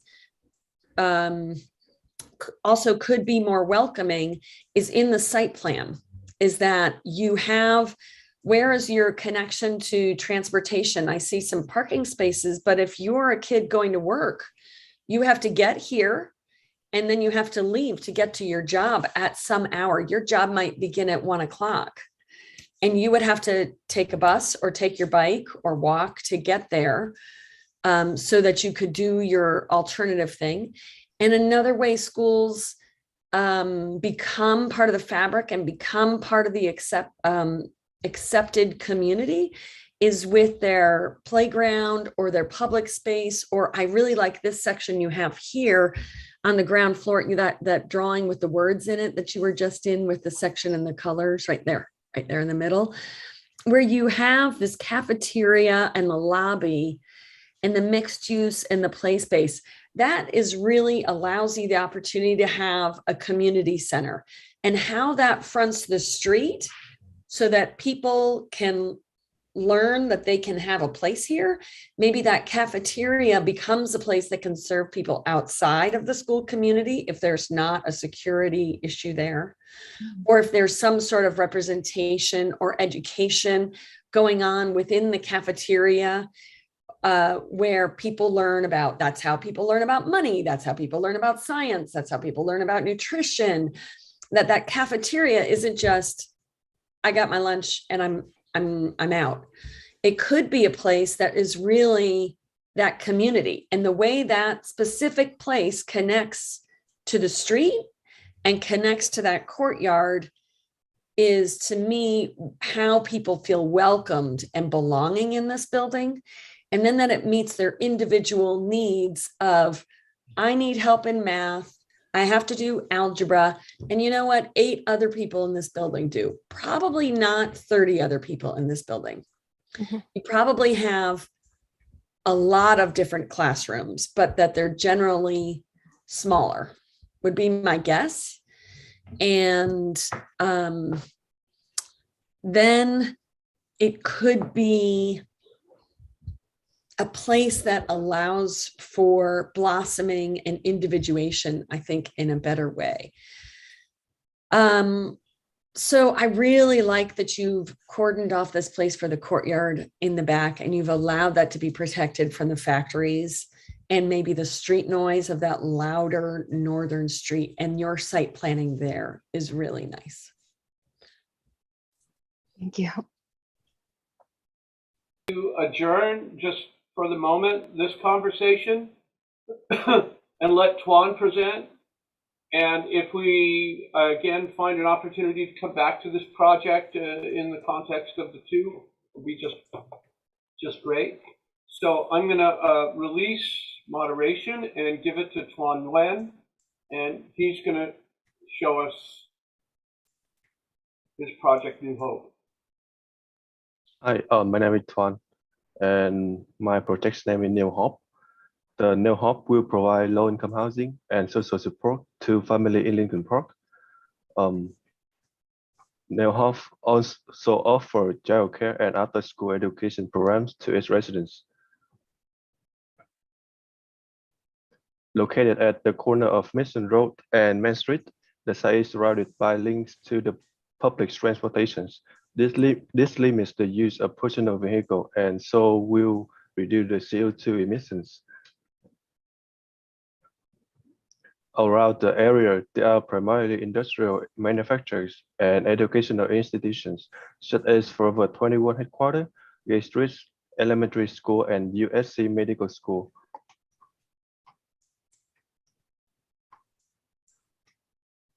Most residents of Lincoln Park work for local manufacturing companies, have low income, live in rental housing, and have children. New Hope has a hybrid program that combining low-income housing, a daycare center, after-school education program, community offices, and a bodega. So when generating a form, the site constraint molded the massing into an elongated box by playing with solid and void as a condition for the gardens. I create a series of in the courtyards and open spaces that respond to the second text, such as solar, wind, and view to Lincoln Park. I then layer on top of that massing with a building envelope that gives a unique feel to the building.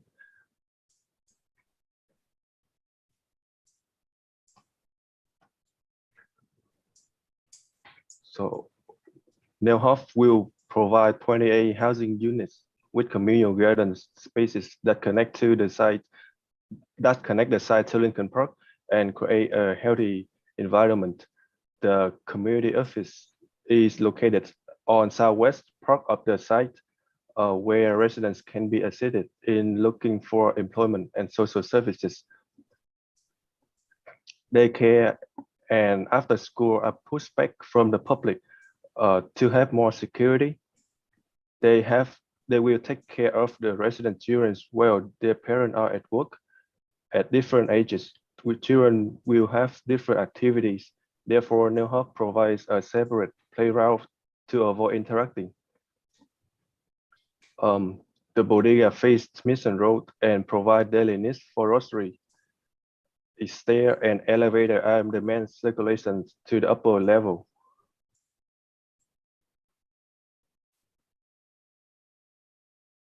So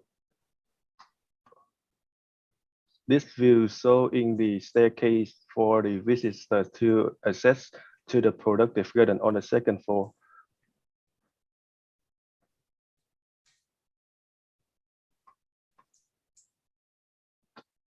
The productive garden promotes biodiversity and create opportunity for active gardening, passive recreations, and social gathering. In addition, there are 3 bars for housing from the second levels in different layers, making each housing row more unique and responding to the existing solar, wind, and wind conditions by having opening at 2 ends.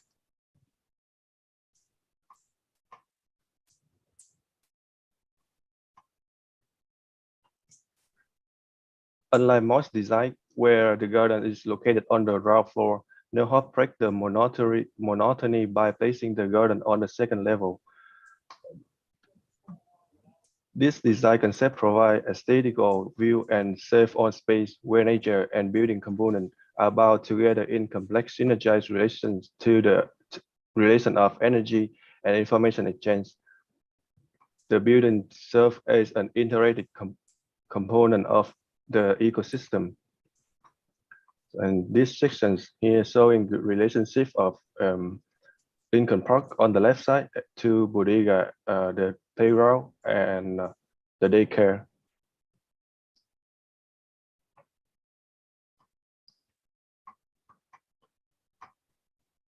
This view showing the bodega and we are looking at the playground at the center.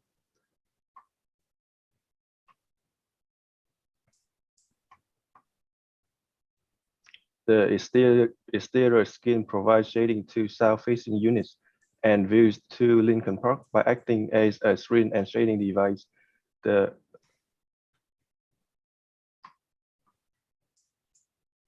placement of outer and inner perforated facade panels create a layer effect, revealing and concealing the project's life and achieving a unique expression of form and material. My building used the concrete podium and foundations on the first floor and a CLT structures on the floor above. Building skins is a secondary structures and being attached to the building. The solar panel on the roof provides solar energy to New Hope. The rainwater is harvested and stored in tank to supplement the New Hope Gardens irrigation system. Optimizations will focus on reducing utility bills for tenants, increasing affordability, and a rainwater collection strategy for landscape and garden irrigations.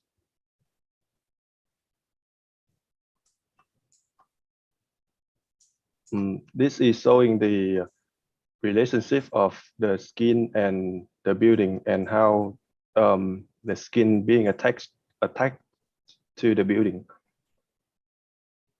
This render is showing from the courtyard where it's dynamic of the building of the project is happening, where we can see the daycare after school and housing and roof shading above. That's it. Thank you.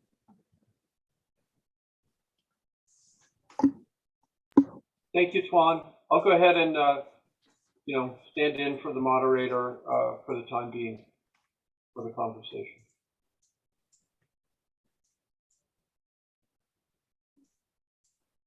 This is Renee. Well, that bodega that you have there does a lot of what I was talking about with Cynthia's project. It's so interesting that I was just talking about that, that you have this you have a lot of community serving spaces, and then you have private spaces where people live. And it seems like you have this gradation of, well, I think the screens are really effective in talking about your public-private. So not only is your program and your section where your ground floor is very public and inviting, and then up above the screens start to say, hey, this is a private place. I'm not sure you should walk up this stair. This is something that you need to be invited to. And I think it does a really nice job of being welcoming and responsive to the environment. The solar shading, I greatly appreciate. You've got this great, you've got solar on your roof you talked about, and your first slide where you talked about this is the transportation to the site. I think that's really important because this community is going to need to get here all different ways, and they may live and work here or get their childcare, get maybe two of their basic needs met of their live, work, play, which is it's pretty dense that way. And I just really appreciate it. I feel like you packed a lot into this site, and it's very welcoming.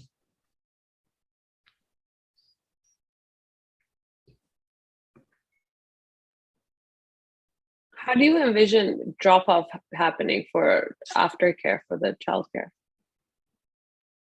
Can you repeat again one more time? How do you imagine child drop-off happening? So for the after school for the childcare.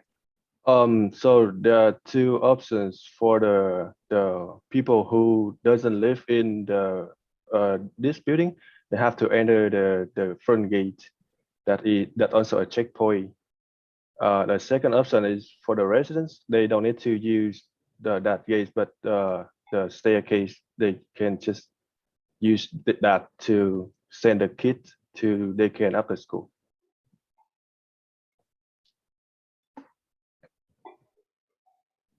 Okay, you talk a little bit about why you picked, why is it a heavy timber structure? That because the mass timber structure is different. It's engineered material, and is the cost to doing that is lower than traditional, and it's also lasts longer.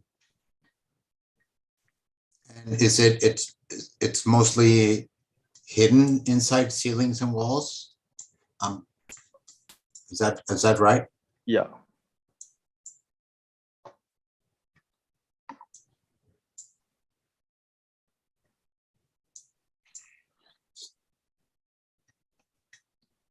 I wish the heavy timber structure was more exposed. I mean, I think that's the more environmental answer because it saves you yet another material and your finish. I mean, I think those heavy timber and cross-laminated timber pieces are attractive. But that not having the multiple systems is one of the ways that you're helping the environment. Yeah, go ahead.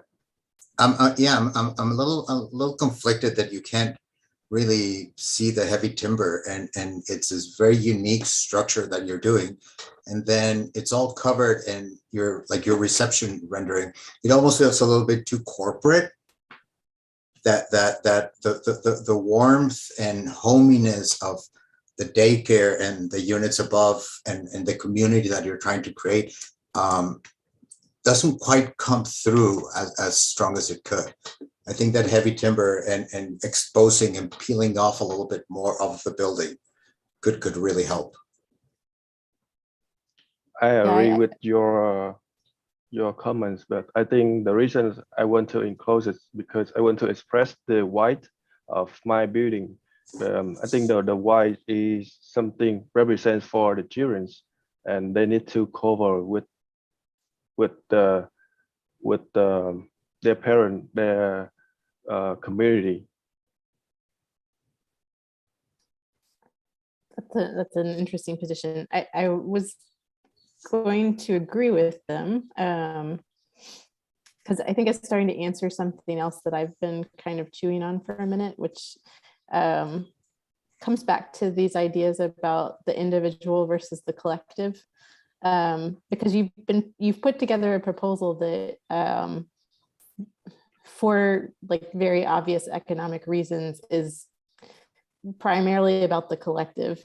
And so it's really, and I would actually like to see more sort of thought and work into the actual economics of this a little bit, but the idea that low-income housing is unsustainable unless you can do something that is at a larger scale socially.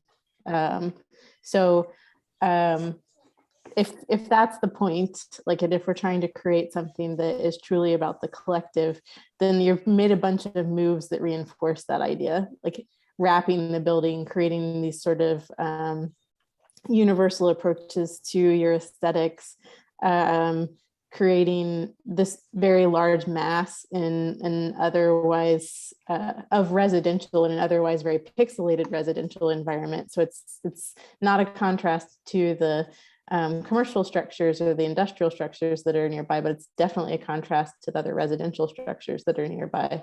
So you've put together this thing that is very monolithic, talking about unions of people, unions of building systems, all of this other stuff. But I couldn't quite tell whether or not that was your sort of purpose or your ideal, because ultimately you also are dealing with individuals, families, different types of residents, etc. And perhaps if the timber structure we're showing through, you actually get this more elemental understanding of the building and of the people that are living there, etc.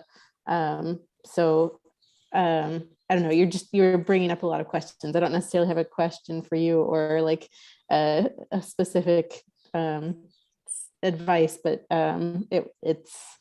it's provoking that line of thinking, and I guess just maybe hoping for a little bit more from you along those lines.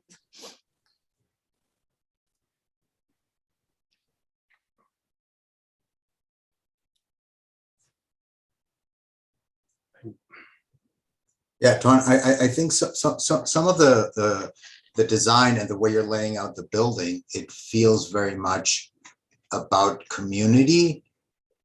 But then when we go to the unit, there's a couple of communal spaces. They're mostly outdoors. But if you go look at your section, it feels very segregated by floor, right? With this big central space. So I think really, if it is about community and if it is about the machine of living together, I think a little bit more community making and almost like coalitions and creating spaces where people come together and where they can actually do other activities.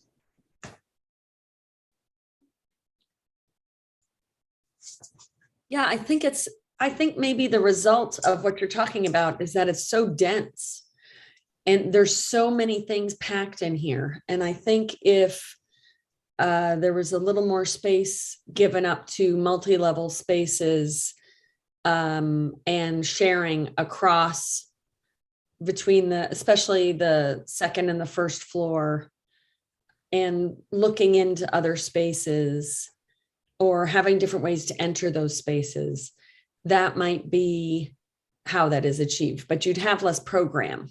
And I think that's okay.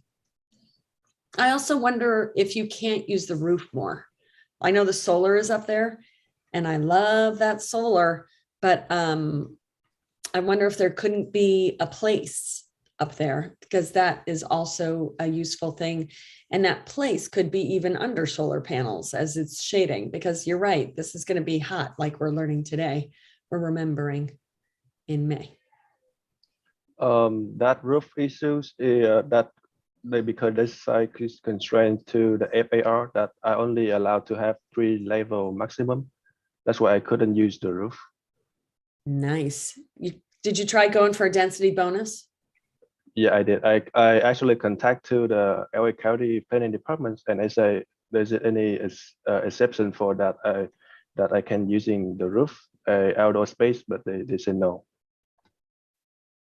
I think it's I mean, the TOC from the city of LA planning is definitely applicable. There's tons of public transportation. You are doing supported low income, affordable housing. So I think digging in a little bit more into all the different legislations and tools that are out there, I think you might find a way to actually get a little bit more FAR and be able to do that. Yeah. It is. Sorry, go ahead. No, go ahead. The parent drop-off journey, I think, is one that like I keep imagining kind of flowing through this space, and I think that could have been the area of opportunity. Or I see the courtyards as being, if there was a protected drop-off similar to maybe Cynthia's project, where you approach the space in a different way, maybe not from the main intersection, and maybe into one of those courtyards. I see this. I love this program of having a community childcare space. I imagine it being like, smaller communities where, your neighbor watches your kids. What if it's staffed by the local people who live in that building? I think that is a beautiful program decision. I think I want it more architecturally expressed and protected maybe. I'm looking at your housing floor plan. And I mean, you've set up such a rigid grid, and that's a compliment. But there's this very modular pattern to your building, and then your community spaces are like very big, and they almost feel like they segregate the other big blocks, right? And I think this very rigid structure and grid could give you an opportunity to do much more perforations and interventions throughout the spaces. So it really feels like different pieces with under that big armature that you're creating.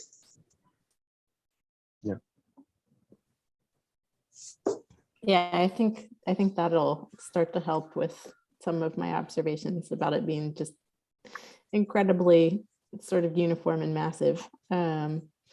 But this is a totally different direction. I was just kind of noting how you were presenting, where you were going through the images, and then you would use the either concept board tools or the Zoom tools to highlight a particular area as you were talking. And I think that your drawings can do that for you. Like, you don't actually need to do that on top of your drawings. And that also means that you can leave your drawings somewhere and they will communicate what you want them to do without you around. So this will also start to answer like Nagin's question about drop off and turn around. Like, you need to accompany everything that you're working on with a series of sort of explanatory visuals that tell us about egress, that tell us about zones, that tell us about how the whole place is organized. And that'll also reinforce your ideas about what each of the different environments is really meant to be doing as well. So I think that that's just one sort of technique for polishing at this point. Yeah, that made me think of your renderings, and I've been thinking about the rendering where you have the guy on the bicycle, and what happens in this front plaza that you're creating, right? Because it's this big public space that you're giving it over to the city, and it's right across the street from the park. So what do you imagine happens there?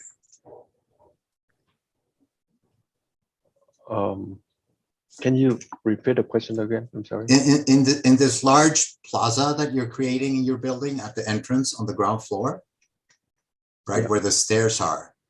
Yeah, right there. What happens in that space? Because I see it here, and it feels like a great opportunity for, I don't know, a Sunday market to happen that's across the street from the park, street vendors, little theater for kids that they gather there in the space. But then I look at your rendering with the bicycle, and it feels very different than what I would have imagined. So what do you imagine would happen in that space? What's the space for? That view, I imagine that in the normal day, like with weekday, that may become a waiting space for parents to pick up or drop off their children. So they will stand in under that shading the floor above. But it's not a social space right now. It feels very civic because it's just paving with that stair. If it had seating and benches and other opportunities for the parents to actually maybe want to hang out, even like get there before the kids leave daycare, so they can hang out with the other parents and actually start to create community in a different way. I agree. Even the driveway, I think it could have been a moment where like that is the protected kind of place where you loop in and drive in. It's probably not enough space, but I actually really like where the driveway is. The city of Los Angeles is always asking for it to be on the side like that. And it doesn't get in the way of the other stuff. It's not a pedestrian safety issue. And I kind of like where the driveway is myself. The reason I put a driveway on that location is in terms of the setback. So I have to use that rear setback is 15 feet. So I think the best way to use that 15 feet is having driveway there. Yeah, and also using the setback, you've created the play area for the kids that's more secluded, and it's next to the residential, and it's not facing the public, and it feels much more safe and secluded. So that's definitely the right place for it. We've got about 7 minutes left on this pair. Do we have any comments that might lead back to Cynthia's project, or any kind of, kind of maybe just a comment for the studio in general or the pair in general? I think there's this, and I think it's where the sites are, right? And this relationship between the big open civic public park, which has Plaza de la Raza and all this activity supposedly going on. It's not always that great, but it's got tons of potential. And then how your buildings can become a filter to the neighborhoods right behind it, right? And how they can be, I'm kind of wanting both projects to be a little bit more porous, so you can actually feel like you're filtering into the residential neighborhood and that it's bringing both sides together a little bit more.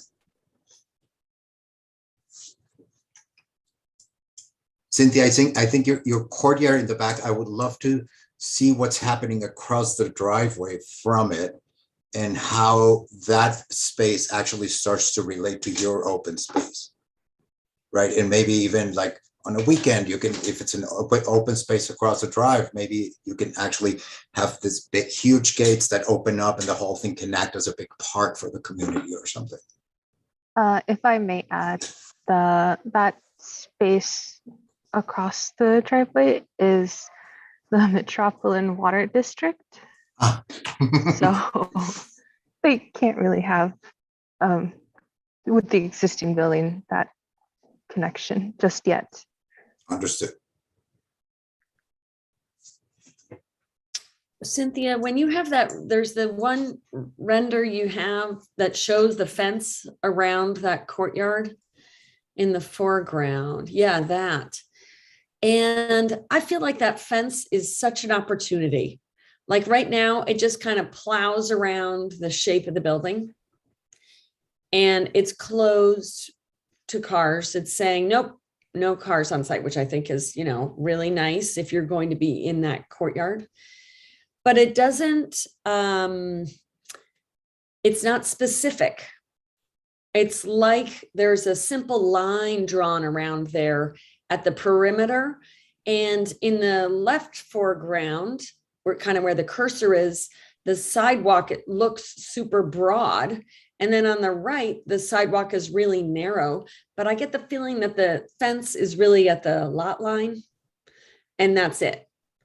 And there isn't really any definition to it, like it's horizontal, you know, it's like, why is the fence there?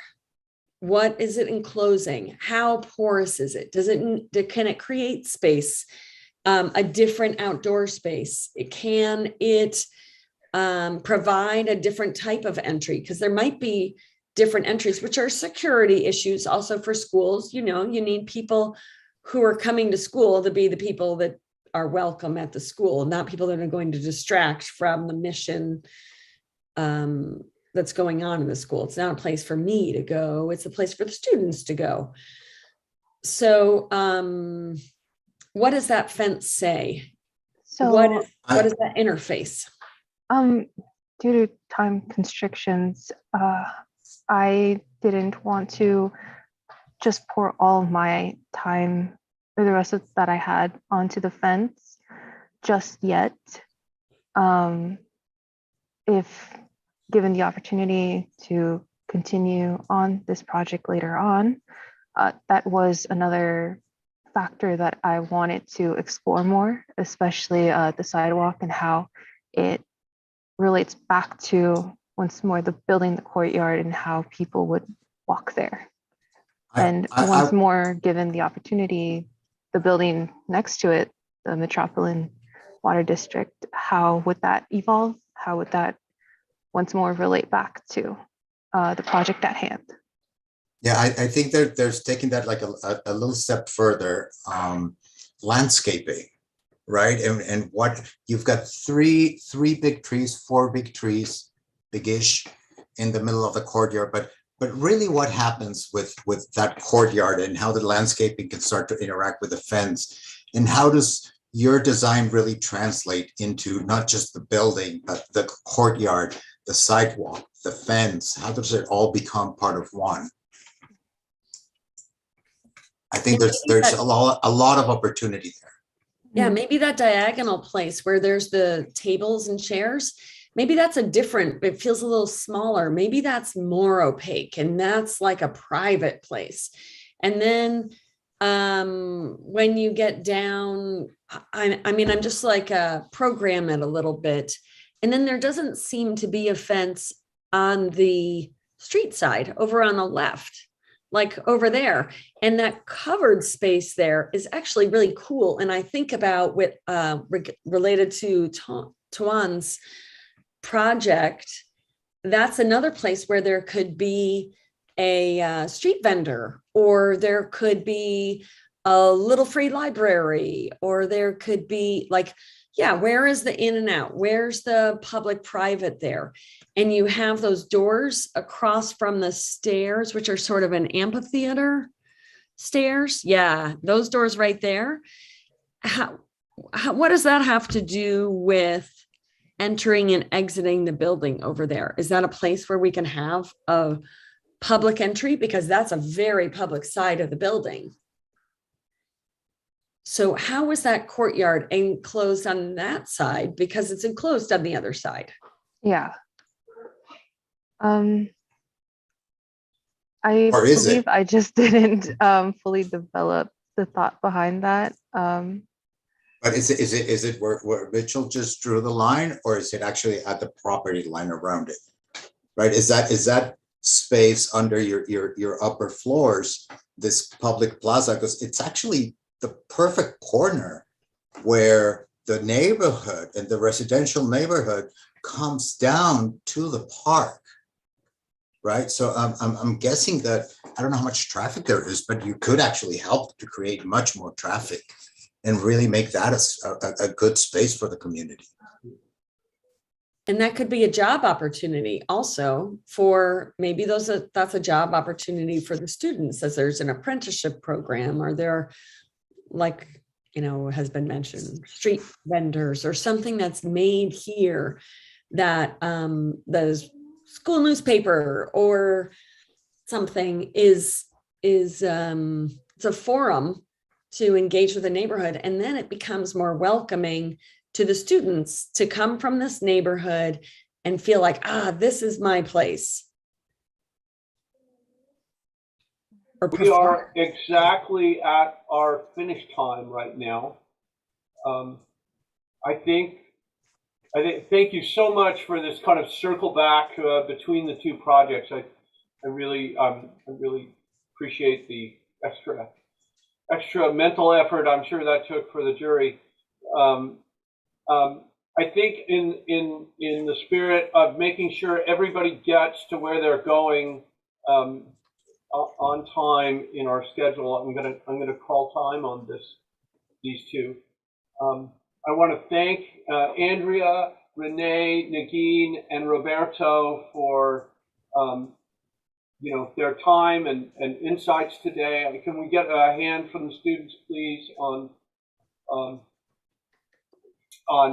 that? And I would also invite Roberto, Andrea, Renee, and Negin to give a round of applause for the students who showed up. I was going to say they need the round of applause.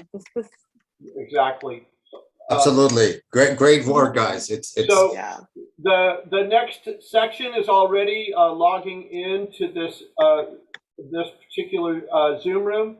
So the jury, all four of you, will stay here and see two more projects from Sarah's section. And then my group, we're going to switch into room 5. You got it? 5, my group. Okay, and we'll see Juan and we'll see. On. Yeah, that's right. Great. So thanks. Hi, Sarah. Thanks for the inspiration, everyone. I really appreciate it, Cynthia and Tuan. Thank you very much. Thank you so much.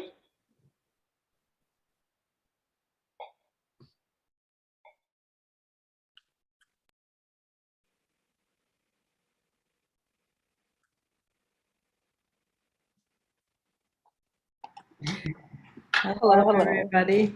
Hi, Sarah. What a giant matrix of scheduling you have here. I'm blown away. You want to see the actual thing? I'll show it to you.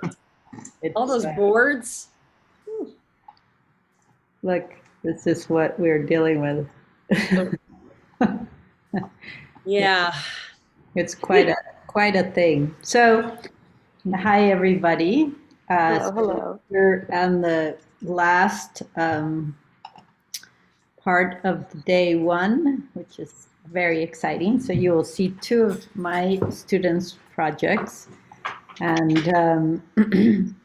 the two I will put in the chat the board so you can navigate around on your own. The students, I will also be sharing my screen, and the students will moderate their presentations. But sometimes it's nice to be able to, well, especially afterwards, to be able to zoom in, because some of the things are difficult to see unless you get very close. They're highly detailed drawings, so sometimes you need to get really close, and then you see they've drawn in the little mouse in the corner or something. But so in my studio, in all of the sections, basically, most of the sections have, well, all the sections have similar scale projects. So we asked them to do, you know, about 60. Some of them got a little bit higher, but around 60,000 net square feet. So they were also, this is a comprehensive studio. This is the second comprehensive studio that they take. They take one also at the end of third year, which Roberto leads. And in my section, we chose to also do housing plus one other program. So the housing was a given. They had to do some form of affordable housing. The user and the kind of type of housing was up to the student. And really, I encouraged them all to take take different groups. So some people did, some people looked at permanent supportive housing, other people looked at artist housing, other people looked at family housing, or we had immigrant housing, or other kinds of users that they could start to kind of imagine how they might work. They also all had to think about, you know, maybe an organization that they were working with, a nonprofit developer, a nonprofit group that might be in charge of the secondary program. Some of them also had student housing. So the projects also, I asked them to kind of focus on just one building type. It sort of made the job easier for me, and also it allowed them to share resources about the building strategies. So they're all using heavy timber CLT, often in combination with cast in place concrete if they needed to, or if they had certain spans that the heavy timber wouldn't work with, they have some steel. So what else do we have to say? Oh, the area that we selected is an area which is heavy industrial currently. It's zoned M3. It's in downtown LA. It's the kind of undeveloped part of the Arts District. So it sort of starts at 7th, although the Arts District is migrating in that direction. 7th to the 10 freeway between Central and Santa Fe. The students were asked to use the new zoning code. Renee, you'll be very familiar with this. Maybe other people won't so much, but the city has implemented a new master plan for downtown, which is not quite in effect yet, but it's already gone through many stages of review. So it most likely will get implemented in the next couple years. It's called Downtown 2040. It also uses a completely different zoning system, completely different.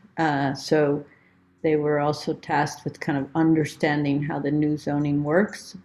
Primarily, you know, unlike past zoning, this one is really sort of mostly focused on what the FAR is, and not so much on like unit count or, you know, numbers of units or density. That's sort of been pushed a little bit aside in and instead is really much more about how much you can build and not so much how many units. So this area is going from an FAR of 1.5 to an FAR of 6, but only if you're providing something called mixed use industrial, which is a combination of affordable housing and some other program. It's very open, like you can basically program almost anything into the new zone.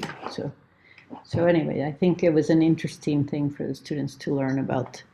We had, the planning department came and one of my other classes and explained how the new zoning is going to work. So I thought that was helpful to them.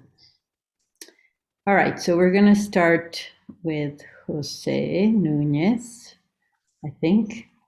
Are you first, Jose? I got the master thing here. No, but if you want. No, stay in the same order. Ulysses.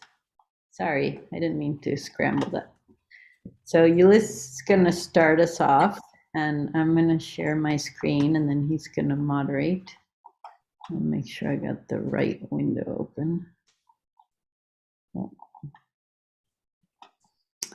All right, and then I'm going to stay quiet afterwards.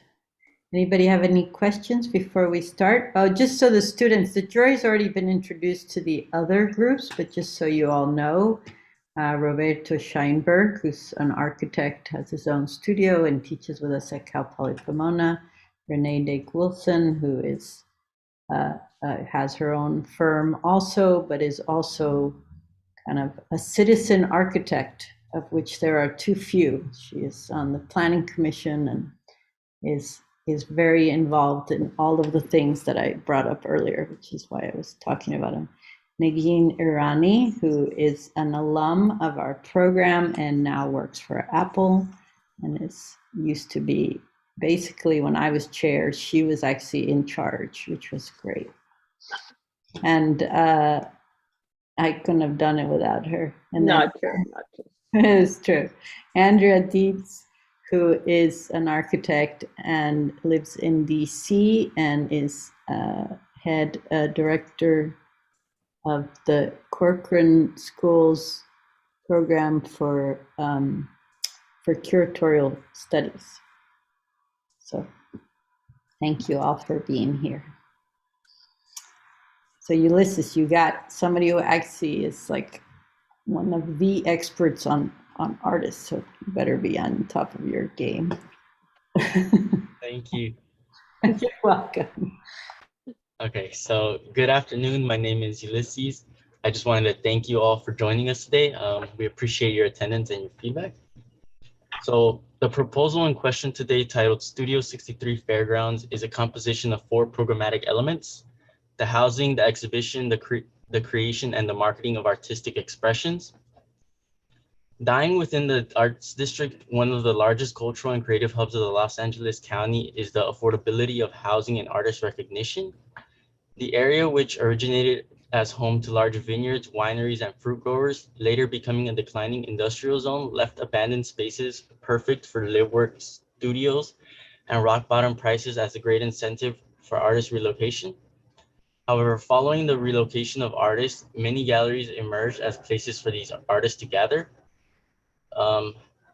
These galleries not only often only displayed their private collections, however, and very little did they allow the work of upcoming artists to be displayed or sold.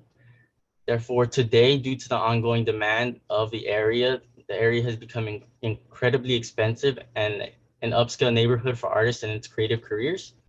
So this project strives to not only create affordable housing for lower class individuals and families with the same creative outlooks of the neighborhood, but also strives to unify them within a single community with other artists who may already be established in the field and allow them to display and sell their work alongside them.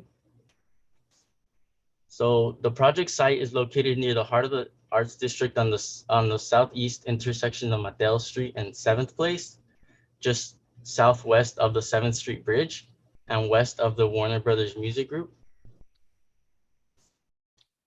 Following the downtown LA Los Angeles 2040 zoning plan, the site is composed of 3 parcels with a combined base FAR of 1.5 and a maximized bonus FAR of 6.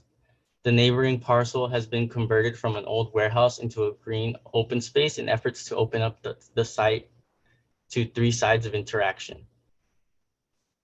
The basis of design for the project revolves around a 12-foot cube grid system, which can be seen in the concept image on the upper left-hand corner.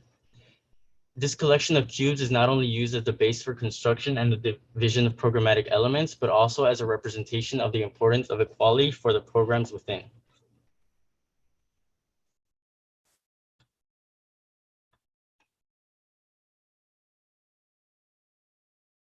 The massing for the project is composed of 3 programmatic systems, all aimed toward providing income, support, and recognition, all within the facility. The first of which is on the lower level is for vending.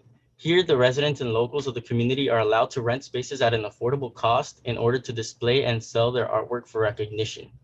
This helps support the financial needs of the residents. The second system is a vertical gallery that travels the height of the project. This program is composed of 5 exhibits, each able of being occupied by a single established artist. And this helps empower the presence of the upcoming artist within the facility. Lastly, the housing and outdoor studios are a place for the upcoming artists to evoke their thoughts and creativity into physical products. This gives them the space and the resources to explore their creative limitations. The combination of these programmatic systems result in a typical floor plate massing and layout that simply follows a 90-degree pinwheel rotation as each level rises higher into the sky.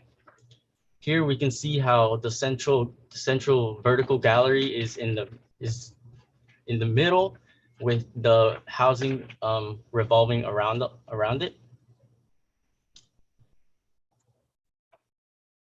In this detailed axon view, we can observe the usage of the shading devices used for the south and west facades and how they incorporate the use of extended window shades, shared studio spaces, and tucked lobby balconies in order to prevent with shading to help with shading on the south and west elevations. So you can see kind of the extended window shadings that come out of the building here, as well as the projected parkway that's created for a third opening to the facade. The unit plans are very basic. They're one unit layouts for the most part, and then we have a 2-unit bedroom layout that appears once on every floor.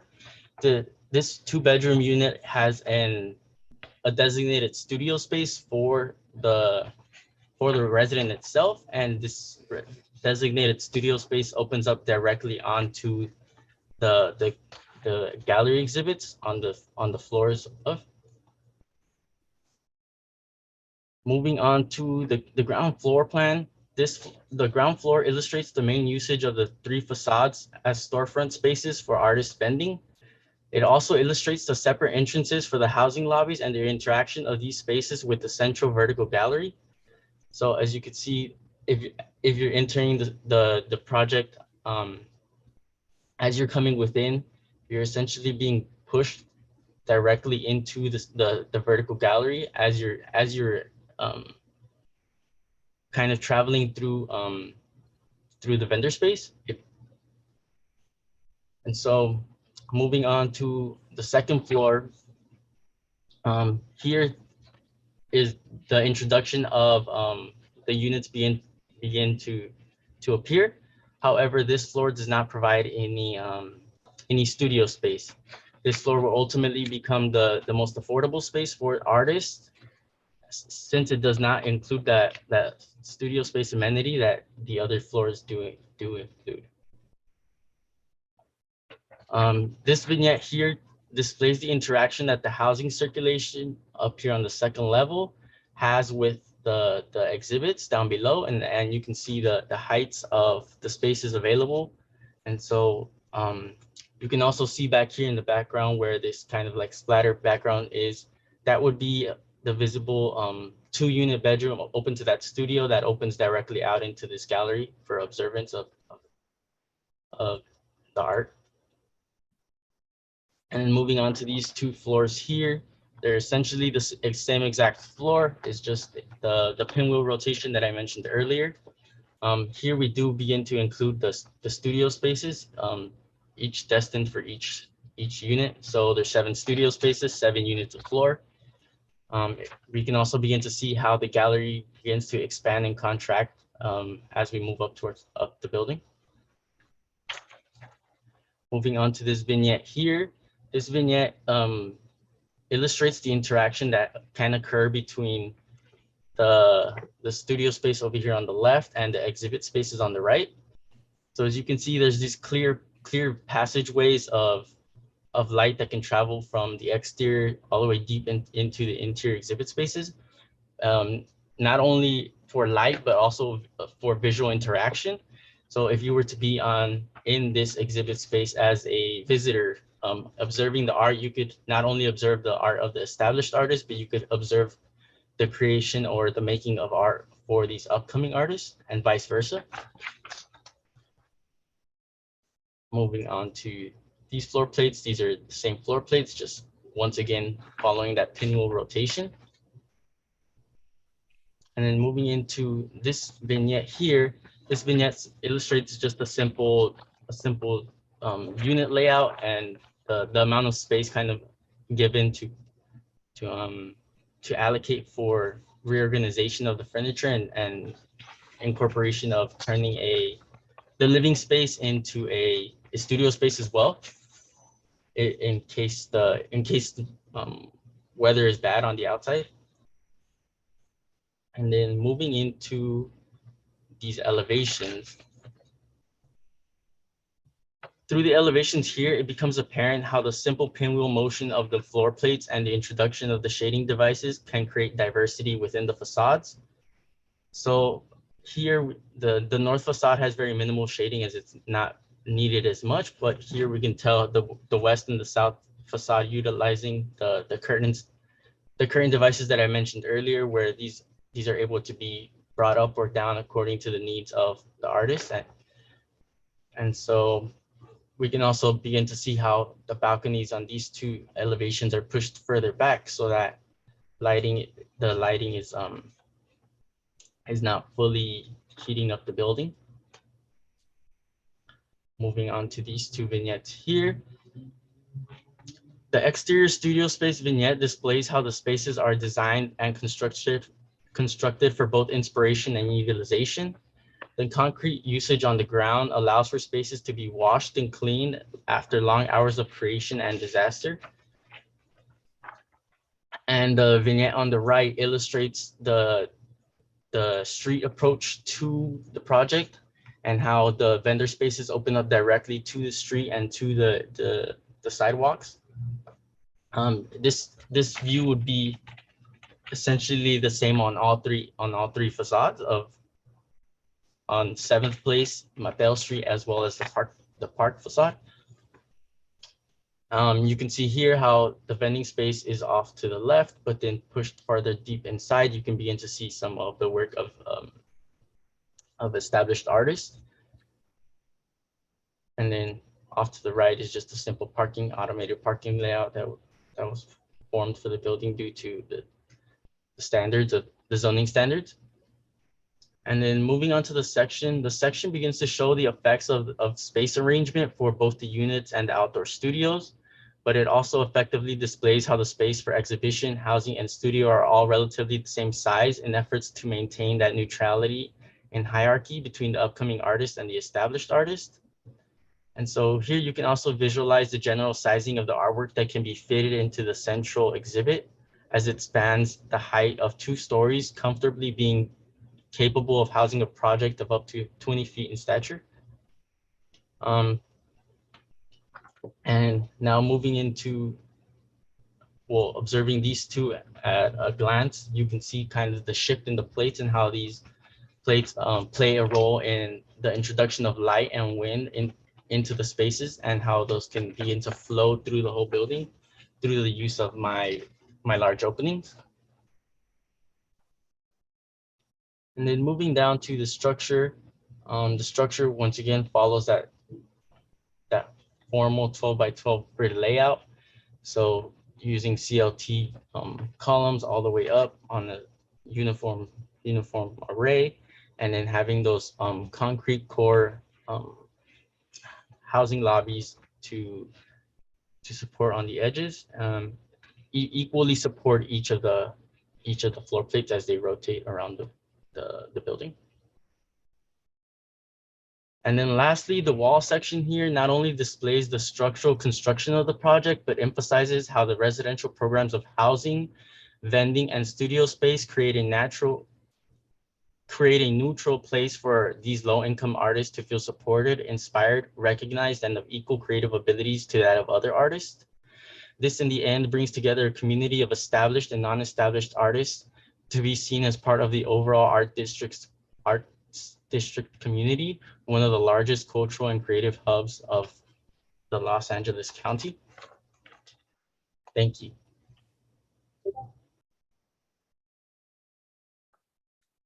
Good job.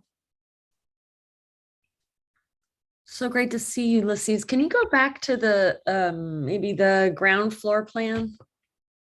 Yeah, should I start moderating again? I can do it, Ulysses. You focus on answering. I appreciate your commitment to your project with your background. Thank you.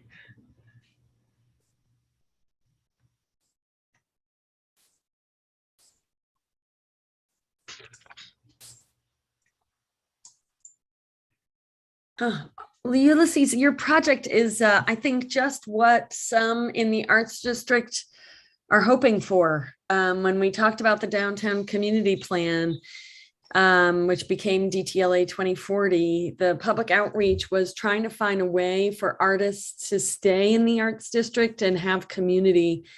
And one of the ways is to have density, and the other is to give them a place to work and allow it to be affordable. And you are really allowing all of that to occur.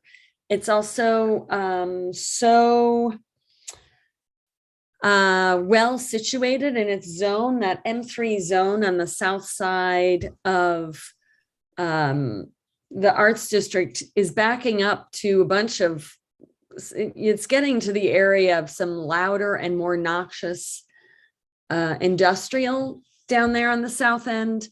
And to allow the commercial spaces and the artist work to happen there, I think is great. And I really like the scale of your building. It seems like it's its own city in there. I don't really see its connection to that green lot over there on the side. I mean, it looks like it's totally fenced off from that. So, you know, me, I want to have some greenery in my day. I want to have some outdoor space in my day. But I really appreciate, I really like that. The habitat, it's like you've made a whole entire habitat, and I think it's sort of an ingenious use of these, this kind of 1-2 pattern that you have with the pinwheel and the double height spaces and the single height spaces. One thing I was looking for in your plan was that giant elevator, because if you're going to have 2-story artworks, you're going to have to be able to move 2-story artworks in and out. So that elevator is going to have to be a 2-story elevator. And then you're going to have to also get to your other floors, which I see you have those other elevators on each of the stairs. You have those 4 elevators there. So that's very clever. It seems like a lot of area for transportation or for vertical mobility and connectivity, but maybe we just need more connectivity. And I also think we all learned in the pandemic that we need our own home studios, and you have provided them. And I think that's lovely. Ulysses, you had me at pinwheel. I don't think anybody enjoys a good pinwheel more than me. And then with the pinwheel and then the shifting of the floors, I think it's very clever and it's super well resolved. I think that programmatically it's very intricate, yet you've actually paid attention to all the different relationships and how they come together, which I think is really, really great. One thing about the pinwheel, if I'm on your second floor plan, I'm nitpicking at this point, but the stairs and the elevators, I kind of would like that entire circulation to like go all the way out and get the views at the end and air, right? To really break apart the pinwheel a little bit more from the interior. Oh, I was thinking how much I like those little rooms behind. I don't know. I remember being an architecture studio and that there would be that place that you could go that was not, it was not a, I was actually thinking how much I liked those little rooms over there. It's where you take the phone call. It's where you like hide away for a second. Yeah, I agree. Right. And Eddie. 20 years ago, it would be the smoking lounge. Or the Yes, smoking not the balcony. smoking lounge anymore. No. No. A couple of things.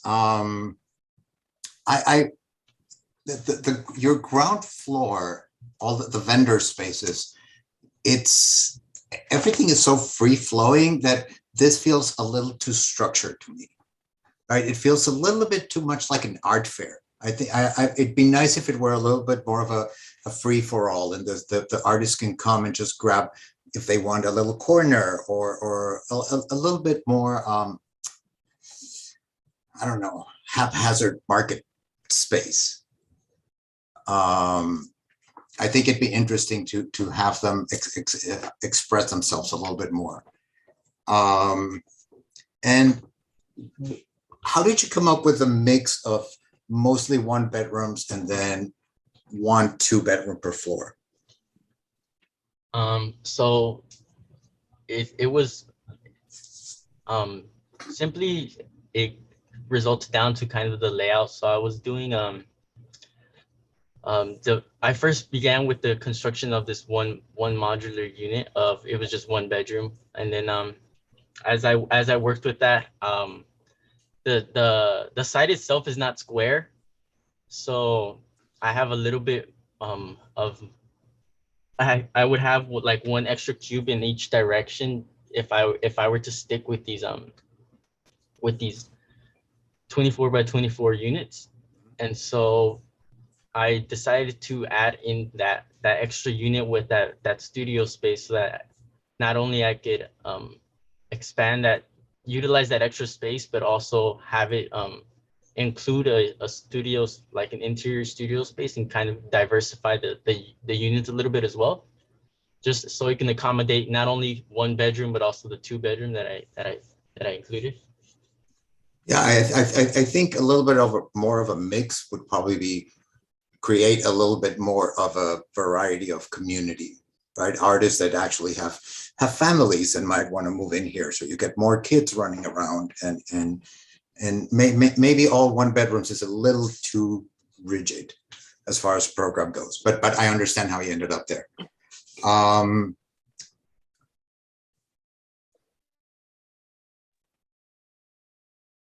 Yeah, I think it's pretty great. I think the big elevator would be,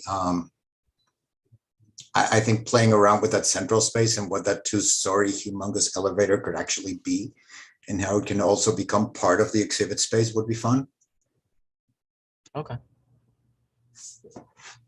Yeah, Ulysses, I agree with all of the praise for the project. I think it's very thoughtful, very well organized. I'm wanting to, I guess, look at definitions a little bit. Maybe starting with how you divided the pieces between vending, gallery, and housing. And the reason I'm stuck on that one a little bit is I want to understand a bit better why, or what you think the difference is between vending and gallery. So to me, the difference is that so when you attend a gallery, you typically attend for observance of the work. When you attend a place or a marketplace, you're typically not looking to just view the work. You're typically have this mindset where, oh, I might walk out with something. And so to me, that's what I guess the prime difference between the two. And price, right? Like, Yeah, price. Price. like Yeah. these are the cheap knickknacks, and this is the $20,000 piece. Yeah, that's what I was hoping we would get into a little bit, because that's actually really talking about the difference between an established artist and an up and coming artist. And I think that that you really, like, in the way that you are looking at vending versus gallery, you've nuanced that. And then the way that you're looking at housing and studio, you haven't nuanced that. But I think that I would actually rather see vending and gallery kind of considered as one thing, and then providing opportunities throughout that to have these different versions of how you buy art, because galleries are nothing but places where you buy art. It just happens to be very high-end versions of how you buy art. Depends on your budget. Yeah, exactly. So I think that maybe looking at gradations throughout the building in terms of how you divide up how you buy art could be compelling. I'm then wanting to bring a similar argument to the housing and the studios, because you were talking about this as a place where up and coming artists and well-established artists would be together in some way, shape, or form. And I really like that proposal. And I think that that might then push you in the direction of providing different unit types based upon whether or not I'm established or whether or not I'm up and coming. And someone who's established would typically have their studio space built into their particular unit. So they're not going to have a shared studio space necessarily. And then someone who's up and coming obviously is going to make use of more communal resources. I would also then like to point to these different types of studio spaces, because not all artists work through the same means and mediums. So sculptors obviously are going to need huge amounts of space, but someone who's just a digital artist is working at their computer and they're not going to need much more than a desk. So I think that actually thinking about your studio spaces in terms of the different types of work that you're servicing would also help you nuance some of those things a bit. So ultimately, I think that you've got all of the pieces that you need to work with. It's just going to be a question of looking at how you nuance these things a little bit more for your really specific aim of providing a world where both up and coming and established artists can be together and really get something out of that arrangement. Even thinking a little bit more about flexibility within the units, right? And what if an artist wants to actually work in their unit and want to set up a little studio there instead of, because they want to be alone and they don't want to go to the shared space. So I think thinking about that flexibility and that scale of different spaces would be good. Ulysses, I was hoping your project would be one of the ones I'd see today, because I lived in a live work studio space for about 2 years, and looking through a project, I really enjoy the commitment to that symmetry, to that pinwheel, and how I think about it, you have so many opportunities to run into your neighbor, to see what they're working on. I think that you've created, and I enjoyed the way you presented it, of valuing kind of every piece of the program equally. I see that come through on your floor plans, in your sections. The last section is the one that I felt like I spent the most time, the one that's your background right now too, that I felt like that really expressed all the different ways. Keep going down. The one, going down, it's like, yeah, this one. Yeah, the wall section. I feel like that really expressed exactly how I see all the spaces being used and the opportunities to run into each other being infinite. I also really enjoyed the renderings. I think that they have have kind of the same artist expression through them. It reminds me of a Nike campaign that I really enjoyed. The one thought after living in a building like this is that you need to account for like 300 dogs in this building. So that one piece of green space that seems kind of unrelated, I think that is going to be basically a dog park. But I agree with the point that more landscape or more green spaces could be an opportunity. I have a question, Ulysses. How much did you get into the financials of how this actually might work? I did.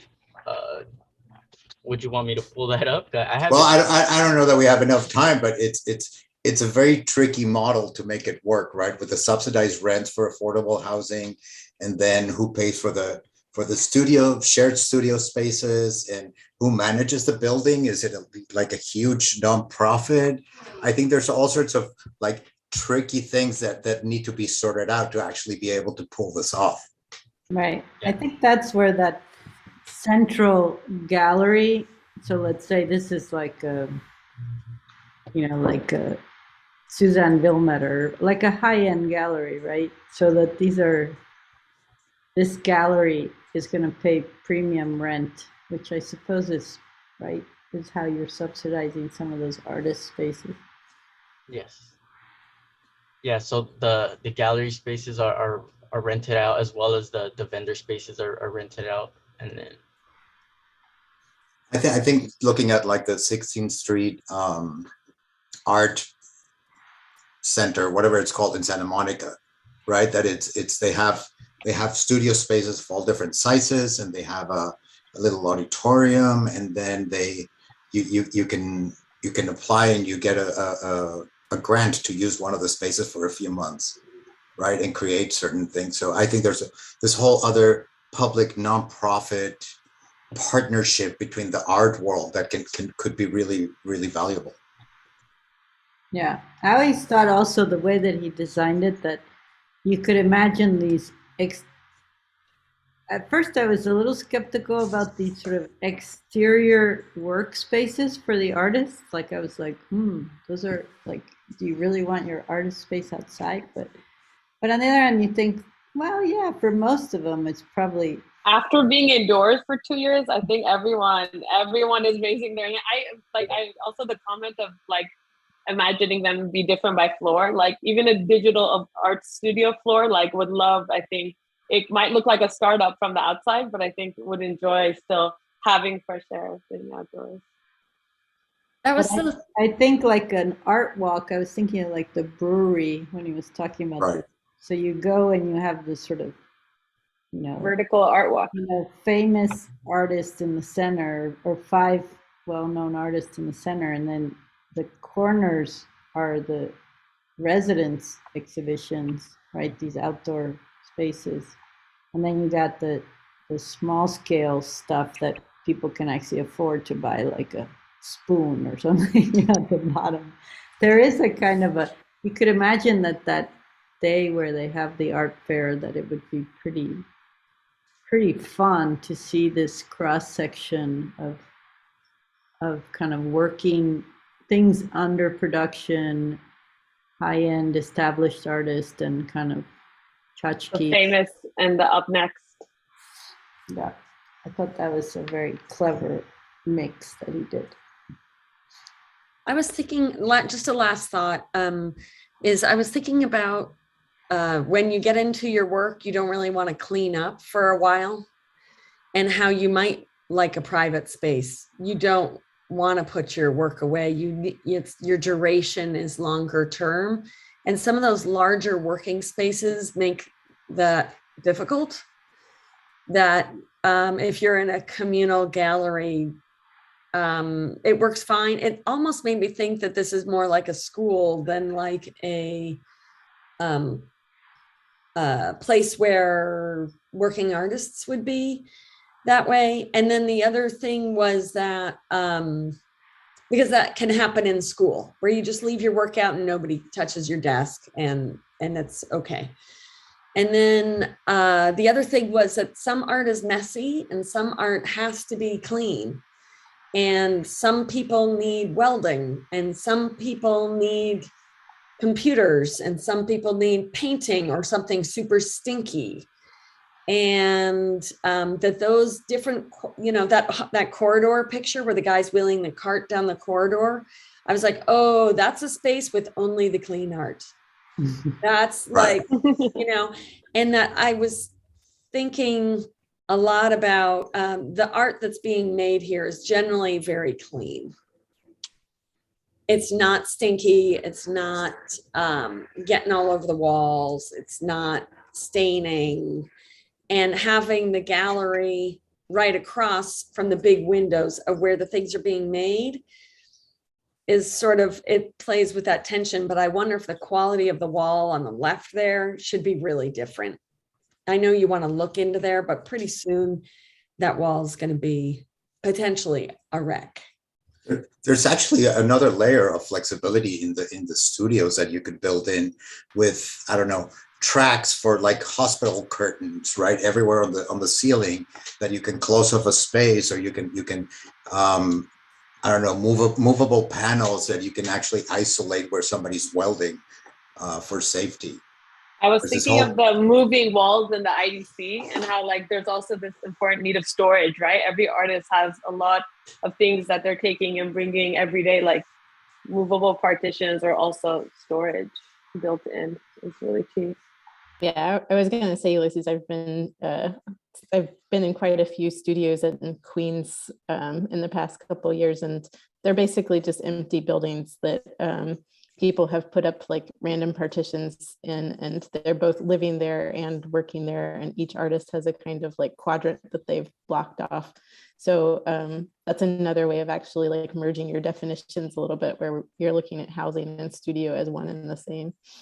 Yeah, I think those are all really great points. It makes me think, Ulysses, that you should do a few more drawings. I know you're like, what? That show what this thing looks like after 10 years. A before and after photo. I think that would get to it, because right now we're seeing the moment it opened. But I like the idea that you have this sort of pristine, white cube gallery in the center, right? Double height space and people in fancy clothes looking at it. And on the left, there's like just splatter on the windows, and there's just like all of the stuff right in your corridor. And even in these outside spaces, that there's a kind of accumulation of grit and paint and crap. And then there's He mentioned in his presentation too, he said you could hose it down, right? Like you could just wash these down. Imagine all of that pouring down. Right, pouring down the edge of the building. I don't know what that's gonna do to your glazing, but yes. But anyway, thank you. Very nicely done. Thank you. Nicely described. All right, last one of the day. Yay, Jose. Yes, sorry. You gotta knock it out of the park. Wake everybody up. Okay. Let's see. I'm gonna try. All So I right. can do it. Let's see. Okay. Hello everyone. My name is Jose Arturo Núñez, and the project is called React Community Living. The main driver for the project is to provide community engagement, and that is accomplished by various interactive spaces that are provided throughout the project, as you can see on this concept diagram. For the main programs for the project are a sports complex on the lower levels of the building and affordable housing on the top levels of the building. For this project, I chose 3 lots that are located in the corner of Violet Street and Santa Fe Avenue as part of my site. The total square footage of the site is 17,691 square feet with an FAR of 4.5 that I'm using for this project. Talking a little bit about zoning, our section is using the 2040 zoning code, which allows this area to transform from a heavy industrial manufacturing with an FAR of 1.5 into a hybrid residential, commercial, and retail spaces, which will introduce a bonus FAR of 6. And this also will introduce a new community to this neighborhood. So the population for this area is in majority Hispanic, as you can see in this research. And then the user is anyone that needs affordable housing. Upon doing research in the area, I found out that there's a lack of recreational spaces and community spaces around the Central City North neighborhood where the project is located. That is why I'm introducing a sports complex as my secondary program. When I was young, for me, access to sports were a key component to stay out of trouble. So the intent behind the sports complex is to provide the residents with the resources to pass their free time, network, and exercise while keeping their kids out of trouble. On my formal diagram, I wanted to express the volumetric subtractions that were made to accomplish a central space that will be the focal point of this project. For the structure, a concrete podium is utilized as part of the sports complex structure, featuring 10-foot high steel trusses. And then for the housing component, a CLT floor and wall panels are utilized as the main structure, as you can see in this diagram. Since the beginning, the design intent was and is to have a central courtyard that will be surrounded by the housing units. As you can see in this view, the units are surrounding the central space. By doing this, it will allow the residents to connect between one another. And this concept is activating that idea. It's also bringing a connectivity and a sense of community to this neighborhood. On the ground level, you could enter the one of the end of the L-shaped housing unit from the Santa Fe Avenue right here on the lobby. And there's another entrance from the other end of the L for the housing units right here in the Violet Street. Also on Violet Street, there's the entrance for the sports complex, as it will be part of the YMCA.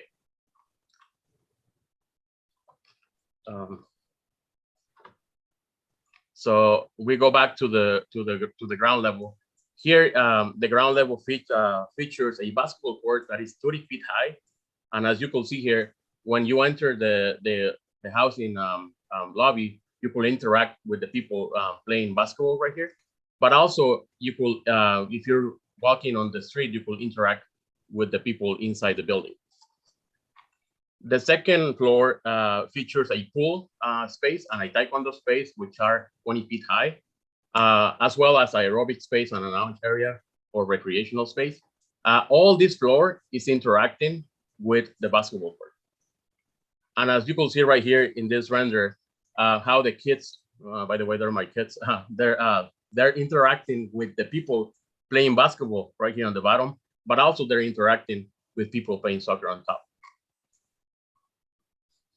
On the third floor, it features a soccer field that could be utilized as community space, event space, and much more due to its size and infrastructure. And then as you can see, like if you're standing in this side and then you're looking down, these persons are interacting with the people on the full level. And then on the fourth floor, it features offices and support services for this or the sports complex. The housing units start in the 5th level and it goes up 6 floors. As you can see right here, again, the housing is hugging the central recreational space. Every housing level features a space for community engagement and a laundry room that is interactive with kids' learning center or playing room. And then for the housing units, there's 2 typologies. One of them is a one bedroom, 1 bath housing unit and 2 bedrooms, 2 bath housing units. All of the units have a interactive balcony space that has different shapes and sizes, and you can see it right here in this diagram. It depends on the user how they will like the balcony space to be. And then as you can see right here, all the balcony spaces are faced and are placed towards the central communal space. For the EMB or sustainable strategies, CLT is used as a construction material to help reduce carbon footprint, and then a central space is utilized to promote wellness and to help natural ventilation to the units. Also, vertical fins are utilized to reduce solar gain on the facades. And then this is another view of how you could interact with different spaces, and then featuring the 10-foot high steel truss. And then in this view, you could see that the project is oriented southwest, and that is to maintain the central space sunny throughout the day and to provide natural lighting to the residents.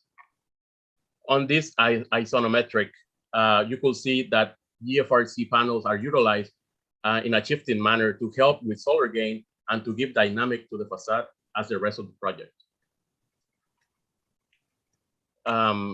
Here, the interaction of spaces in this section is better shown. So if you're on the soccer level or playing soccer, you could interact with the residents, you could interact with the office spaces, you could interact with the pool level. And then if you're swimming, you could interact with people playing basketball. The basketball people could interact with the lounge area. And then everything could interact with the street. And then here's a closer look at how these interactions taking place. On this other section, I just wanted you to see also that the Taekwondo space is also a double height space and it's interacting with different spaces at the same time. Here's an example of the interaction of the balconies as well as the materials that are used throughout the project. You could see right here on the elevations, the dynamic play of the GFRC panels and the interactive opportunities that the balconies create into the project.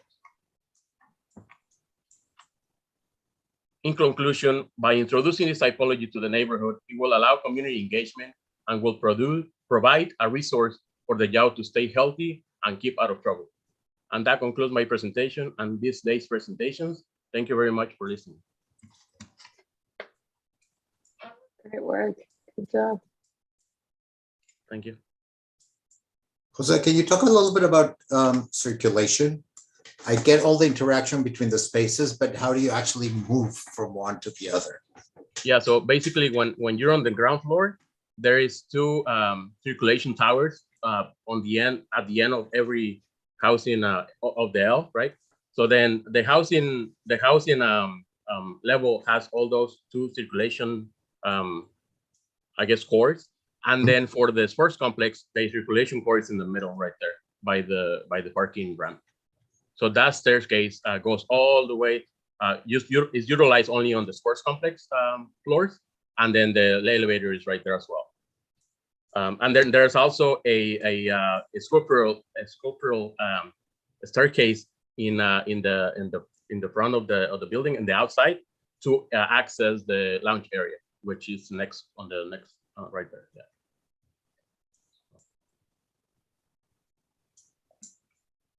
And then you see like the circulation, I guess hallways are like towards the center core, the center of space. So that the people could interact while they're like going up the building or traveling the building.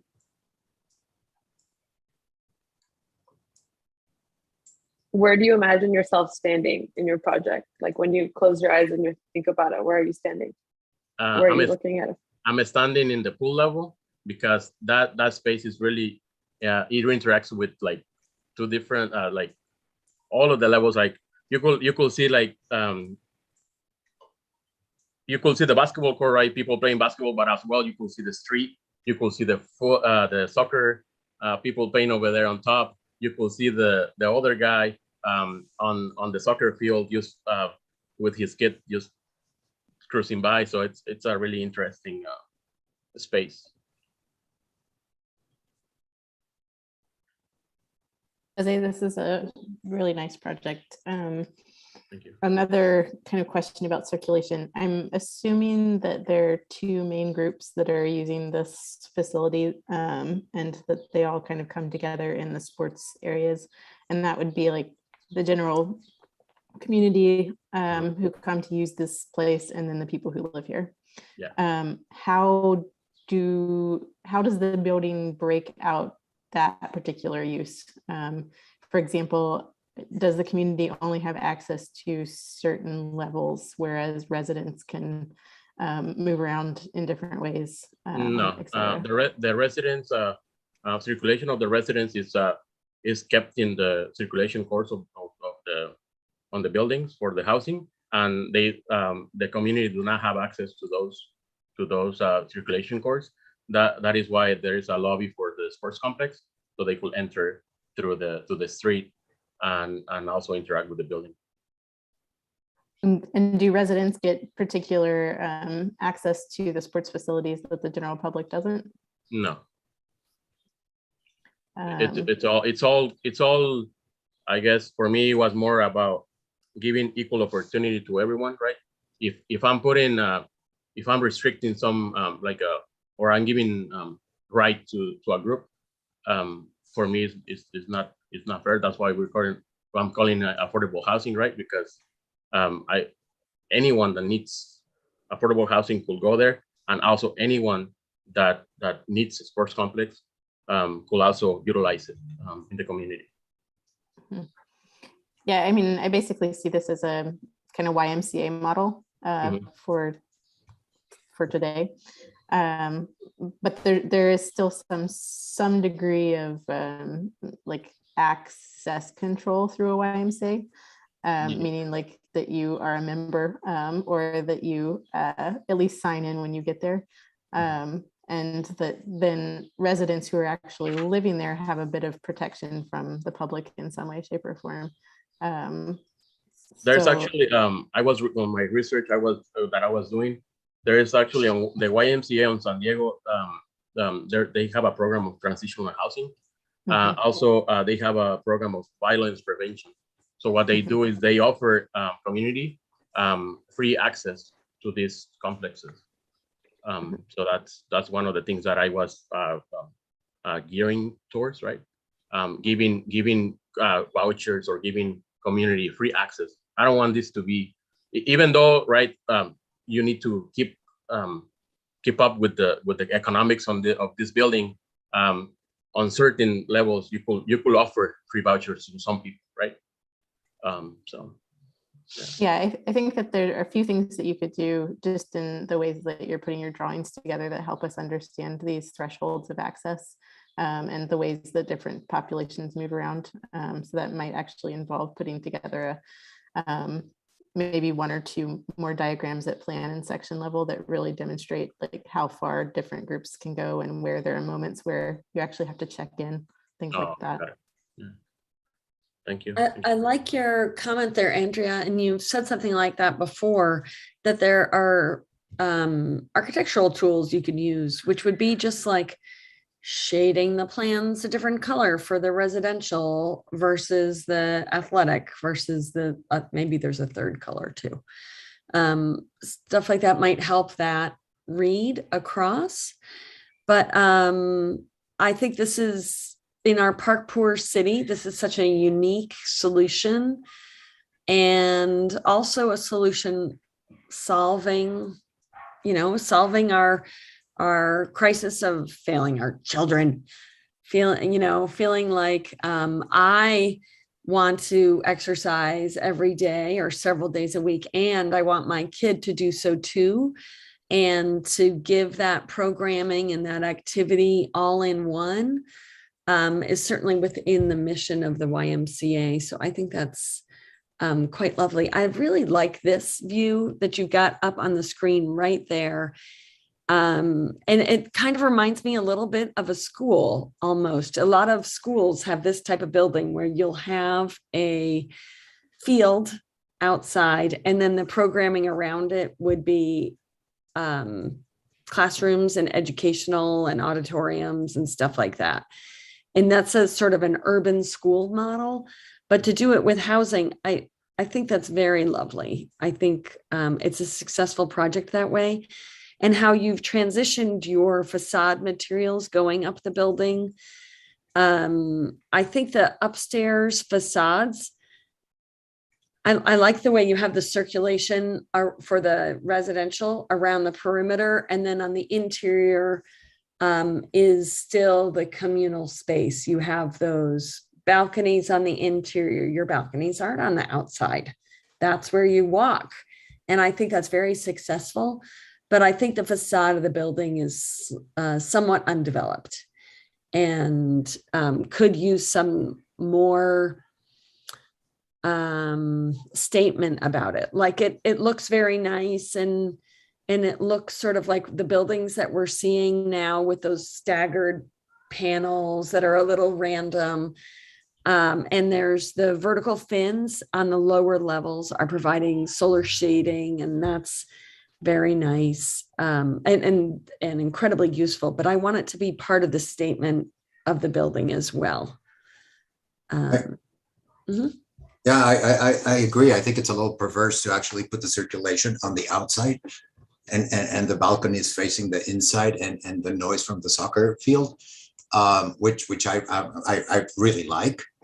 But the exterior facade of the residential actually feels like those are the homes, right? And it doesn't feel like that's your circulation. Like when your diagram is so clear between the two different uses and where the units live onto the sports facility, that the exterior, I think, should be, and you run the danger of looking like a motel, right? If it's all balconies where you have circulation, but I think it should read a little bit more as what it is, and less as windows for rooms, as if those were the homes. The other thing about circulation is that I keep wanting to, you're like really nicely connecting all the different sports spaces. I kind of want to go from one to the other in a different way, right? And not all through one single stair. Like I want to be able to, I don't know if it's a ramp that goes through all of them where I can actually go jogging, right? I can go for a run, or whether it's like different stairs that you can have secondary stairs that go from the pool to the soccer field, or different connections that it feels a little too much like the circulation in a typical gym, that it's all confined into one little core. Roberto, you make me think that there could be like a circuit training, like you see sometimes in a public park, that there could, like that's another layer to add in there. But I mean, I'm a runner, so I like your track idea. Maybe that can happen somewhat on the roof or something. But maybe the stairs that connect the triathlon sports, right? Yeah, so swim, bike, three run. things. Oh my God! There's the Peloton. There's the biking studio too. One more thing about circulation. I think your building is very much the two different components. And I keep wanting your circulation for the residential to actually express itself as it becomes part of the bottom of the building, right? Because right now it looks like the rest of the spaces. And I think if there was something that actually you start to blur the two of them together there, could be really successful. When you said that, it made me think too, like, what if there was an opportunity for roof access for the residents, right? Only, I know that there's this equality in like all the users.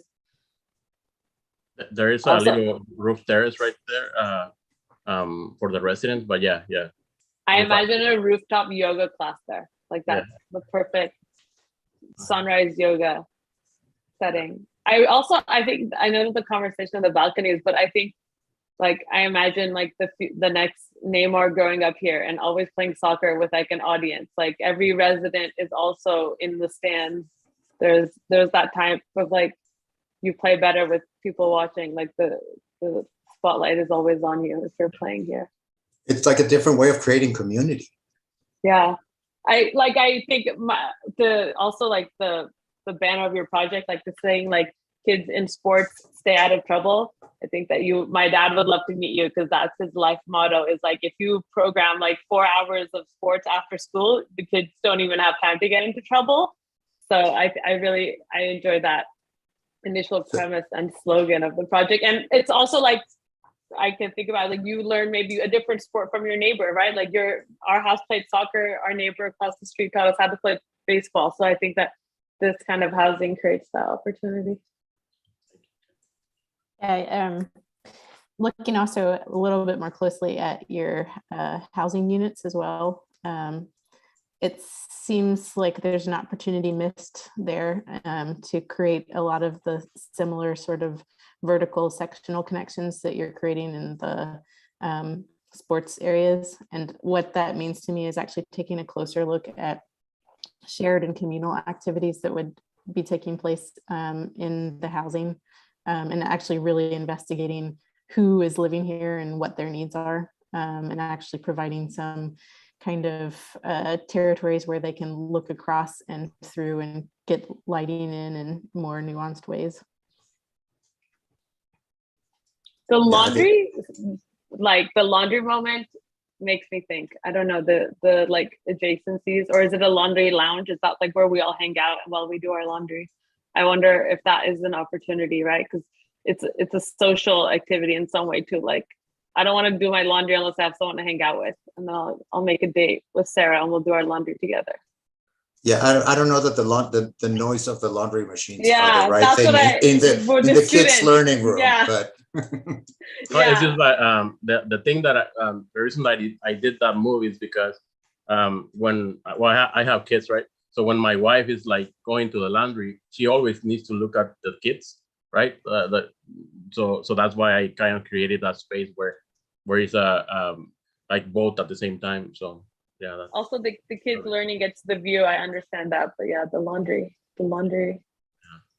It's a so tricky. I think it's picking up on what Andrea said. I'm looking at the entry to your 2 units that are side by side, where you have a couple of chairs out front by the walkway, and even there you're dividing them, right? I mean, that could be a little shared entry alcove for those 2 units.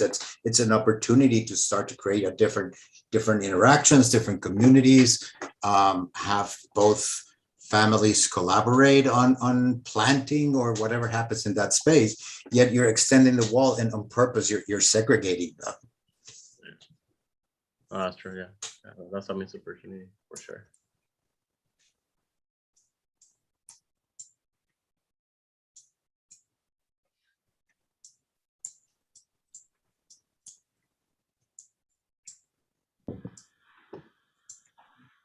Anybody have any other final comments? How many soccer fields are there in this neighborhood? Just out of curiosity. In that neighborhood, within a quarter, half a mile, there's nothing. Yeah, so that's why it's only part like the community parks right there on the diagram that I showed, but they're not within walking distance to the community. So Yeah, kids. I think that's another way that I'd like love to set the stage for this project is like people, the number of pools, the number of basketball courts, the number of soccer fields in this area. I want to know where the bike storage is and how people are going to be able to get their bicycles here and then go ride across the 6th Street Bridge, or where is the protected bike lane, where's the bike lane, so that these kids that live here also learn to ride a bike.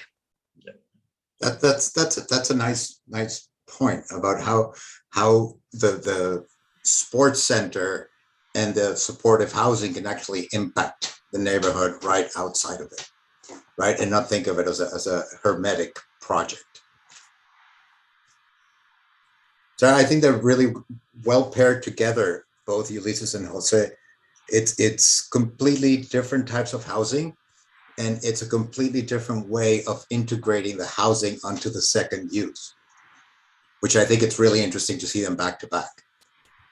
And they both made like these little villages because of that second use. It's like this intricate little, you got your whole world in here. You know, you might have to go out for food. Okay, fine. If the whole city was mixed use, mixed housing, we'd be in such a better place. Yeah. Sure. You would just pick, you would do 2 years in the arts, one, and then you do 2 years in the sports one, hit all your New Year's resolutions. And we have another one that has a whole grocery store on the ground floor. I saw that. The mixed use programs are really interesting. There's lots of markets. There's like a cultural space in one of them that kind of wraps the street up. There's, I think the mixed use, and, once you have a kind of a way of thinking about what happens at the ground floor and how you can have either two separate uses, and then, one of the things that we talked about with everybody is like, the one use is really for a greater community, right? So that it's addressing the city's needs. The housing then is a little community, but it's sort of, right, it's separate from, they can interact with the secondary program, but that there is kind of two scales to the problem. One, which is a smaller community of residents, and then a secondary program that has a much larger audience. There's also one that has a library, that's a kind of public program, and we did talk about cost models. They didn't present that. I think maybe this was one of the few studios that kind of addressed that, but kind I of have a diagram on top, I think, for cost. how do you pay for this, and how do you kind of think about, like Jose was looking at the why and how much they charge and how much money they generate, and what is different about how you pay for, the affordable housing. And this is Section 8, right? Housing that you had to come up with? Yes. Yeah. So kind of how that system works. And I think it's important for people to understand at least the basics of how things are financed and how you need to pay, how some parts of it, obviously these would be very complicated projects to put together because you have multiple groups, and you'd have the Y and the nonprofit housing, and you have the city, the state, but I guess Renee and Roberto, you both have figured out how these things eventually do come together. It just takes a lot. Mentioning the why, the one thing I thought of is like the childcare aspect of the YMCA is huge too, right? Like the after school care, the summer camp. I feel like that is like the next layer for this project. I think there's something really interesting about scale in both projects, and actually I think in all the projects in your studio, that usually we think of mixed use, like a grocery store with 20 floors of housing on top, or 3 floors of offices with, I don't know, 150 units on top. And here the uses are very equal, and they're treated as equal, right? Not just amount of space, but in importance and how they come together, right? So I think there's a little shift on how to address mixed use that it starts to pose a really interesting concept of being more, I don't know, inclusive because they're equal. And the partnership allows the financing to work, and it allows the juices of the community to blend and become, better, stronger, faster. I think that's great. So I enjoyed seeing both of these projects today. Were fantastic, I think, both of them. So kudos to you for your nice work, and just detailed drawings, but also giving us a little inspiration and a little hope. It's great. It'd be super interesting to run a studio where you actually had to knit together an entire community through all these mixed uses. Yeah, how do you so make it where I never leave? How do you put everything in here? Yeah. So everyone had to play a role in creating a larger fabric for a particular neighborhood. It's funny that you say that, because it kind of happened, not on purpose, but because everybody's sites are like, they're all like occupied, because they all pick different sites, but they're all within a like 5-6 block area. So it would be really fun. Actually, we should do that after at some point. It's just to put everybody's projects on one kind of, Yeah, just bring everybody's massing into a Rhino model, right? With all of them to see what it looks like. Right, to see what it looks like once they're all together, because I think it would be super interesting, because in a way, like many of the issues, because they were all working kind of not together, but side by side, so they were seeing kind of what other people were dealing with and addressing, and you kind of could imagine. It's just a really good idea. I really want to do that. I wonder if the students will be up to just putting them all in one kind of larger site plan, so that we could sort of see how all of these various pieces start to and they all have very similar scale because of the FAR changes, so that they, they're all more or less like 9. They're like between 8, like 7 and 10 stories. It's also the kind of limitations of the CLT. But Senior Project City. yeah, it's cool. It's a good idea. Well, thank you, Jose. Great presentation. And thank you, Renee, Roberto, Andrea. Lovely to see you. Always wish you were closer. And Nagin, always amazing to see you and have you here. And she's like one of those that went out and did something different, but is making a big impact in the world in her own way, right? I hope so. I appreciate that. I hope so. And it's always very inspiring. She's always like somebody, I always figure she'll eventually like run Apple or something, Oh my God. Okay. I'm going to let's start recruiting, some of these students that I got to see today. We'll start campaigning my way. How about that? Sounds good. I'll send you all their emails. You can read. Excellent. Congratulations, guys. You guys did it. You made it. That's it. That's it. Felicidades. Felicidades, güey. Gracias. Celebrate. All right. We are on YouTube, remember. Oh, that's right. Celebrate responsibly. There's no beeping in the. Thank you so much. All right. Thanks for having me. Bye, everybody. Bye, everyone. Great work. See you all, the rest of you tomorrow.